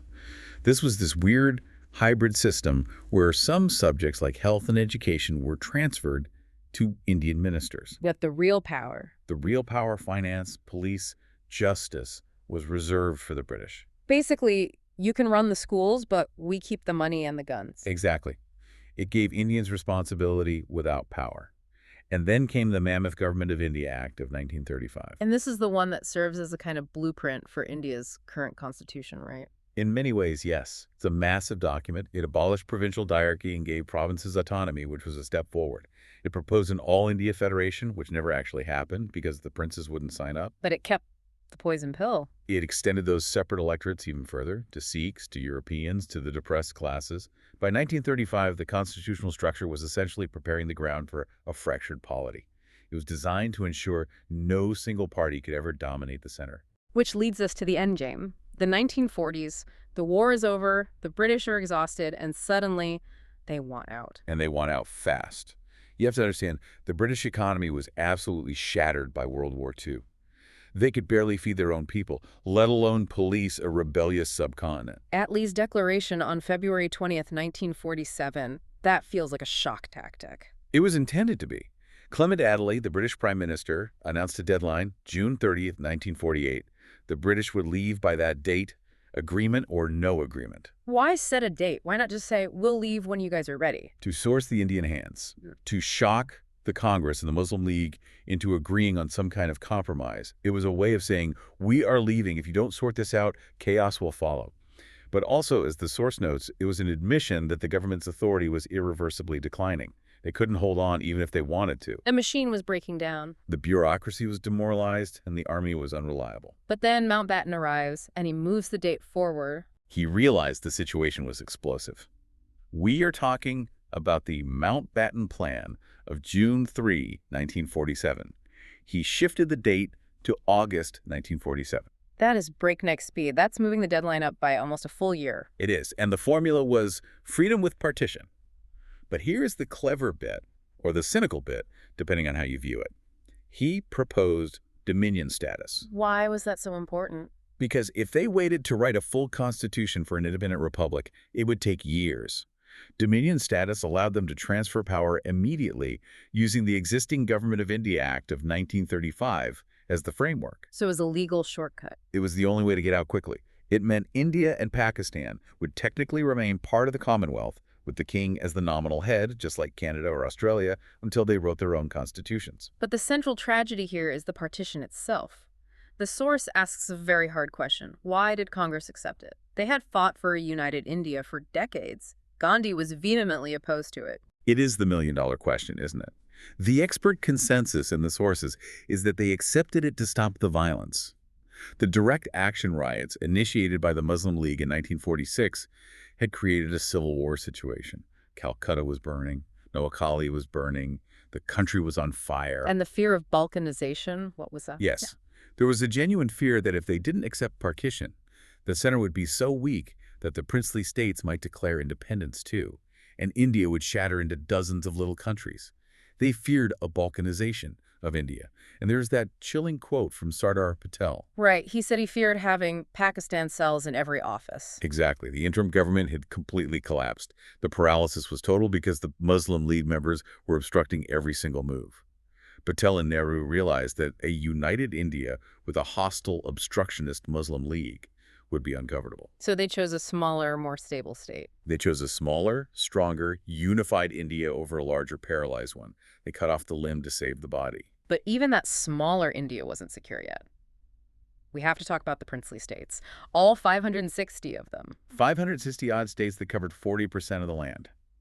When the British paramountcy lapsed, they became legally independent. The British effectively said, we are going, you are on your own, you can join India, join Pakistan, or stay independent. This is where Sardar Patel really steps up. It feels like a high-stakes poker game. The integration of states. Yeah. It was an absolute masterclass in statecraft. Patel used a mix of baits and threats. Okay, what were the baits? The bait was sign over just 3 things: defense, external affairs, and communications. You keep your titles, you keep your privy purses, the state pensions, you keep your internal autonomy. It seemed like a very good deal. It allowed the princes to save face while effectively becoming part of the union. And the threats. What was the stick to that carrot? The threat of the people. There were popular movements rising in these states demanding democracy. Patel effectively told the princes, join us, and we protect you from them. Stay out, and you face your own angry subjects alone. He used the pressure from below to squeeze them from above. And one by one, they fell in line. Most of them. Except, of course, for Kashmir, Hyderabad, and Junagadh, which is a whole other story for another day. But by August 15, the map was largely drawn. So we arrive at the end. We've traveled from the Sunset Clause of Bengal to the burning streets of Punjab in 1947. It's a trajectory of extraction and control. The British built this massive, modern administrative machine, the railways, the police, the civil service. But they built it to serve imperial interests, not Indian ones. And when they left, they couldn't just turn off the machine. They dismantled it in a way that left a permanent scar. That is the key takeaway. The success-failure dichotomy mentioned in the source is profound.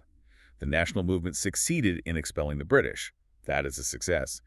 But it failed to weld the diverse communities into a single nation before the exit. The legacy of divide and rule coming home to roost. Precisely. The partition wasn't just a sudden decision in 1947. It was the logical culmination of separate electorates, of the martial racist theory, of 70 years of policy that emphasized difference over unity. The British spent a century deepening the cracks to maintain control, and when they pulled the structure down, it broke exactly along those cracks. And that leaves us with a final thought for you to chew on. We often look at 1947 as a moment of birth, the birth of 2 nations.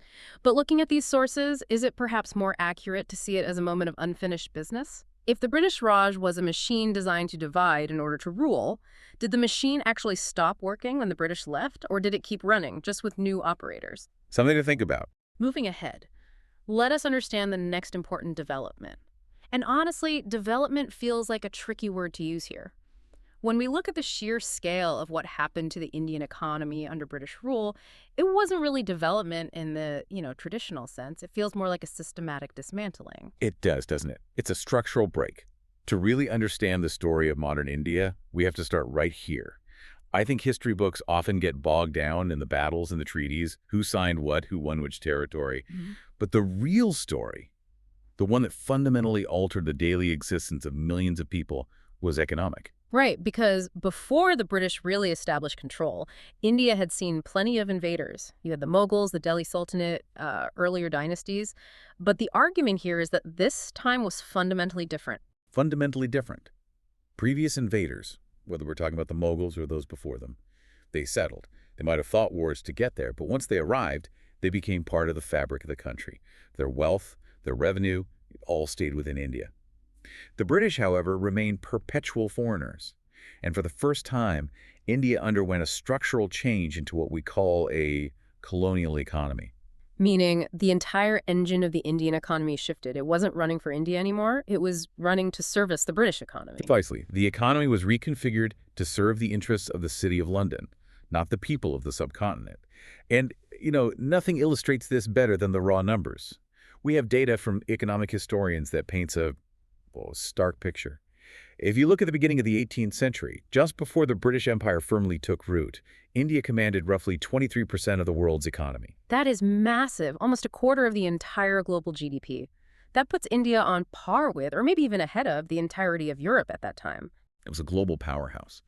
But by the time India gained independence in 1947, that share had plummeted to about 3%. From 23% to 3%. That's not just a recession or a decline, that is a total collapse. It's an economic decimation.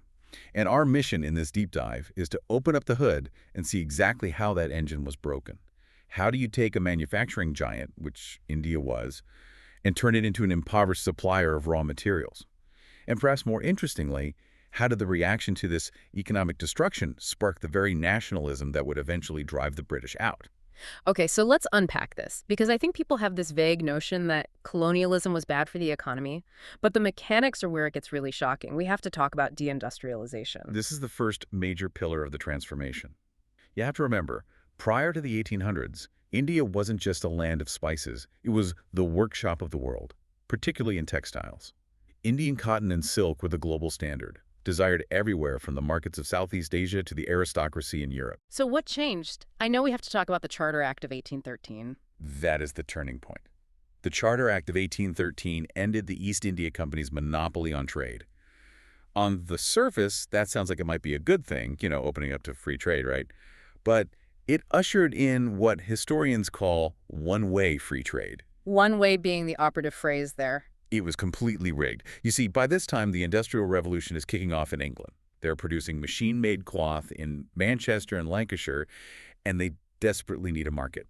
So British goods were allowed to flood into the Indian market with zero or very little duty. They were cheap, mass-produced, and suddenly available in every bazaar.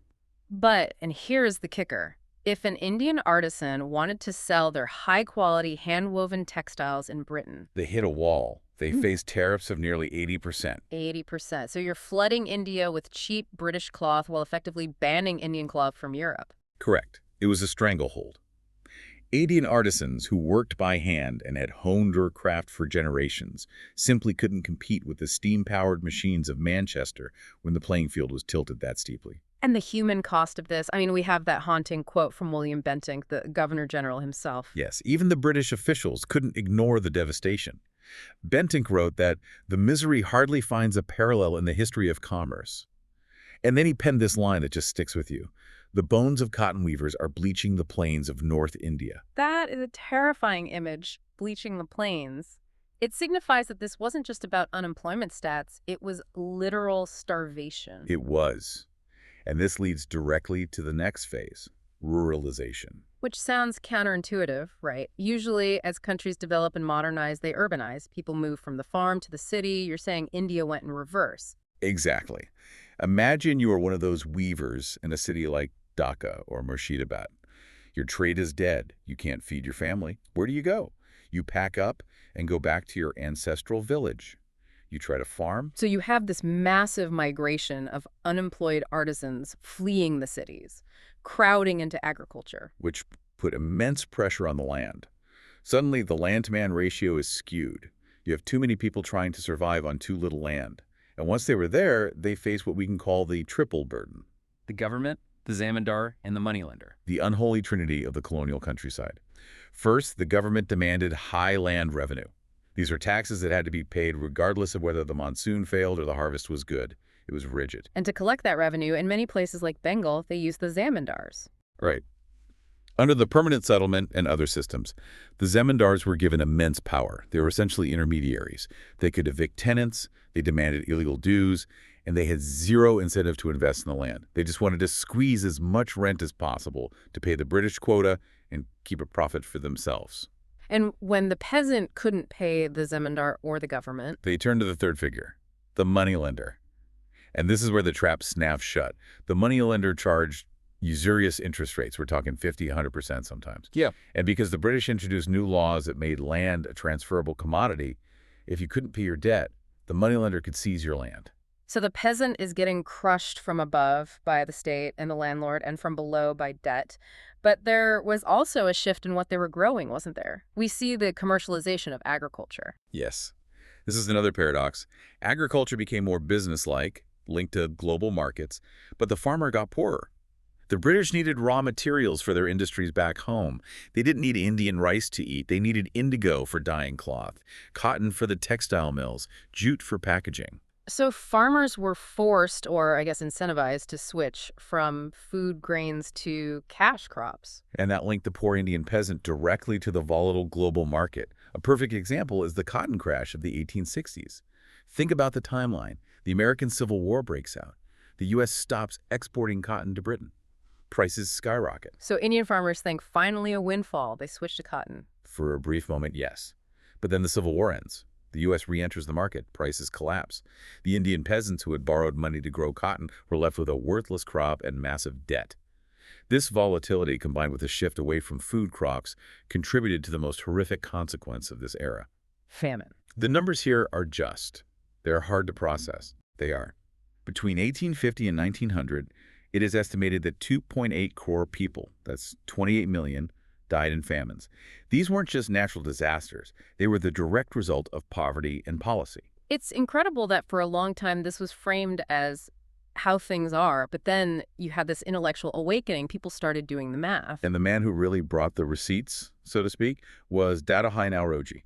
The grand old man of India. He was the first to rigorously define this as the theory of economic drain. He argued that the poverty of India wasn't an accident, it was a transfer of wealth. He wrote a seminal book, Poverty and Un-British Rule in India, where he calculated that a huge portion of India's national product was simply being siphoned off to England without any material return. So it wasn't trade, it was tribute. We're talking salaries, pensions for British officers, military stores, profits on foreign investment. Exactly. And it wasn't just Indian nationalists saying this. John Sullivan, who was a British official, he actually admitted this quite candidly. He used a very vivid analogy that Naoroji would have appreciated. He said, "Our system acts very much like a sponge, drawing up all the good things from the banks of the Ganges and squeezing them down on the banks of the Thames." That is painfully clear. The sponge analogy really visualizes the drain. But the drain wasn't just passive, right? It wasn't just taking money. It was also actively stopping India from developing its own modern industries. I was reading about the shipping industry. That really stood out to me. Oh, the shipping industry is a classic example of industrial sabotage. You see, the Bombay and Bengal shipyards were world-class. They were actually building ships that were superior to British ones in many ways. Teak is incredibly durable. So what did the British do? Compete harder, make better ships. No, they legislated them out of existence. They passed laws banning Indian ships weighing below 350 tons from plying trade routes to Britain. They refused to register Indian-built ships as British vessels, which meant they couldn't trade with America or Europe. It was just shut down. They just changed the rules because they were losing the game. Precisely. And we see it with steel, too. When the Tata family tried to set up their steel industry, they faced immense hurdles. They were forced to produce a much higher standard of steel for British use, which was difficult and expensive, while being shut out of the larger market for standard steel. It was a system designed to keep India as a farm, not a factory. So if we zoom out, we have a decimated economy, a starving peasantry, and a blocked industrial class. But while all this physical and economic restructuring is happening, there's a battle for the mind going on. We have to talk about education. This is where things get really fascinating, because the British found themselves in a dilemma. To rule a country as vast as India, they needed a huge administrative workforce. They couldn't bring everyone from England, it was just too expensive. They needed Indians to do the clerical work. But to do that work, those Indians needed to speak English and understand British systems. Right. This led to the famous Orientalist versus Anglicist controversy. The Orientalists wanted to support traditional Indian learning, Sanskrit, Persian. The Anglicists, led by men like Lord Macaulay, wanted to teach Western science and literature, but in English. And we know who won that debate. Macaulay's Minute of 1835 is infamous. It is. He brutally dismissed Indian learning, but his goal was very specific. He didn't want to educate the masses. He wanted to create a buffer class. He called for a class of persons Indian in blood and color, but English in taste, in opinions, in morals, and in intellect. The downward filtration theory. You educate the elite, and they act as the interpreters for the millions. That was the plan. But policies shifted.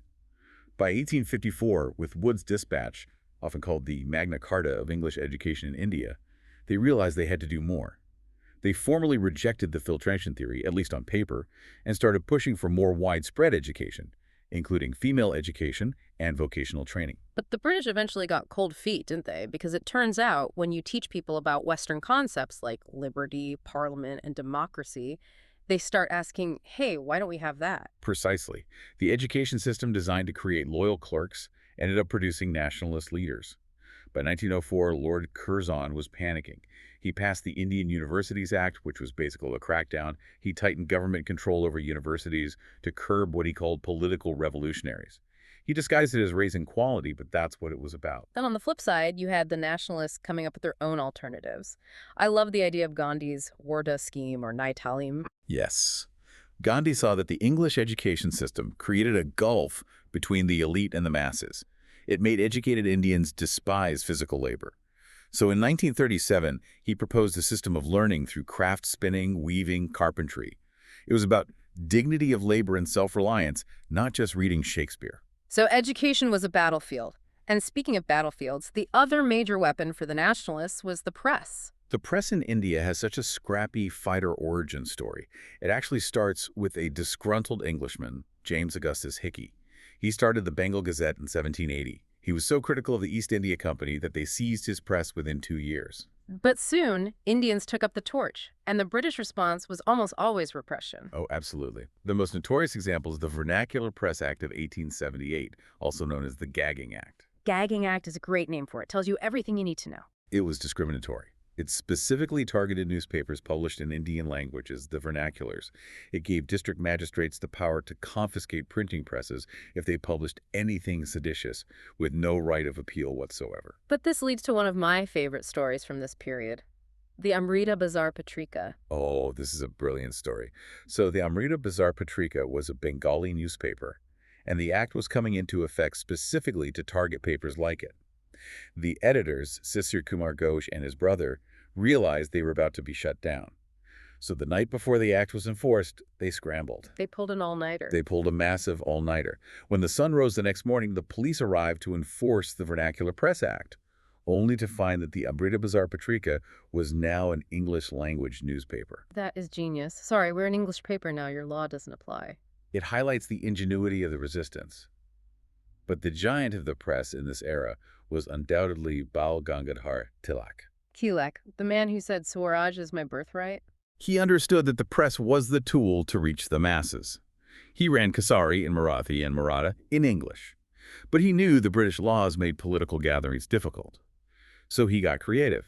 He revived the Ganapati and Shivaji festivals. Wait, so he used religious festivals as a cover for political organizing? Exactly. You can ban a political meeting, but it's much harder to ban a religious festival without causing a riot.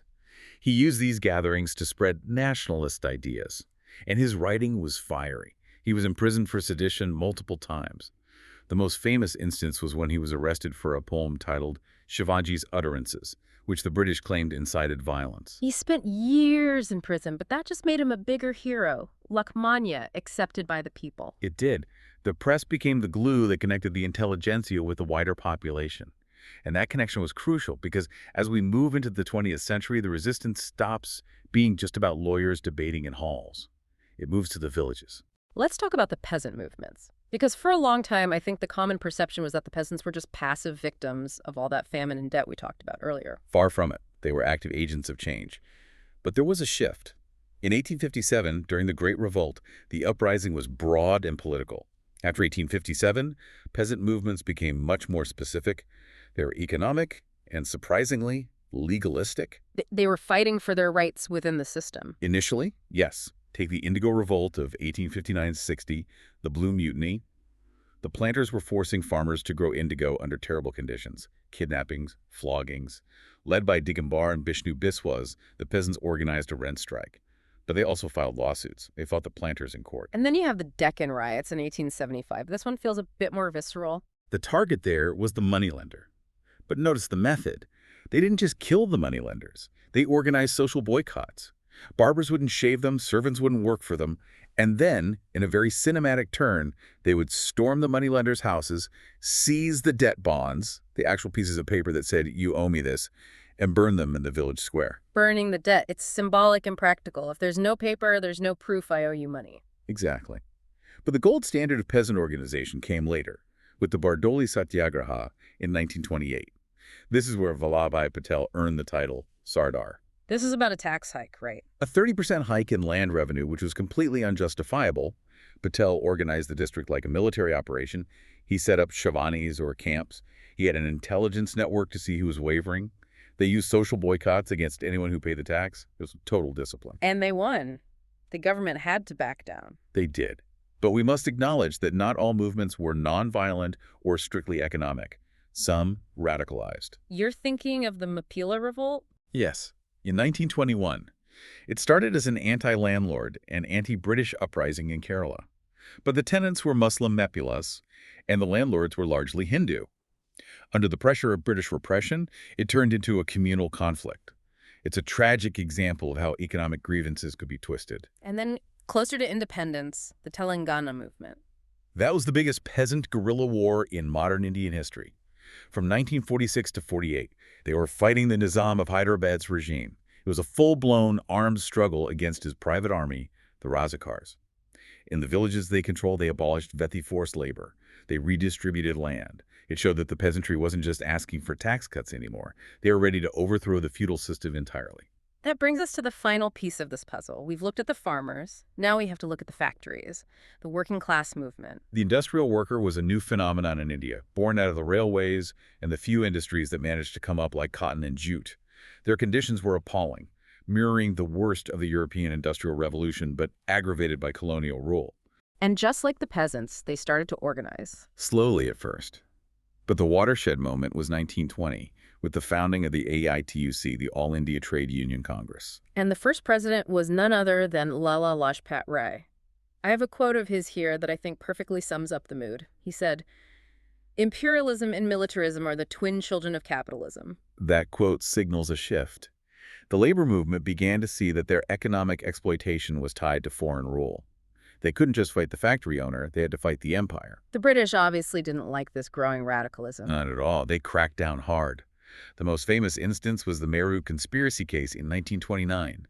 They arrested 31 labor leaders, including communists like S.A. Danes. They put them on trial for years. But that backfired, didn't it? Completely. It gave the labor leaders a global platform. It turned them into martyrs. And by the end of World War II, the working class was a massive force. In 1945, dock workers refused to load ships meant to carry supplies for troops fighting in Indonesia. In 1946, they went on strike to support the Royal Indian Navy mutiny. That solidarity is powerful. It wasn't just pay us more. It was, we won't help you suppress other people. Exactly. So if we look back at this whole picture, it's a massive arc. It is.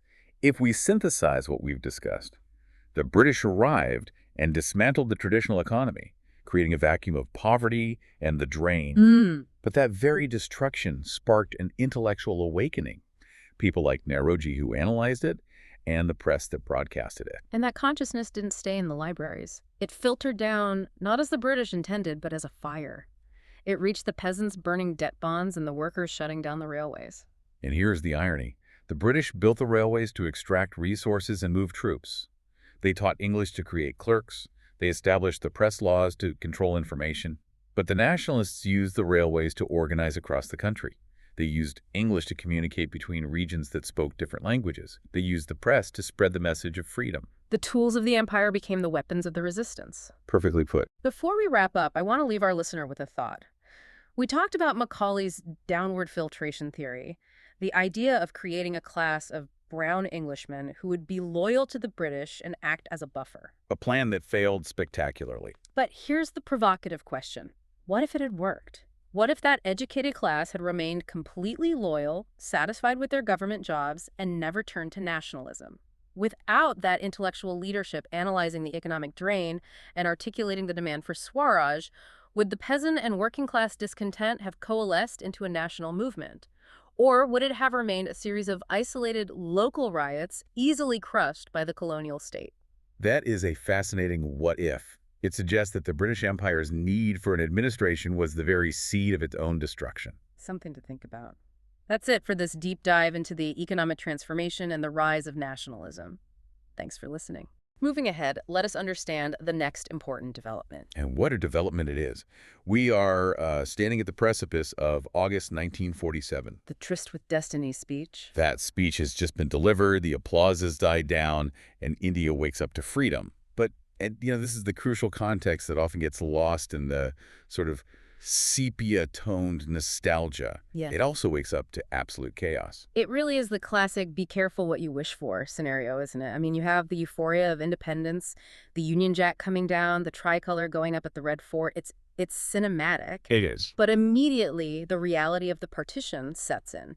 And when you look at the source material we have here, the phrase that just jumps out at you regarding the drawing of the border is absurd. Hurry. Absurd hurry is the exact phrase used in the historical accounts, and honestly, it is a massive understatement.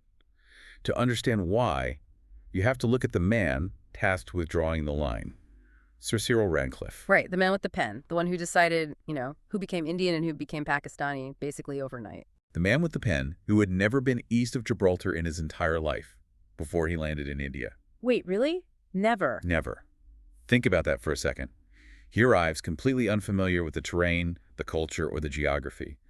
And he is given a task that would normally take years of surveying, ethnographic study, and economic analysis. And he's told to do it in how long? He is told to divide a subcontinent separating Punjab and Bengal in 6 weeks. 6 weeks. I spend longer than that planning a summer holiday. And the tools he had at his disposal, the sources say he was using maps that were completely out of date. It was a bureaucratic nightmare. He was working with census figures from 1941. Now, you have to remember, 1941 was right in the middle of World War II. So that data was already shaky to begin with. Exactly. And by 1947, it was 6 years old. It didn't account for recent migrations or, new infrastructure. It was deeply flawed. So you have a guy who doesn't know the land, using bad data, racing against an impossible clock. Precisely. And the constraints were, well, they were impossible. He had to consider religious demography. Hindus and Sikhs on one side, Muslims on the other. But the mandate also vaguely said he had to consider other factors. And what did other factors even mean? Well, that was the problem. It meant things like irrigation canals, railway lines, economic viability. It was a recipe for disaster. You had instances where the boundary line literally ran through the middle of a village, separating farmers from their fields or a town from its own railway station. It was madness. And the most shocking part for me, and this feels almost criminal when you read about it, was the timing of the announcement. The award, the actual map of where India ended and Pakistan began, was apparently ready by August 12th. It was. But Lord Mountbatten decided not to publish it. He held it back until after August 15th. That was a cold, calculated political move. Yeah. Mountbatten wanted the celebrations of independence to happen without the shadow of the border announcement, which he knew, absolutely knew, would trigger violence. And I guess more cynically, it was a way to avoid responsibility. That's the heart of it. He wanted to ensure that the British were technically no longer responsible for the fallout. By releasing it after the 15th, the chaos became the problem of the two new dominions, India and Pakistan, not the British Crown. And the fallout was catastrophic. We aren't just talking about confusion or protests. The sources describe it as a war of extermination. That's the phrase they use, yes. Yeah. The picture they paint is horrific. In Punjab specifically, you had armed bands roaming the countryside, targeting people from the other community. And the trains, I think the image of the ghost trains is something that is burned into the collective memory of the subcontinent. Tell us about that. You had trains arriving across the newly created border carrying nothing but dead bodies, thousands of them. The statistical scale of the tragedy is just numbing, but we have to look at it to understand the trauma of birth here. What are the numbers we're looking at? The official estimates suggest around 180,000 people were killed, about 60,000 in the west, in Punjab, and a staggering 120,000 in the east, in Bengal. Though, to be honest, many historians argue the true numbers were much, much higher. And that's just the death toll. That doesn't account for the displacement. Not at all. You're talking about millions of people moving in both directions, completely uprooted, leaving behind homes and lands their families had lived on for centuries. And amidst this river of blood, this human tragedy, there was this almost petty administrative nightmare playing out in the government offices. They had to divide everything. Everything. The Partition Council had to split assets down to the very last nut and bolt. I mean, we're talking about military regiments, which, okay, you might expect. But the notes here say they were fighting over typewriters, chairs, tables, even library books. Yes, and even the government's cash balance. Yeah. And that cash balance issue is actually where this administrative problem turns right back into a massive political crisis. Yeah. There was a dispute over 550 million rupees that was owed to Pakistan as a share of the sterling balances. And the Indian government, led by Nehru and Sardar Patel, was hesitant to release it. They were. Because if you look at the timeline, they were essentially in an undeclared war with Pakistan over Kashmir by this point. The logic was clear. Why give them money to fight you with? Exactly. Why hand over 550 million rupees that would almost certainly be used to buy ammunition to shoot at Indian soldiers? It was a logical strategic position to take. But Mahatma Gandhi saw it very differently. He saw it as a moral issue. Completely. He viewed it as a moral obligation. Right. A promise had been made and it had to be kept, regardless of the conflict. He believed the moral standing of the new Indian nation was far more important than the strategic risk. And this is what leads to his final famous fast. Yes, Gandhi went on a fast unto death to pressure the Indian cabinet to release the money to Pakistan. And, such was his moral authority that he succeeded. The government relented. But this act, this insistence on what he saw as righteousness, angered a lot of people. It was seen as betrayal by some. By Hindu nationalists, it was seen as pandering to Muslims and weakening India at a time of war. It fueled a lot of anger. Which brings us, tragically, to January 30th, 1948. Nathuram Godse. Godse was a man who was deeply influenced by this idea that Gandhi's methods, his nonviolence, his focus on Hindu-Muslim unity, were actually harming the Hindu nation.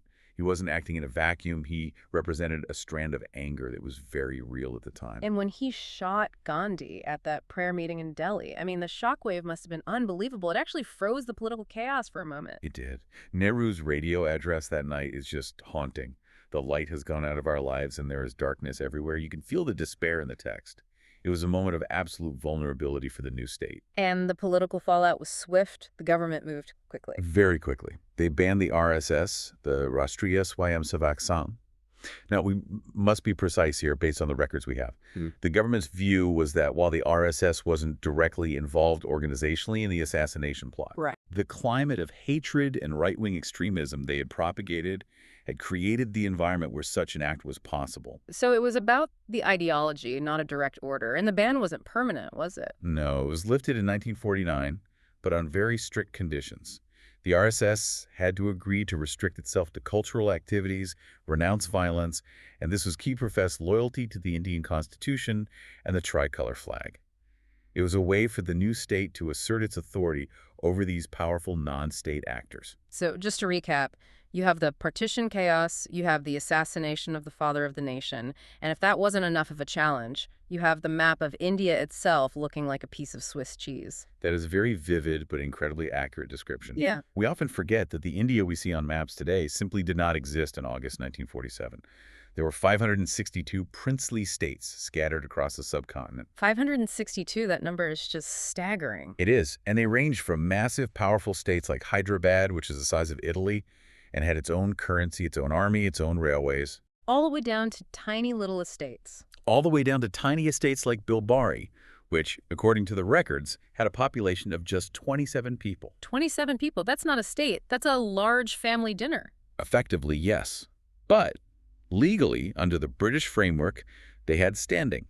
And under the Indian Independence Act, they were technically free to do one of three things: join India, join Pakistan, or, and this was the nightmare scenario for Nehru and his government, remain independent. Enter Sardar Vallabhbhai Patel and his right-hand man, VP Menon. The Iron Man and his masterful civil servant. They pulled off what is truly one of the greatest diplomatic feats in modern history. Through a mix of patriotic appeals, cajoling, and some not-so-veiled threats, they got almost all of them to sign the Instrument of Accession by August 15th. But, as always, there were the holdouts. The three difficult cases that gave the government sleepless nights. There always are. Okay, let's unpack them one by one because they're crucial to understanding the map of India today. First up, Junagadh. Junagadh was a classic demographic mismatch. You had a Muslim Nawab, or ruler, who governed a largely Hindu population in what is now Gujarat. And what did he want to do? He decided to accede to Pakistan, despite having no land border with it at all. It was geographically absurd. The population revolted, chaos ensued, and eventually India insisted on a plebiscite, a direct vote of the people. The people overwhelmingly voted to join India. That one was, relatively speaking, the easier one to solve. Okay, so that's one down. Then there's Hyderabad, the big one, right in the heart of southern India. The Nizam of Hyderabad was one of the richest men in the world at the time. He had no intention of joining India or Pakistan. He wanted to be an independent sovereign nation. He even had this fantastic notion of buying Goa from the Portuguese so he could get a seaport and not be landlocked. That is ambitious. It was desperate. The situation inside Hyderabad deteriorated very rapidly. You had the rise of the Razakars, a violent private militia loyal to the Nizam that was terrorizing the Hindu majority population. Yeah. It became a serious law and order crisis right in the heart of India. So India had to intervene. In September 1948, the Indian Army moved in. They called it Operation Polo, a police action, to make it sound less like an invasion. The Nizam's forces surrendered within days, and Hyderabad was integrated into India.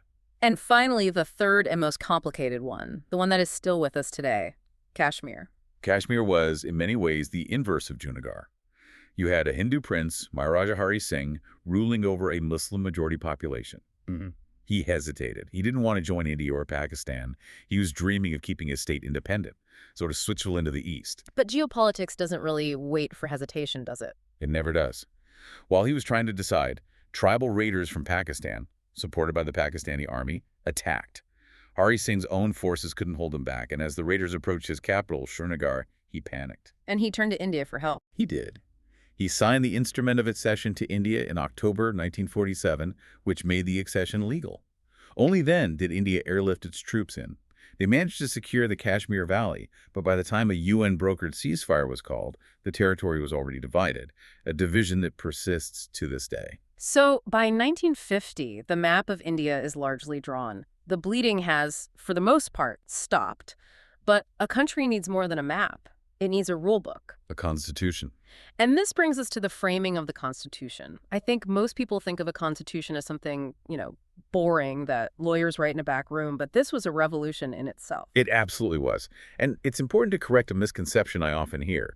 The Indian Constitution wasn't a gift from the British. The demand for a constituent assembly for Indians to write their own rules goes all the way back to the 1895 Home Rule Bill and, more concretely, the 1928 Nehru Report. This is a long-standing assertion of sovereignty. And the scale of the task is just mind-boggling. It took them, nearly 3 years? 2 years, 11 months, and 18 days, to be precise. And during that time, they considered nearly 7,000 amendments. About 2,500 of them were actually debated on the floor of the assembly. This was not a rubber stamp parliament. It was a rigorous, often heated debate about the very soul of the nation. Who are the key players in this? We all know Dr. B.R. Ambedkar is revered as the father of the Constitution. And rightly so.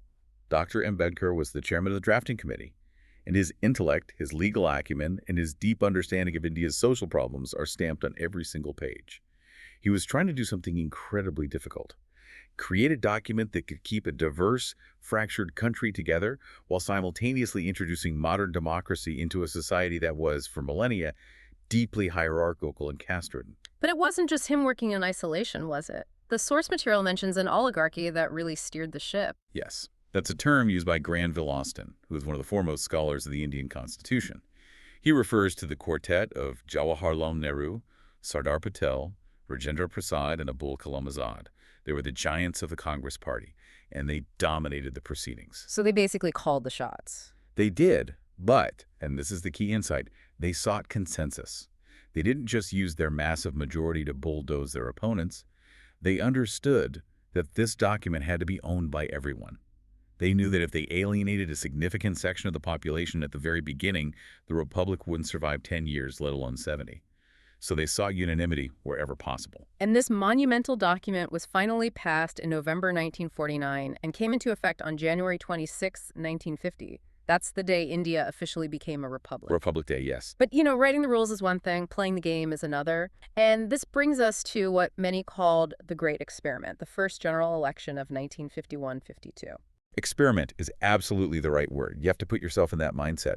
The skepticism around the world was immense. We were talking about 173 million eligible voters. That was larger than the population of the United States or most of Europe at the time. And the literacy rate was what, 15%? Something like that. Yeah. 85% of the electorate was illiterate. So the Western press, and even many Indians, were essentially taking bets on how quickly this whole thing would fail. They called it a leap in the dark. A leap in the dark. And the man in charge of making it happen was Sukumar Sen, The first chief election commissioner, an absolute hero of Indian democracy. He had to build the entire electoral machinery from scratch. There was no template for an election of this scale, especially not in a developing nation with such low literacy. My favorite story from this period, and it's highlighted in our sources, is the issue they faced with women voters. When the officials went to register women, millions of them wouldn't give their own names. It's incredible, isn't it? It was a deep cultural taboo in many parts of the country. A woman's identity was relational. She was the wife of Ram or the mother of Shyam. She didn't have an individual identity in the public sphere that she could just state. And Sukumar Sen was not having any of it. Not at all. He put his foot down. He was a stickler for the rules. He said, if you want to vote in this republic, you have to be a person with a name.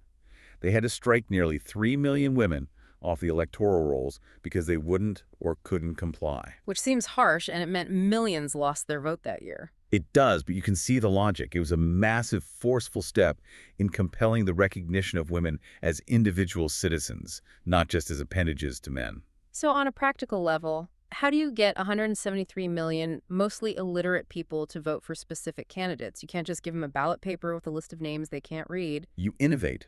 This is where the genius of the Election Commission really shone through. They came up with the idea of using symbols. Each party, each candidate, was assigned a simple, recognizable symbol. Like the pair of bullocks for Congress. Exactly. Or an elephant, a lamp, a tree. They didn't put the names on the ballot papers. Instead, they had separate ballot boxes for each candidate inside the polling booth, with a symbol painted clearly on the front. The voter was just given a blank ballot paper and told to drop it into the box of the symbol they chose. That's brilliant. Simple and effective. And they also introduced indelible ink painted on the voter's finger to prevent double voting. It's a practice that's still used with pride in India today. So the results finally come in. This wasn't a one-day affair, was it? It took months. Oh, it was a long, rolling process. It spanned several months, moving across the country's diverse and difficult terrain. But the final turnout was 45.7%. Which, for a first attempt in a country that was largely rural, poor, and disconnected, was an astonishing triumph. It proved all the skeptics wrong. It really did. And the result itself, Congress swept it, which I don't think surprised anyone. No, that was expected. They were the Party of Independence. They won a massive majority, 364 out of 489 seats in the Lok Sabha. But the interesting part is looking at the opposition. The Communist Party of India, the CPI, came in second. Second, with how many seats? Just 16 seats. The Socialist Party got 12. It just shows you the overwhelming dominance of what was called the Congress system in those early years. But there were some huge upsets, proof that the system worked. Even giants could fall. Dr. Ambedkar himself lost his seat. That is the beautiful, brutal logic of democracy. Mm. In the Bombay North Central constituency, the man who was the chief architect of the Constitution lost his election to a little-known former assistant of his. It was a huge shock at the time. But in a way, it must have been the greatest validation of the Constitution he helped write. I think so. It proved that in this new India, no one was entitled to power. It had to be earned from the people, and it could be taken away by the people. So, Nehru is now the first democratically elected Prime Minister of the Republic of India. We are now fully in what is known as the Nehruvian era. It's a period of intense nation building. It is. From roughly 1947 to his death in 1964, Nehru is the colossus who bestrides Indian politics. But we shouldn't think of it as a one-man show or a period without significant friction and opposition. Let's break down that opposition. You had distinct voices emerging on both the left and the right. On the left, you had the communists. They had made a crucial decision to shift from a strategy of armed insurgency, like the uprising they led in Telangana right after independence, to participating in parliamentary democracy. But they were still a radical force. And they had some success with that strategy, didn't they, in Kerala? A historic success. In 1957, they won the state election in Kerala. EMS Namboodiripad became the first democratically elected communist leader anywhere in the world. It sent shockwaves globally. But that story doesn't end well for them, does it? No, it doesn't. And it remains a controversial blot on Nehru's otherwise strong democratic record. The communist government in Kerala introduced a new education bill that sought to regulate private schools, which angered the powerful Catholic Church and other influential groups. Protests erupted. And the central government stepped in. Under immense pressure, Nehru's government in the center dismissed the elected state government in 1959 using Article 356 of the Constitution, which allows for president's rule. It set a very dangerous precedent for the misuse of central power against state governments that didn't align with the ruling party in Delhi. Okay, so that's the left. What was happening on the right? On the right, you saw the formation of the Bharatiya Jana Sangh, which was founded by Syama Prasad Mukherjee. Its cadre was rooted in the RSS, and its ideology was very different from Nehru's secularism. Their slogan was one country, one culture, one nation. They were small electorally at the time, but they were planting the seeds for what would become a major political force decades later. And there was another party, the Swatantra Party. Yes, founded by C. Rajagopalachari, a former Congress giant who had fallen out with Nehru. The Swatantra Party was the pro-market, free enterprise voice opposing Nehru's socialism. They argued passionately against what they called the license Raj, the system of permits and state control over the economy. So there were definitely ideological battles being fought. And speaking of internal friction, the map of India wasn't actually done changing, was it? We had the massive issue of language. The linguistic reorganization of states. This was a powder keg. Yeah. The Congress Party had actually promised to create states based on language back in the 1920s to mobilize support against the British.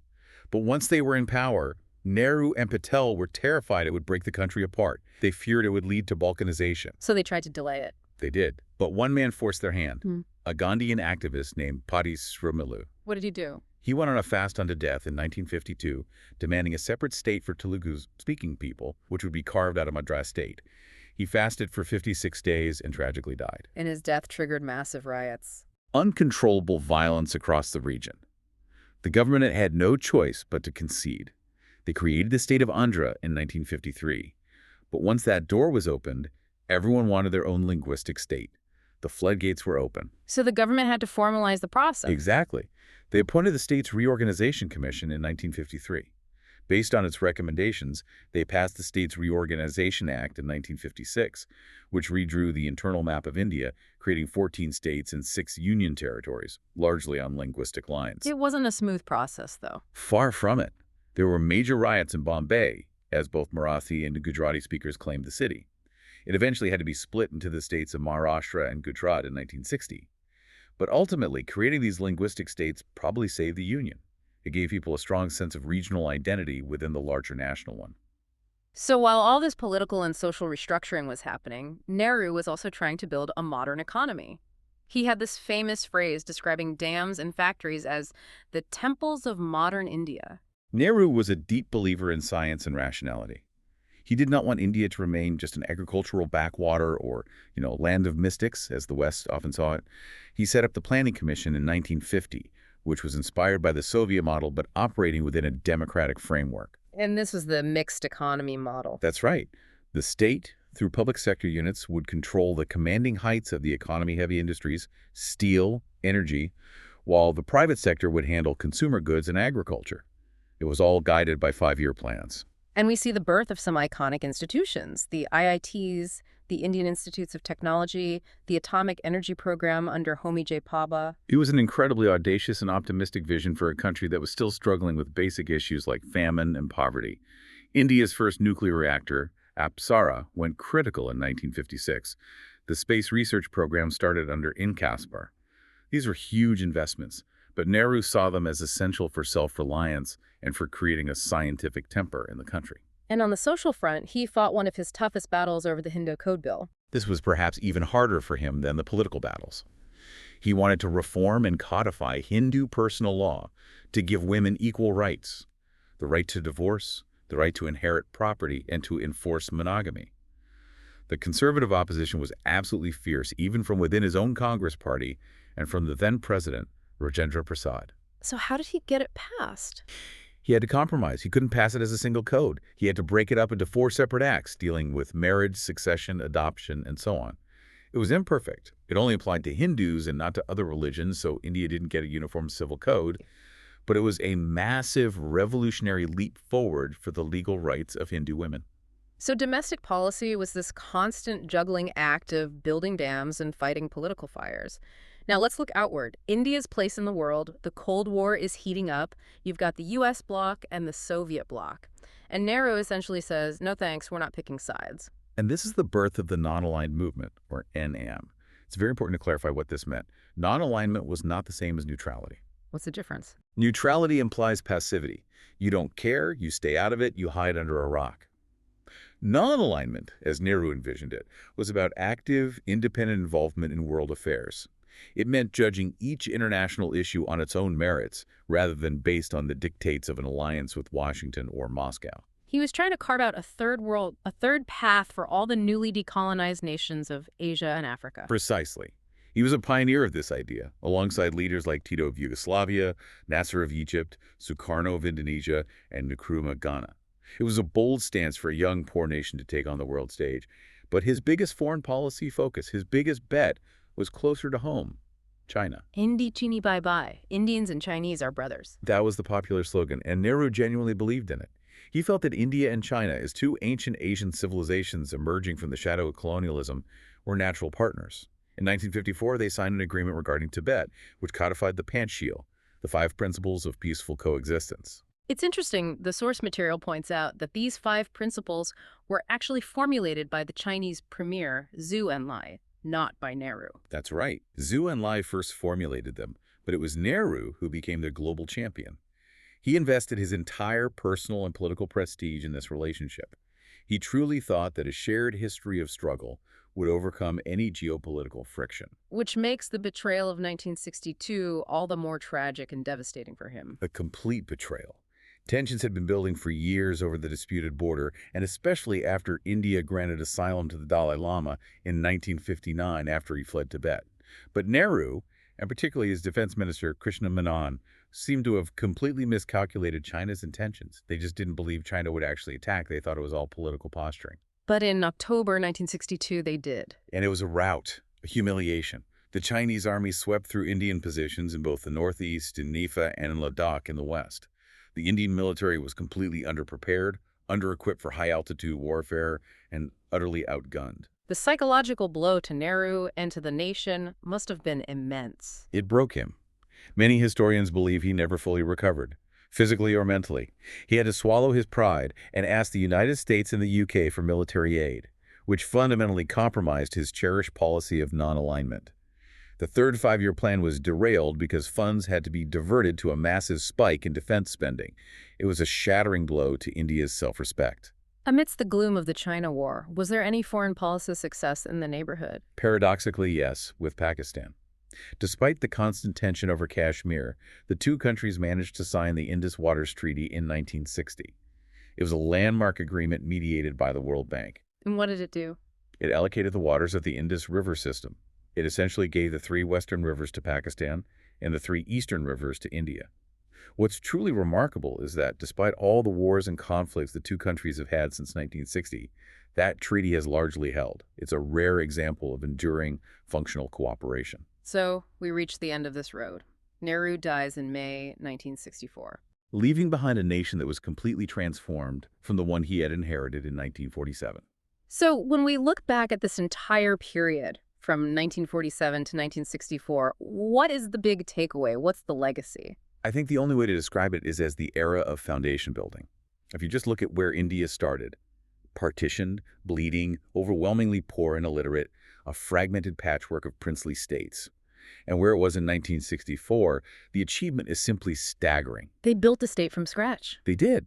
They established a functioning, vibrant democracy, enshrined secularism in the Constitution, and promoted a scientific temper in a deeply traditional and religious land. Now, were there failures? Absolutely. The China War is a glaring one. The failure to fully solve the Kashmir issue, the controversial dismissal of the Kerala government, the initial mishandling of the linguistic state, the list is long. But the very fact that India survived as a single democratic entity is the real, enduring legacy of the Nehruvian era. It was not a foregone conclusion at all. It really is an incredible story of survival against all possible odds. It is, absolutely. Now, before we close, here's a final thought to chew on. We talked about the absurd hurry of Sir Cyril Radcliffe right at the beginning of our conversation. He had 6 weeks to draw a line across a subcontinent, Creating chaos that perhaps could have been managed better. So here's the question for you to think about. If the British had stayed just 6 months longer, not to rule, but simply to manage the transition properly, to survey the land, to oversee a more orderly transfer of populations, how might the map, and more importantly, the bloodshed of South Asia have looked different? Would that war of extermination have been just a painful but peaceful transfer of population? It's a haunting what if. A very haunting what if indeed. That's it for this deep dive into the birth of the Republic. Thanks for listening. Moving ahead, let us understand the next important development. It really is the moment where, the rubber meets the road for modern India. We are stepping out from under the banyan tree. The banyan tree. You know the old saying about banyan trees in Indian folklore, right? Nothing grows under them. That was the criticism often leveled at Jawaharlal Nehru, that he was just such a colossal, towering figure that no second tier of leadership had really been allowed to flourish in his shade. That's a pretty stark image to start with. Mhm. And reading through these sources, you can really feel that anxiety in the ink. It wasn't just, sadness that Nehru died in May 1964. It was genuine existential panic. Oh, absolutely. The sources highlight this pervasive question. It was plastered across newspapers globally. Oh. After Nehru, it sounds almost like people were expecting the balkanization of India. They were. They really were. You have to remember the context. Democracy in the developing world in the 1960s was, well, it was dropping like flies. Military coups were the norm in the neighborhood. Pakistan and Burma had already seen military rule. Western journalists were practically writing the obituary for the Indian state, assuming it would fracture along linguistic or religious lines without Nehru's glue to hold it together. But it didn't. The system didn't break. It bent, but it didn't break. And the transition was managed by this shadowy group called the Syndicate. Okay, let's pause on that term, the syndicate. It sounds like something out of a mob movie. But in the context of the Congress Party of 1964, what exactly are we looking at? Think of them as the party bosses, the regional warlords of the Congress Party. You had K. Kamaraj from the south, Atulya Ghosh from Bengal, S.K. Patil from Bombay. The kingmakers. Exactly. These were the men who controlled the vote banks and the party machine on the ground. They knew they couldn't be prime minister themselves. They lacked the Hindi heartland appeal or the national stature, but they wanted to be the ones pulling the strings. And their first big test was blocking Morarji Desai. Yes. He appears in these notes as the perpetual bridesmaid of Indian politics. Yeah. Why was the syndicate so allergic to him? Well, he was rigid. That's the word you see over and over. He was an administrative hawk, very right-leaning economically, and just notoriously inflexible. Abrasive. Very. He had a reputation for being abrasive and morally superior. The syndicate feared two things. One, he would be unpopular with the masses, and two, more importantly, they couldn't control him. Right. A man like Desai wouldn't take orders from regional bosses, so they engineered a consensus around Lal Bahadur Shastri. Who seems like the complete antithesis of Desai. The notes describe him as mild, diminutive, soft-spoken. It feels like they picked him because he wouldn't rock the boat. That was the calculation, but it was a magnificent miscalculation. Shastri was small in stature, yes, but he had a spine of steel, and he stepped into a firestorm. India was still humiliated from the 1962 war with China. We were facing a massive food crisis, literally living ship to mouth on PL 480 aid from the United States. PL 480, that's the Public Law 480 food program. I see that mentioned a lot in the economic notes. Correct. It was U.S. surplus wheat. But it came with heavy political strings attached. President Lyndon Johnson kept India on a really short leash to influence our foreign policy, effectively using hunger as a diplomatic tool. Oh. And Shastri hated this dependency. He saw it as a threat to national sovereignty. This context is absolutely crucial to understanding his slogan, Jai Jawan, Jai Kisan. Hail the soldier, hail the farmer.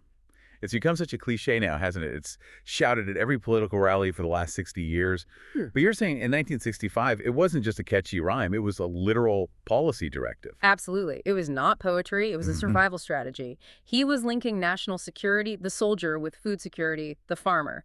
He was telling the nation that the farmer's plow was just as critical to India's survival as the soldier's rifle. And he didn't just say it. He operationalized it. This is where the Green Revolution actually starts. He brought in C. Subramaniam as agriculture minister. And this is where we see the first real break from Nehruvian socialism, isn't it? Nehru was obsessed with heavy industry steel mills, dams, the temples of modern India. Shastri seems to pivot right to the farm. He did, and it was incredibly controversial at the time. Bringing in high-yielding variety seeds, HYV seeds, meant relying on American technology and Rockefeller Foundation scientists like Norman Borlaug. I can imagine the left was not happy. Oh, the leftists in his cabinet screamed that he was selling out to American imperialism, but Shastri ignored them. He essentially said, I'd rather be dependent on American science than American charity. That's a powerful line. It is. He also backed Verghese Kurian in Anand, Gujarat, telling him to replicate the Amul milk cooperative model across India. That's the birth of the National Dairy Development Board and, well, the White Revolution. So he's fixing the fields to handle the food crisis. But then the border explodes in 1965. Pakistan launches Operation Grand Slam. General Ayub Khan of Pakistan misread Shastri completely. He saw the mild man in the dhoti and thought India was weak and demoralized after 1962. The plan was to cut off Kashmir's supply lines in Akhnor. But Shastri did something Nehru never did. He gave the military a free hand. He authorized the Indian Army to cross the international border and march towards Lahore. That is a massive escalation. It was. It forced Pakistan to divert troops from Kashmir to defend their own city. It completely changed the geometry of the war. It ended in a stalemate, technically, but politically it was a massive victory for India's morale. It exorcised the ghosts of 1962.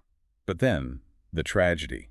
Tashkent, it reads like a thriller. It's Shakespearean, isn't it? Yeah. He goes to Tashkent in the USSR to sign a peace treaty mediated by the Soviets. He signs it on January 10, 1966. He dies of a massive heart attack hours later in the early morning of January 11. And the conspiracy theories mentioned here, the poisoning, CIA involvement because of the nuclear program, did the sources give any real credence to them? The sources acknowledge them as part of the historical noise, largely because no postmortem was ever conducted, which was a massive procedural lapse for a sitting prime minister. Which just fuels the fire. Exactly. The CIA theory usually stems from the fact that Shastri had authorized the subterranean nuclear explosion project just before this, but formally, historically, remains a heart attack. The tragedy, however, it just thrusts India back into that same question. After who? And the syndicate is back at the table.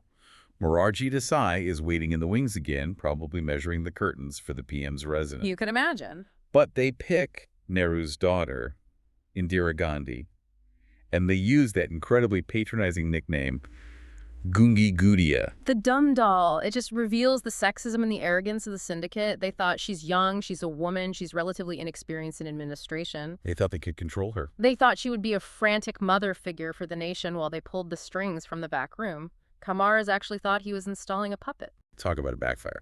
The transformation from Gungi Gudia to Durga, the goddess of war, is perhaps the most dramatic character arc in Indian political history. How did she shake them off? By pivoting hard left. The syndicate was generally conservative, pro-business, old school. So Indira reinvented herself as the radical socialist champion of the poor. And that's the 1969 Congress split. That's the turning point. She literally split the party, kicking the old guard out. And to prove her socialist credentials and outflank them, she nationalized 14 major commercial banks overnight in July 1969. I want to dig into that. Nationalizing banks sounds kind of dry to modern ears, but the notes suggest it was absolutely electric for the public. Why did it matter so much? Because until then, banks in India were owned by big industrial houses. If you were Tata or a Birla, you own a bank, and that bank lent money to your companies. So a closed loop. A completely closed loop. If you were a farmer, a taxi driver, or a small entrepreneur, you couldn't get a loan. You were at the mercy of moneylenders. Indira went on the radio and essentially said, I am taking these banks so the money of the people can work for the people. What's brilliant politics? It completely destroyed the syndicate's narrative. She followed it up by abolishing privy purses, the taxpayer-funded pensions given to former royals. It was pure populism, packaged as Garibi Hatao, or remove poverty.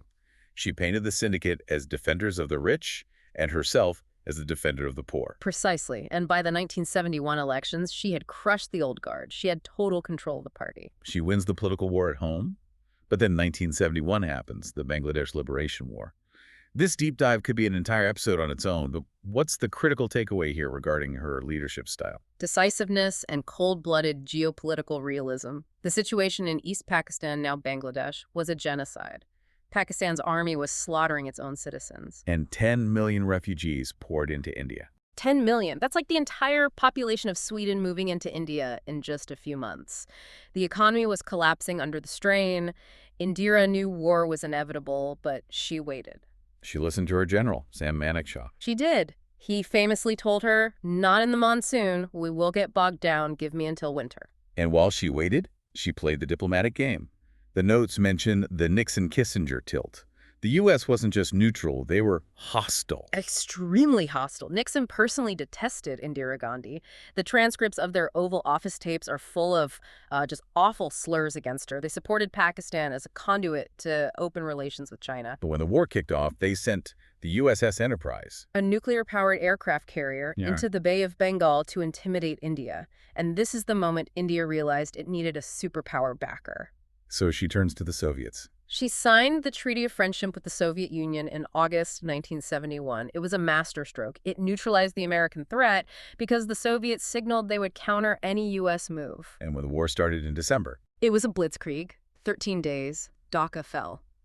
93,000 Pakistani soldiers surrendered, the largest surrender since World War II. It was the absolute peak. She was invincible. She'd split Pakistan in two, humiliated the U.S., and won a massive mandate at home.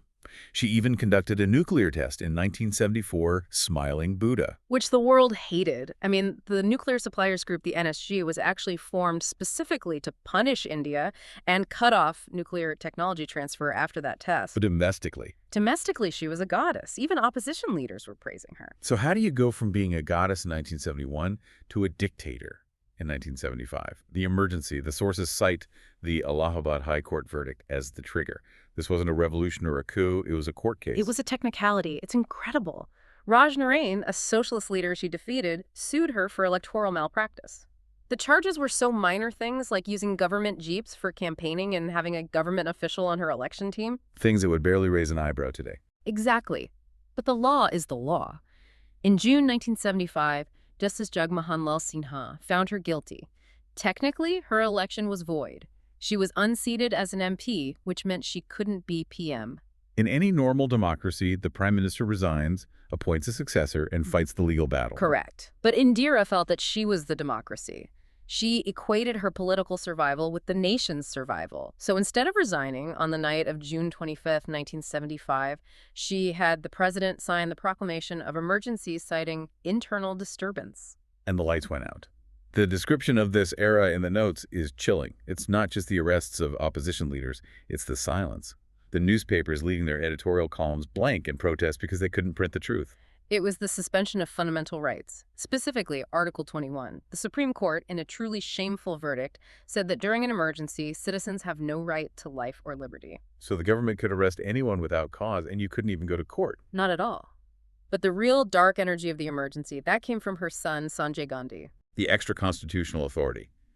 He didn't hold office, he wasn't an MP, but he was effectively running Delhi. He was impatient. He wanted to modernize India through brute force. This led to the demolition of slums like Turkman Gate to beautify the city, and the infamous coercive sterilization drives Nazbandi. Right, the population control measures. He wanted to control growth, but the implementation was horrific. Police were literally dragging men off buses to meet sterilization quotas. The notes mention a quote by the Congress president at the time, D.K. Barua, "Indira is India, and India is Indira." That just captures the total collapse of institutional independence. It was the institutionalization of sycophancy, and that is a rot that eats organizations from the inside. But here's the twist. In 1977, she calls for elections. Why? Intelligence reports told her she was popular because the trains were running on time and discipline had returned. She believed her own echo chamber. And the voter crushed her. The Congress was wiped out. We entered the Janata interlude, the first non-Congress government. It feels like this moment of euphoria, but the notes suggest it was a chaotic mess from day one. It was a kitschy government, a hodgepodge. You had socialists, you had the right-wing Jana Sangh, which was the precursor to the BJP, and you had disgruntled congressmen. The only thing uniting them was hatred of Indira Gandhi. And when she was gone? They started fighting each other. Morarji Desai finally became PM, but he was managing a circus. They did restore civil liberties, though. That seems to be their lasting legacy. Yes, they did. They dismantled the emergency apparatus and amended the Constitution so it would be much harder to do it again. But they also planted a seed that would explode later, the Mandal Commission. Oh, okay. They set it up to investigate reservations for other backward classes, or OBCs. The report was submitted, but the government collapsed before they could act on it. Infighting brought them down. And Indira returns in 1980 with the slogan, "Elect a government that works." But this second innings feels, I don't know, darker. It's not about socialism anymore. It's about communal fires in Punjab. Punjab is the great tragedy of the 80s. The Akali Dal was demanding more autonomy. To weaken them politically, the Congress reportedly propped up a charismatic fundamentalist preacher named Jarnail Singh Bhindranwale. They thought he would split the Sikh vote. Exactly. They thought he would help Congress win. Instead, he turned against them. He became a Frankenstein's monster. He advocated for a separate state, Khalistan. He moved into the Golden Temple in Amritsar, the holiest shrine of Sikhism, and turned it into an armed fortress. By 1984, the state had completely lost control. So Indira felt she had no choice. She felt she had no choice but to send in the army. Operation Blue Star. A military success, but a psychological catastrophe. tanks firing at the Akal Takht. It alienated the entire Sikh community. It was seen as an assault on the faith itself, and it led directly to the morning of October 31st, 1984. She was assassinated by her own bodyguards, Satwant Singh and Bean Singh. And the aftermath described here is just horrific, the 1984 anti-Sikh riots. Riots is perhaps too soft a word. It was a pogrom. Thousands of Sikhs were massacred in Delhi and other cities. The police stood by, or in some cases, actively helped the mobs. And in the middle of this bloodbath, Rajiv Gandhi takes over. And his comment, "When a big tree falls, the earth shakes." It's one of the most insensitive remarks in Indian political history. It appears to almost justify the violence. It does, and yet the sympathy wave gave him over 400 seats in parliament. A mandate bigger than his grandfather or his mother ever got. He was young, he was a pilot, he loved technology. This was the computer G era. It felt like the moment India would finally modernize. And he did try. Sam Petroda was brought in for the telecom mission. If you grew up in India in the 90s or 2000s, you remember the yellow STD booths in every village? That was Rajiv's vision connecting the country. He lowered the voting age to 18. Pushed for education reform with the Navodaya Vidyalayas. But he was politically naive. He just didn't understand the treacherous undercurrents of religion and caste that were bubbling up. The notes call this the balancing act. Shah Bano on one side, Ayodhya on the other. Can you break down this trade-off? Because this seems to be the origin story of modern communal politics. Sure, it's a classic case of trying to please everyone and ending up pleasing no one. First, Shah Bano. She was a destitute Muslim woman granted alimony by the Supreme Court. Orthodox Muslim clerics protested, saying the court was interfering with Sharia law. And Rajiv, terrified of losing the Muslim vote, used his massive parliamentary majority to pass a law overturning the Supreme Court judgment. Liberals were horrified. Hindu groups immediately called it minority appeasement. So to balance the scales and appease the Hindu right, He ordered the locks of the Babri Masjid in Ayodhya to be opened. The site was disputed, claimed as the birthplace of Ram. By allowing Hindu prayers inside, he basically lit the fuse for the Ram Janmabhoomi movement. He empowered the very forces that would eventually destroy his own party. and on top of all that, the corruption. Both wars. Mr. Clean got dirty. The scandal involved kickbacks from a Swedish artillery company. It wasn't even the amount of money, which was relatively small by modern standards. It was the shattering of the illusion. The end of that hope from 1984. Exactly. VP Singh, his own finance minister, resigned and investigated him. Rajiv lost the 1989 election. Now we enter the era of instability and the Great Pivot, 1989 to 1991. VP Singh becomes PM, and he decides to pull that dusty Mandel Commission report off the shelf. Why then? Political survival, pure and simple. VP Singh was leading a weak coalition. To consolidate his own base and counter the rising popularity of the BJP, he played the caste card. He announced 27% reservation for OBCs in government jobs. It set the country on fire. I remember reading about students self-immolating in protest. It fundamentally changed Indian politics. It broke the upper caste hegemony in the bureaucracy. But it also triggered a massive counter-reaction. The BJP, led by L.K. Advani, launched the Rath Yatra chariot journey across India demanding the Ram temple. So it was Mandel versus Mandir. Caste assertion versus religious consolidation, that binary would define the entire 90s. And then we hit 1991. If this were a movie, this would be the climax. Everything happens at once. Rajiv Gandhi is assassinated by an LTTE suicide bomber, and simultaneously, the country is bankrupt. We were weeks away from defaulting on our sovereign debt. We had foreign exchange reserves to cover maybe 2 weeks of imports. The low point was when India physically airlifted 47 tons of gold to the Bank of England as collateral for a loan. A national humiliation. It was. And out of this wreckage emerges P.V. Narasimha Rao, a man who is literally packing his bags to retire from politics. The unlikely revolutionary. That's a perfect way to put it. He becomes PM of a minority government. He picks Manmohan Singh, a technocrat, an economist, not a politician, as finance minister. And because their backs were against the wall, they did the unthinkable. They dismantled the license Raj. The license Raj, that whole web of red tape where you needed government permission to produce anything, import anything, or expand anything. Gone. They devalued the rupee to boost exports. They lowered tariffs. They welcomed foreign investment. It was the death of Nehruvian socialism and the birth of the liberalized Indian economy. The Indian middle class, as we know it today, was born in that budget speech of 1991. But the 90s weren't just about economic boom. They were about social fracture. December 6, 1992. The Babri Masjid is demolished by Karsavax. A massive failure of the state. The BJP state government in UP didn't stop it. The Rao government in Delhi dithered and just watched. The structure came down and riots engulfed the country. The 1993 Bombay blasts were a direct retaliation for it. And this polarized the electorate. In a way that is still the central fault line of Indian politics today. This leads to that period of musical chairs in Delhi. Short-lived governments, weak prime ministers like Deve Gowda and I.K. Gujral. It really seems like the era where regional parties became the true bosses. Exactly. You couldn't form a government in Delhi without the support of parties in Chennai or Kolkata or Lucknow. It was the coalition era. It was messy, but strangely, the economic reforms continued. There was a consensus on growth, regardless of who was in power. Stability finally returns with the NDA under Atal Bihari Vajpayee in 1998, the first non-Congress PM to complete a full term. And he starts with a bang. Pokhran II. May 1998. India conducts 5 nuclear tests. And they did it by fooling CIA spy satellites moving equipment only when the satellites were over the horizon. It was a statement. We're a nuclear weapons state, deal with it. Sanctions followed, but Vajpayee seemed to ride them out. He also had his duality, didn't he? He tested the bomb, but then he took a bus to Lahore to hug the Pakistani PM. The bus diplomacy. It was a genuine attempt at peace.